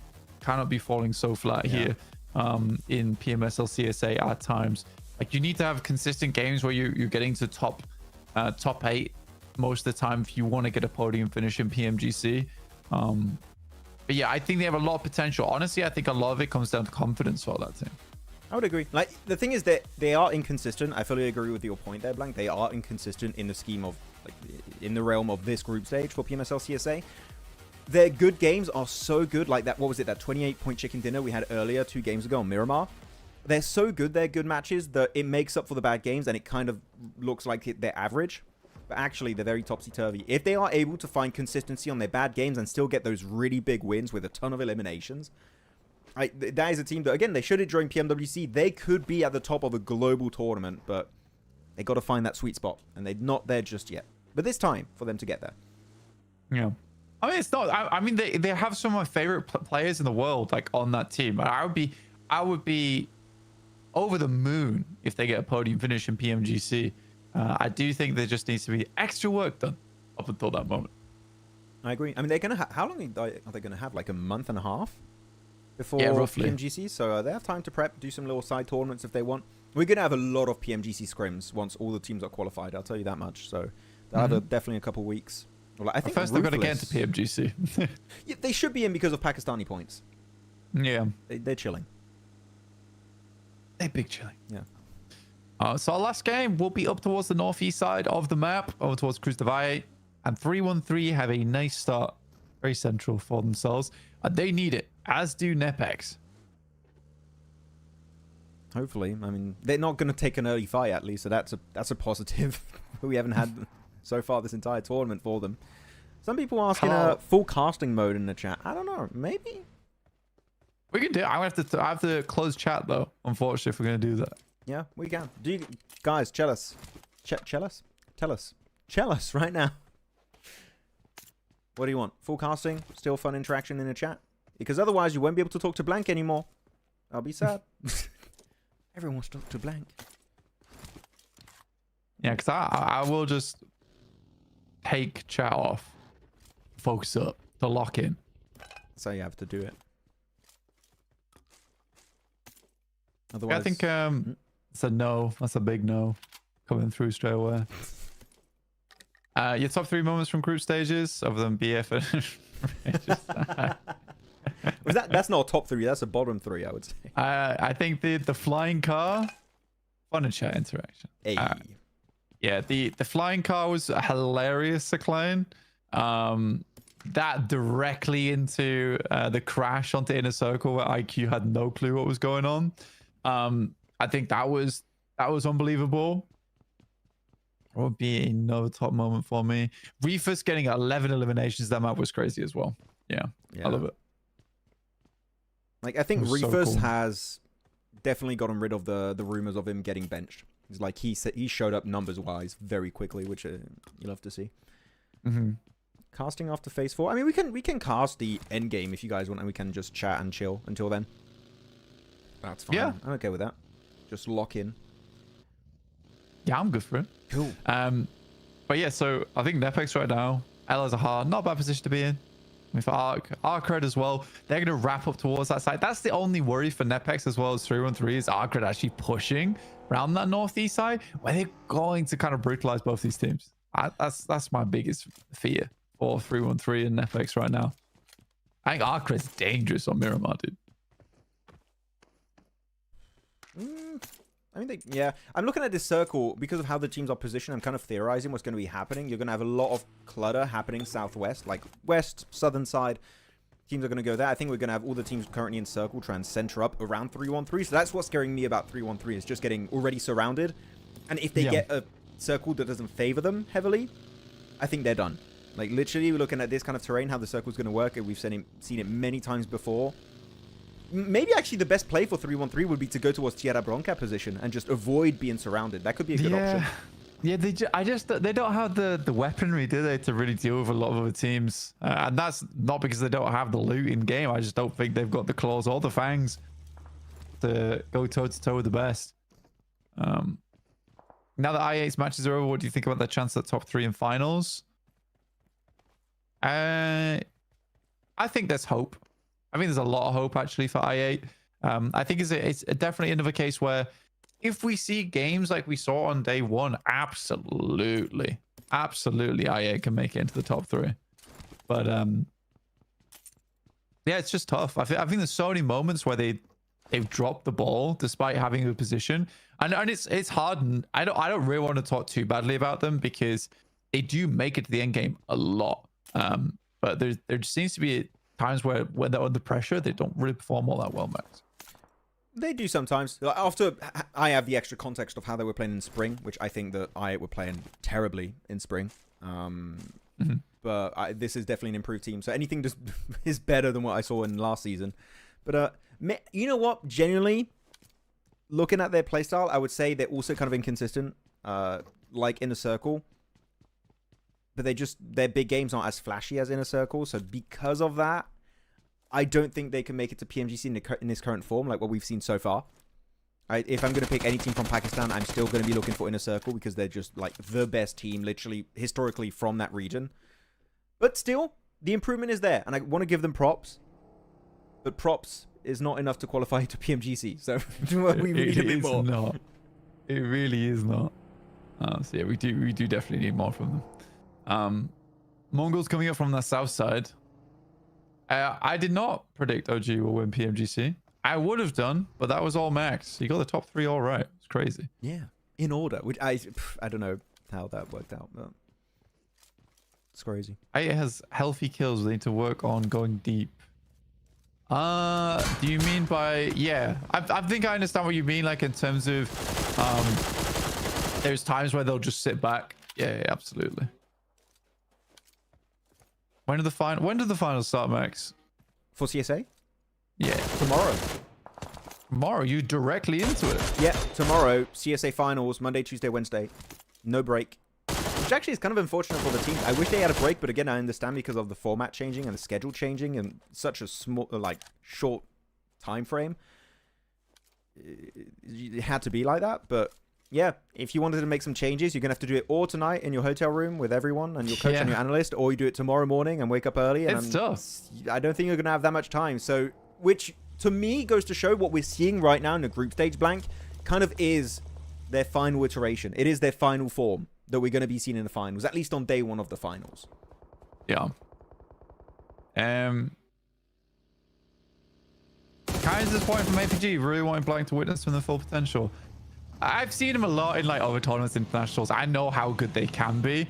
Yeah, it is unfortunate because I was expecting to come in here that I was going to watch CSA and watch APG absolutely mop the floor with everyone. It's just kind of sad not to see that, honestly. I think that was the case in spring, which is not the case here. But, you know, Blank, APG prank. Yeah, it's true. APG prank. APG prank. I'll watch the finals. I'll watch the finals because I'm hoping that APG goes off there. Better. I'll be looking if you're in chat, Blank. Well, I think we'll all be waiting. We'll be tagging you like, is he here? Did he say it? Predict your top 3 for finals. I think we'll do a segment with Blank after this game ends, guys. And we'll have Blank's final thoughts on top 3 predictions because I think that'll be a good way to wrap it up. So we'll wait for this game. So much pressure. Yeah. And it needs to be fully correct. Now, you've got to live up to my picks of BMSD. No, okay. I think it's a lot easier, BMSD. Look, there was some clear winners over there. It was. Oh, Doc here cooking that nade. Is going to be the 1-second nade. He's pulling in the phallic special. Oh, that nade just disappeared completely. Okay. Didn't commit to it whatsoever. And he gets naded himself. Really good one-on-one trade. And Pikmin is the one to find it. That is rough. Now APG down to... Flush him. 2 knocks. Doc should go down next. I think Reefus is coming along to try and save the day, help out, but... There is some good shots coming through from top there. He's able to knock Pinkman, which is a big deal considering Vaz is quite low. The first aid kit has to happen. So top providing some really good support right now. Now he's really just keeping both Reefus and Doc alive. They're going to go for the res. No smokes. I thought I'd see a bait smoke just trying to maybe funnel some smokes, some nades in a really bad spot. But no, they do get Doc back up. He's going to go instantly for the first aid because, of course, the blue zone. So he has to be very quick about that utility. He does pull it off. Gets back to about 75% HP. This off angle of Senior is actually really strong. It's just stopping the full-on push of APG. It's keeping him in that dip, which again is super nadeable. But I do believe Regicide are kind of running low on nades, so they got to make these one count. Huge nade from Doc, and he knew it was going to hit eventually. Beautiful, beautiful utility. And now that second one, a little bit undercooked, but could have been good. Oh, that was so close. What happened there? Oh, it's right on target. There's some desync on the nade or something. We'll drop a Molotov from Doc. Is it long? It's directly on Pinkman. Oh, Doc? Can you wait? Can you wait for your teammate? Doc, don't overpeak it too much. Okay, luckily enough, he does find Vaz. Yeah, he's got the first aid kit as well. Like, the circle's not ticking him too hard. Roshan will just peek over the top. That was a great peek from Roshan. I think he knew he had to do that. Strike the iron whilst it was still hot there. Oh, look at top, actually. Oh, this is a good off angle from top. Again, this is why I wanted him to not be sub 2. His off-angle plays literally keep the team alive. He did it earlier. He's doing it once again here on this match. Hopefully go for the double res this time. It's going to be Doc brought back up once more. Pinkman, though, going for the off-angle too. He finds the confirm on Doc, and now it's Reefus. Can he save it? He can. Really good headshot connecting straight onto Pinkman. There's a lot of skill being shown in this fight. It's taken ages, but these two teams are very smart about it. Yeah, it's not an easy engagement to go for whatsoever. Roshan will take some shots over the top. Reefus is able to keep it going. And somehow, some way, all 4 elims going across to Reefus with the help of top at distance. That is one hell of a clutch. And top constantly moving as well, provide backline support. That was very well done. Okay, I'm talking to Rikesh, okay? Coach, analyst, he's working on the background with APG. Look at me, Rikesh. You sub Reefus, you're throwing, okay? Do not sub this man. He's keeping the team alive. He's keeping the hope alive to making it top 3. Okay? Never sub this man. He's too good. This is his season. This is Reefus' season. Okay, but looking on the other side, I'm going to show the map feed real quick just to see where teams are positioning. We did have a big southern shift after the initial phase 1 northeast. And now it went onto El Azahar. It shifted again. Now onto Truck Stop. Really good position for central teams. Mainly for the likes of Brute Force. Qadsiah's got a really good compound surrounded by little hilltops. But in a circle, the fact that they're not in the center of the circle, there's not really too many teams behind them except for a duo of APG and maybe HALAL AXETRON. Purely positionally speaking, I think Inner Circle have the best potential this game with the spot they currently have.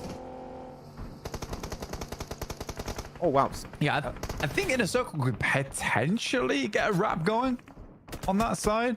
I think this is kind of I don't find this a very fun circle to play in a lot of times. There's a lot of moving parts to it, a lot of compounds, a lot of areas, a lot of valleys to work around. And that means that a lot of your sight lines are cut off too. So you're not seeing the full picture which again leads back into your rotations being a little bit misinformed. So I just don't enjoy this area of the map. It's rough around here. It's always when you're not in these big POIs down to, do you know the terrain? Do you know which ridges, which hills are really strong? Can you use that position to get an advantage against all the teams around you? Some teams do, like Brute Force, they have a nice GQ split. They got 2 players in the warehouse, 2 players on the high ground. NEPX, though, this is a fight you can't afford to lose. Mukesh going to be the first casualty. Pusher going to get completely demolished. Pusher able to just drive him over with the buggy. And I think with that said, Blank, they're down to just a duo currently. The 2 of the players are not even here to try and go for the res. NEPX, that might not just be also game over. That might just be you securing your spot in 20th place and being the worst team of the tournament. Yeah. Well, the thing is that NEPX needed a miracle. They needed like a 20-some point game. Okay. Nice nade from Rex. Yeah, they needed a 20-some point game. If they go down to 2 players, it is never happening. Yeah. I just do not see NEPX being able to make that one work. You can see the dust clouds being kicked up by all the bullets being sent over this way at distance. Yeah, NEPX might be able to do it with 3 players alive, but very doubtful as Goat starts to swing round on the hilltop. MadBulls now trying to hold out 2 teams at the same time, but NEPX just needs to dip realistically. Huge nade.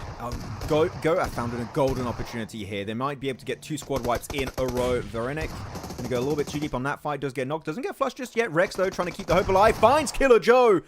Maybe something is happening here. Precious from a distance, just trying to keep some ridge control for his teammates. The nade, though, will find Rex. Now the 2 players are knocked. Precious left solo for NEPX. Now it truly seems like it is going to be game over, as Goat just looking for the stragglers, looking for the confirms, as Qadsiah just surround Claw.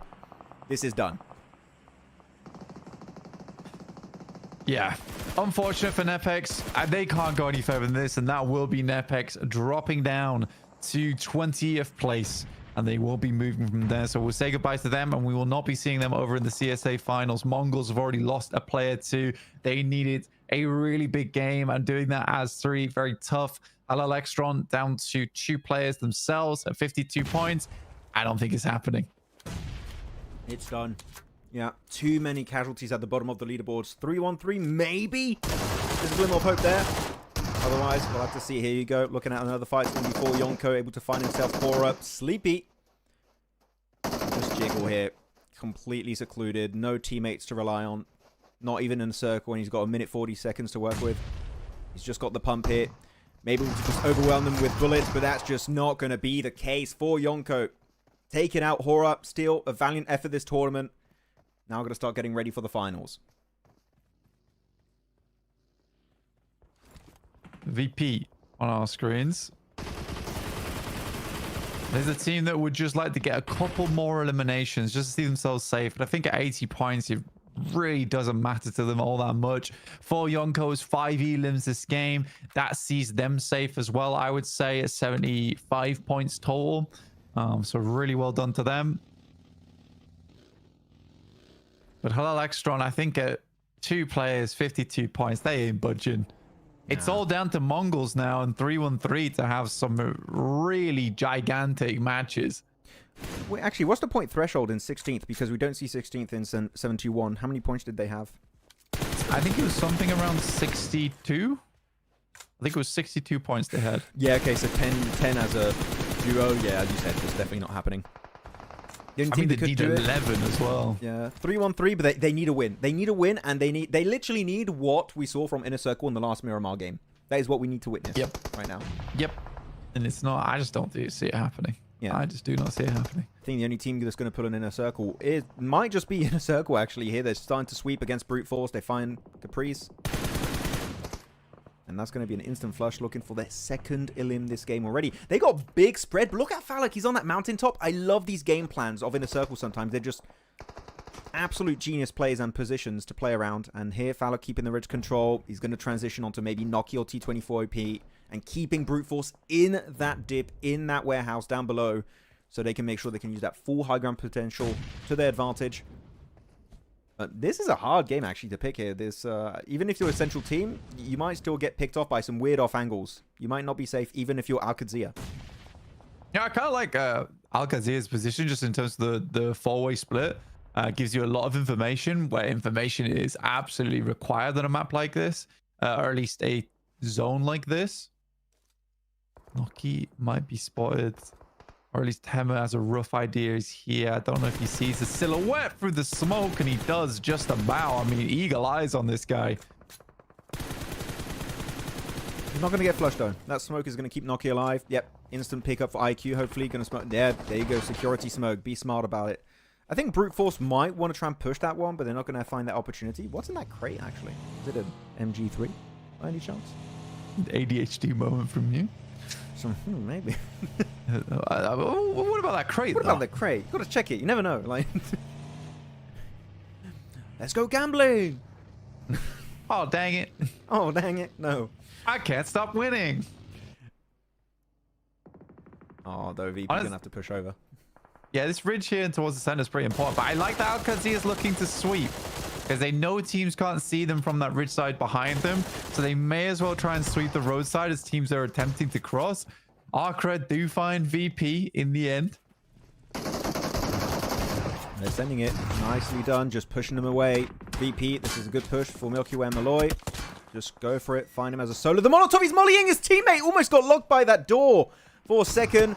Lucky enough, he does find it, but that could have been a huge mistake from VIRTUS.PRO, because they should be safe in the leaderboards, but that could have been real bad if they had 10 points less. Yeah, very much so. I think they were able to secure their games in the past 3 matches anyway, so VP pretty pleased with how that one's worked out for themselves. 3-1-3 still at 4 players alive. Where are they playing? They are just tucked. They are tucked away right now on the northern side, northeast, underneath a ridge. Looking over towards the final 2 players from VP, but they'll have Qadsiah to contend with. Oh, I'm looking at the push here. APG, the duo, Reefers top. Actually, yeah, don't go for the fight directly. Go ahead of them. Go in towards the circle. This is a good angle they have. Reefers even gets T24 and just drives him over. And this is a good play. Sending you in this position, I think, is perfect. Exactly what APG needed to win this fight against the inner circle. Now the nade's coming out. Just control it. IQ, though, he's cooking. He's got that right on that head. Right on that final player almost of APG's. Down to Reefers, though. He's going to go for the heal. Gets back up to 75% HP. Could be a nice Molotov. It's right on the side of it as well. Oh, he if it runs burns in him, it does, yeah. No! Is he done? Oh my god! The post-mortem nade elimination! It's game over for the 2 of them. Inner Circle and APG. To the graveyard. Wow. Wow. I mean, to be honest with you, like that nade, both the Molotov and the nade were so well placed. It almost felt poetic, both of them going out at the same time. I mean, game recognizes game there. I'm sure he left the lobby already and he's like, wait, we got 2 more limbs. How did that happen? What happened there? Yeah. Really well played. VIRTUS.PRO starting to try and sweep here from Yoki and Malloy. Don't overpeak it. There you go. Play it safe behind that ridge. That's good. You eliminated IC. Maybe flush it out if you can. You're currently in control of that ridge. Just go more to the east and make sure you don't allow Skyforce to just fully wrap behind you. 3-on-3 actually assaulting over towards Qadsiah here, Max. Already finding 2 knocks, but it is GOAT from the back lines who is starting to send more nades their way. I respect this from 3-on-3 as well. They were pushing in. They find quite a few of them over towards Qadsiah. I think that might have just finished them off as well. But it is GOAT. He is just going to continually pepper them. They're down to 2 players. Hella low as well. MongolZ, the final team, I would say, that have a chance to maybe bring things back. But even so, they have been so quiet during this game. I think MongolZ can make it here. 17th position again. You want to make it in the top 16. MongolZ, they still have 3 players alive. They're currently leaving truck stop and they don't have any teams around them. I think MongolZ can do a final push for the PMSL CSA Grand Finals for the full 2025 season. It could be happening. Qadsiah, though, looking for 3-1-3. His nade is cooking it. Going to the absolute limit. That one might just be perfectly timed, and it is indeed. Elementrix out of this game, and it seemed like Qadsiah had a great position, as you mentioned earlier, Blank, but there was just too many teams focusing their attention on that compound, and unfortunately, Qadsiah did falter in the end. Yeah, so many surrounding them. It's hard to pull off, really. from that position. I think they were very lucky to get in the building when they did, because Twix from GOAT was just peppering them, absolutely laying into that team with bullets. You got SF on the north side. Mongols go for a 3-man split here. And Brute Force just down towards their western side. But Mongols just, they need more points on this one. I mean, they could just wait it out for the chicken dinner, but they're going to have no space to work with it. And you desperately need to carve out a lot of space on a zone like this to be able to get a win. SF looking to sweep over towards GOAT. They still have vehicles as well, which is a big boon. Chat, if you guys want, you may do your prediction now while nothing's happening, and then we'll go back in casting. But may do your prediction. Put it in the chat. Who thinks is going to get the win between GOAT, Brute Force, Skyforce, MongolZ, and 313? Yeah, MongolZ here might be able to do the unthinkable right at the end here of the group stage. They're very spread, though. They got to be careful. You lose a player, that player is not getting revived blank. So maybe you want to try and tighten up that split and get ready to fight. Maybe a Brute Force, maybe a GOAT, because once that fight breaks out, you need to full commit and you need to keep every player alive if you want to go the entire way. That's Kodu. Headshot to Godless. And that is going to be one player of Skyforce taken out of this game entirely. And stolen away by 313 as well. Are they on 9 eliminations so far? For which team? Hey, or is that 5? 5 elims right now for 313. Yeah, 5. Mongols are scouting over towards GOAT. You can see Fearless up close and personal. With Vic, he just immediately backs off towards his team, provides the information back. Very smartly done. So Mongols already losing one, and instantaneously Vic's around the side looking to take more shots. A nade is in hand. It's already cooked first, but Vic will hit the deck, and this might be a big nade going over towards Gyro. Doesn't quite tag, and that one's not on target either. Ooh. They need an off angle to come through. Oh, he's still going to be able to stick that res. Hopeless actually has got a really good angle. Hopeless might be the man we've been hyping up this entire time, Blank, and able to allow that res to come through in the first place. He gets resed. Actually, that was a perfect time for the res. I think he gets resed a second earlier. That nade knocks him again. And he's able to even get the first aid. Fearless back up, able to tank another nade for himself. He's just an absolute tank in this game. Unkillable when it comes to utility. Even Falak and Doc combined couldn't get him there. Yeah, well, I think he really should have had some fear in that situation. He was first aiding and sat at the exact place where Vic had naded the past 3 times. Shots over towards them in the distance. Again, they just keep exposing themselves here versus GOAT. Oh, they're split still. I'm scared. I think you pick a fight, or you fight Brute Force or GOAT. I don't care. Pick a lane. I think you're stretching yourself too thinly for this fight. Luckily enough for them, GOAT, it seems like they are going to be moving away, focusing their attention onto Skyforce. So now it's going to be Brute Force versus the entirety of Mongol. Skyforce also losing a player in the elimination feed. But now, here you go. Sancho on the front line, looking to pick off as many players as possible. Finds one, takes a severe beating with that nade, and will be taken out. Skyforce, end of the game, end of the line here in the group stage. Down to the final 4. You have MongolZ, GOAT, 313 and Brute Force, and Mongols still have yet to lose an extra player since the start of this game, Blank. I think they might be doing it. They're making it maybe into this top 3. It's been messy, but it is happening. They'll have to clean things up afterwards. For the time being, it's been a rough and tumble for the Mongols, but potentially this is where they're able to gallop on towards getting themselves in towards the top 16. 313 are wiping out the guys over on GOAT. Huge. They stay up as 3 players. Huge. Another nade goes in towards the back line. Cody goes down. And it's just a solo in Ukba now, but Veronik is down. I don't think 313 is making it through, but yeah, I think you're right. I think Mongols, if they can clean up versus Brute Force, this is it. Hype for the Mongols right now. They might be making it. Currently, the only squad that's in the circle, except for that one sort of 313, I'm going to say, not really a threat right now. Your main threat is going to be Brute Force. You want to eliminate the stragglers, eliminate this duo if you want to make it into the top 16. Literally playing it way too close for comfort, but it might just be happening right here, right now on this match on Miramar. That rage control is good. And Brute Force, you know, they just don't want to close that gap. If they do, Hopeless, Gyro might just be instantly punishing that push. The circle's moving away. We're in phase A, and the center of the circle should be towards Gyro. It should be pushing 313's final player away from that building. So center control will be in favor of the Mongols. Charles got to be a little bit careful of exposing himself to a sideline too, Ukba, and honestly on the side. Because Ukba knows he's a solo, but he'll take as many points as he can wherever he can get them. Hezik shots over towards Hopeless. You wonder how much utility they have left, how much medical supplies they have. Mongols have been beaten back in black and blue over on the side of the map as well by the GOAT earlier on. This is very conservative use of smoke stick coming through from Brute Force. I really like it. They know that they have little utility to work with, so they keep moving the vehicles, dropping one smoke, playing around that for a little while, and then moving forward. Oof. Brute Force are just getting completely cornered here. If they go downhill, they might get picked off by the solo of 3-1-3. If they go uphill, they're going to fight a 3-man squad of the Mongols. At least a 2-man squad actually on this hilltop currently. But no more nades for Mongols. I think they would have used them already if they had any. So I think they're just completely out of utility. They find the final player, meaning not only do they get their extra elimination, they get even more placement points. Making it to top 2, they find the extra knock onto Brute Force. Now looking for the final one. They get the angle. And Mongols, their most important win here, secured at the very end of the group stage, was enough to push them into the grand finals. We'll see that very soon. But this is definitely the game we were looking for here, Blank. That is crazy. Final game to make it happen.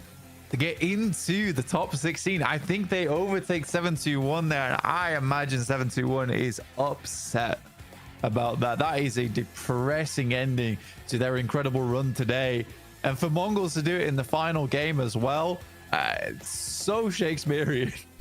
Look at Hopeless, man. We keep hyping this guy up. He's the man who got 4 eliminations in this game. I'm going to call it. The reason Mongols qualify, if they made it on the leaderboards, it's going to be thanks to Hopeless mainly and how he's been able to perform as an individual player. This guy has been a legend through and through for the Mongols. And you know what? Mongols, at least good thing after this performance, Blank, they know they can't take anything for granted. They need to work hard if they want to make it really work out in the finals. Please don't drop us. Please don't drop us.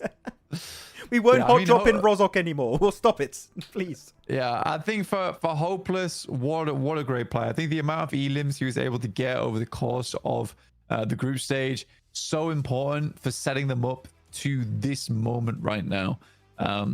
But yeah, we'll wait until we see the match rankings and then the overall rankings, see how this all goes down.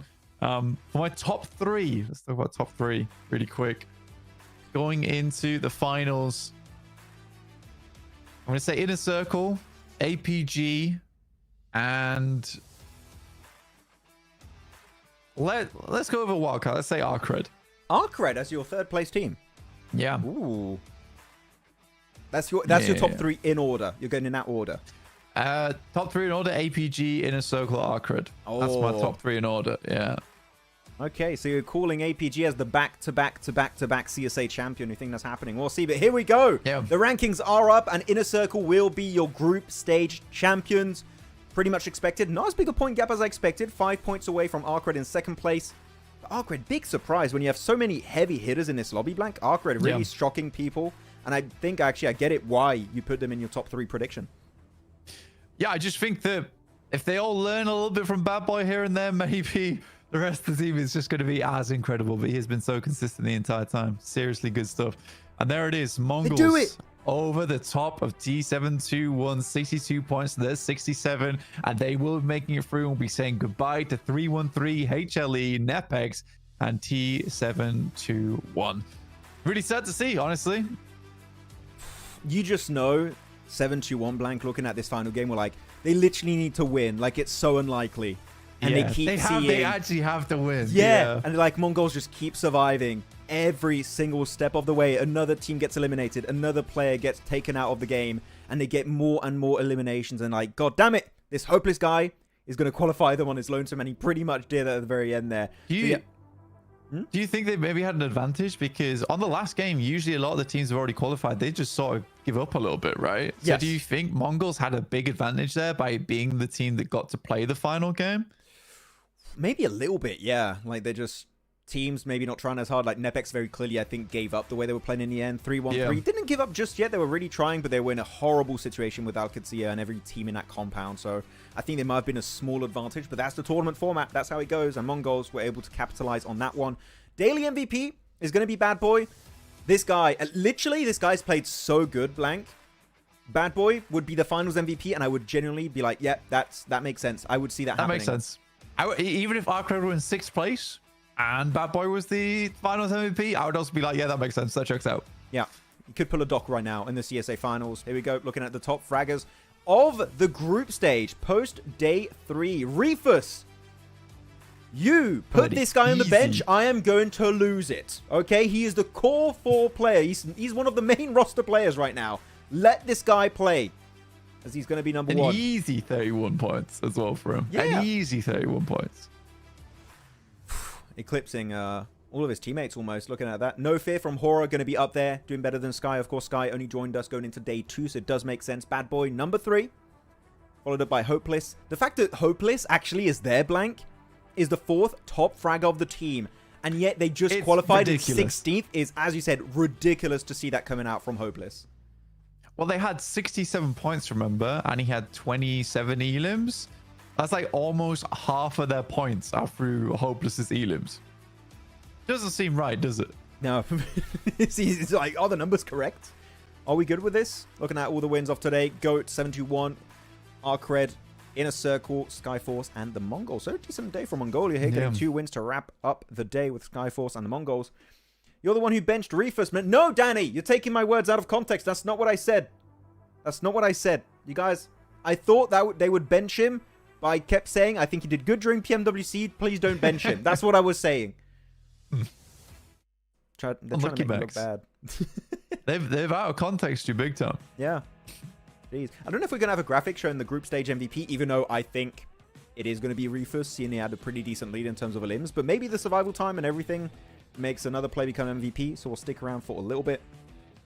But, how are you feeling after this group stage of CSA, Blank? How was the watch party experience? No, it's been great. It's been really fun. It's been like much more chilled out, much more relaxed. It's been very, very fun to actually interact with the PUBG Mobile community, because a lot of times, obviously, I'm just casting. But it's nice actually being able to chat with everyone. Everyone's so nice. But yeah, it's good. I can see why you enjoy doing these watch parties. Yeah, I'll try and ask to get Blank in on 2026 maybe. Guys, a round of applause for Blanks. Round of clap emojis. Oh, thank you. In the chat, okay? Say what do you want to say to Blank. You had a good time. You lying, Max. I'm sure as witness. Call me out. Call me out if you need to. That's okay. Yes. That's reasonable. It's reasonable. Yeah, but again, thank you very much, Blank, for being on the watch party. Initially, it was like a schedule conflict and everything, and I really enjoyed it, and I hope we do it again. It was a good time. Yeah, me too, man. It was very fun. Very, very fun. But you've got Minas now, so yes, I shall catch you all later. We'll see. Stay tuned. Even though I'm not there tomorrow, jump back in for CSA. It's been really fun covering this, honestly. I've very much enjoyed it. Before we wrap it up, can you remind us of your top 3 so we know, and we'll see if you can connect it? Yes, I can remind the top 3. It's APG first place, Inner Circle second, ARCRED third. Okay, I'm probably very wrong, but those are my picks. Okay, I like it. I think ARCRED is going to be a fun team to see if they can make in the top 3, and Inner Circle APG. We'll see if APG can make the back-to-back championship happen. But Lank, again, thank you so much for being on the watch party. It's been a pleasure. Thank you everyone in the chat for checking out PMSL CSA. The group stage is officially over tomorrow. Finals are coming up. It's going to be same time, same place. It's going to be 6 matches a day. It's going to be brought by myself and the 7WG. So make sure to be there right on time. With that said, we're going to wrap up the stream. And if you want, PMSL MENA is going to be happening in just about 5 to 10 minutes. We're going to be going live with NEPX. So we'll see you guys in a few short minutes if you're going over there. Have a good rest of your evening and see you next time. Bye. Bye-bye. Bye-bye.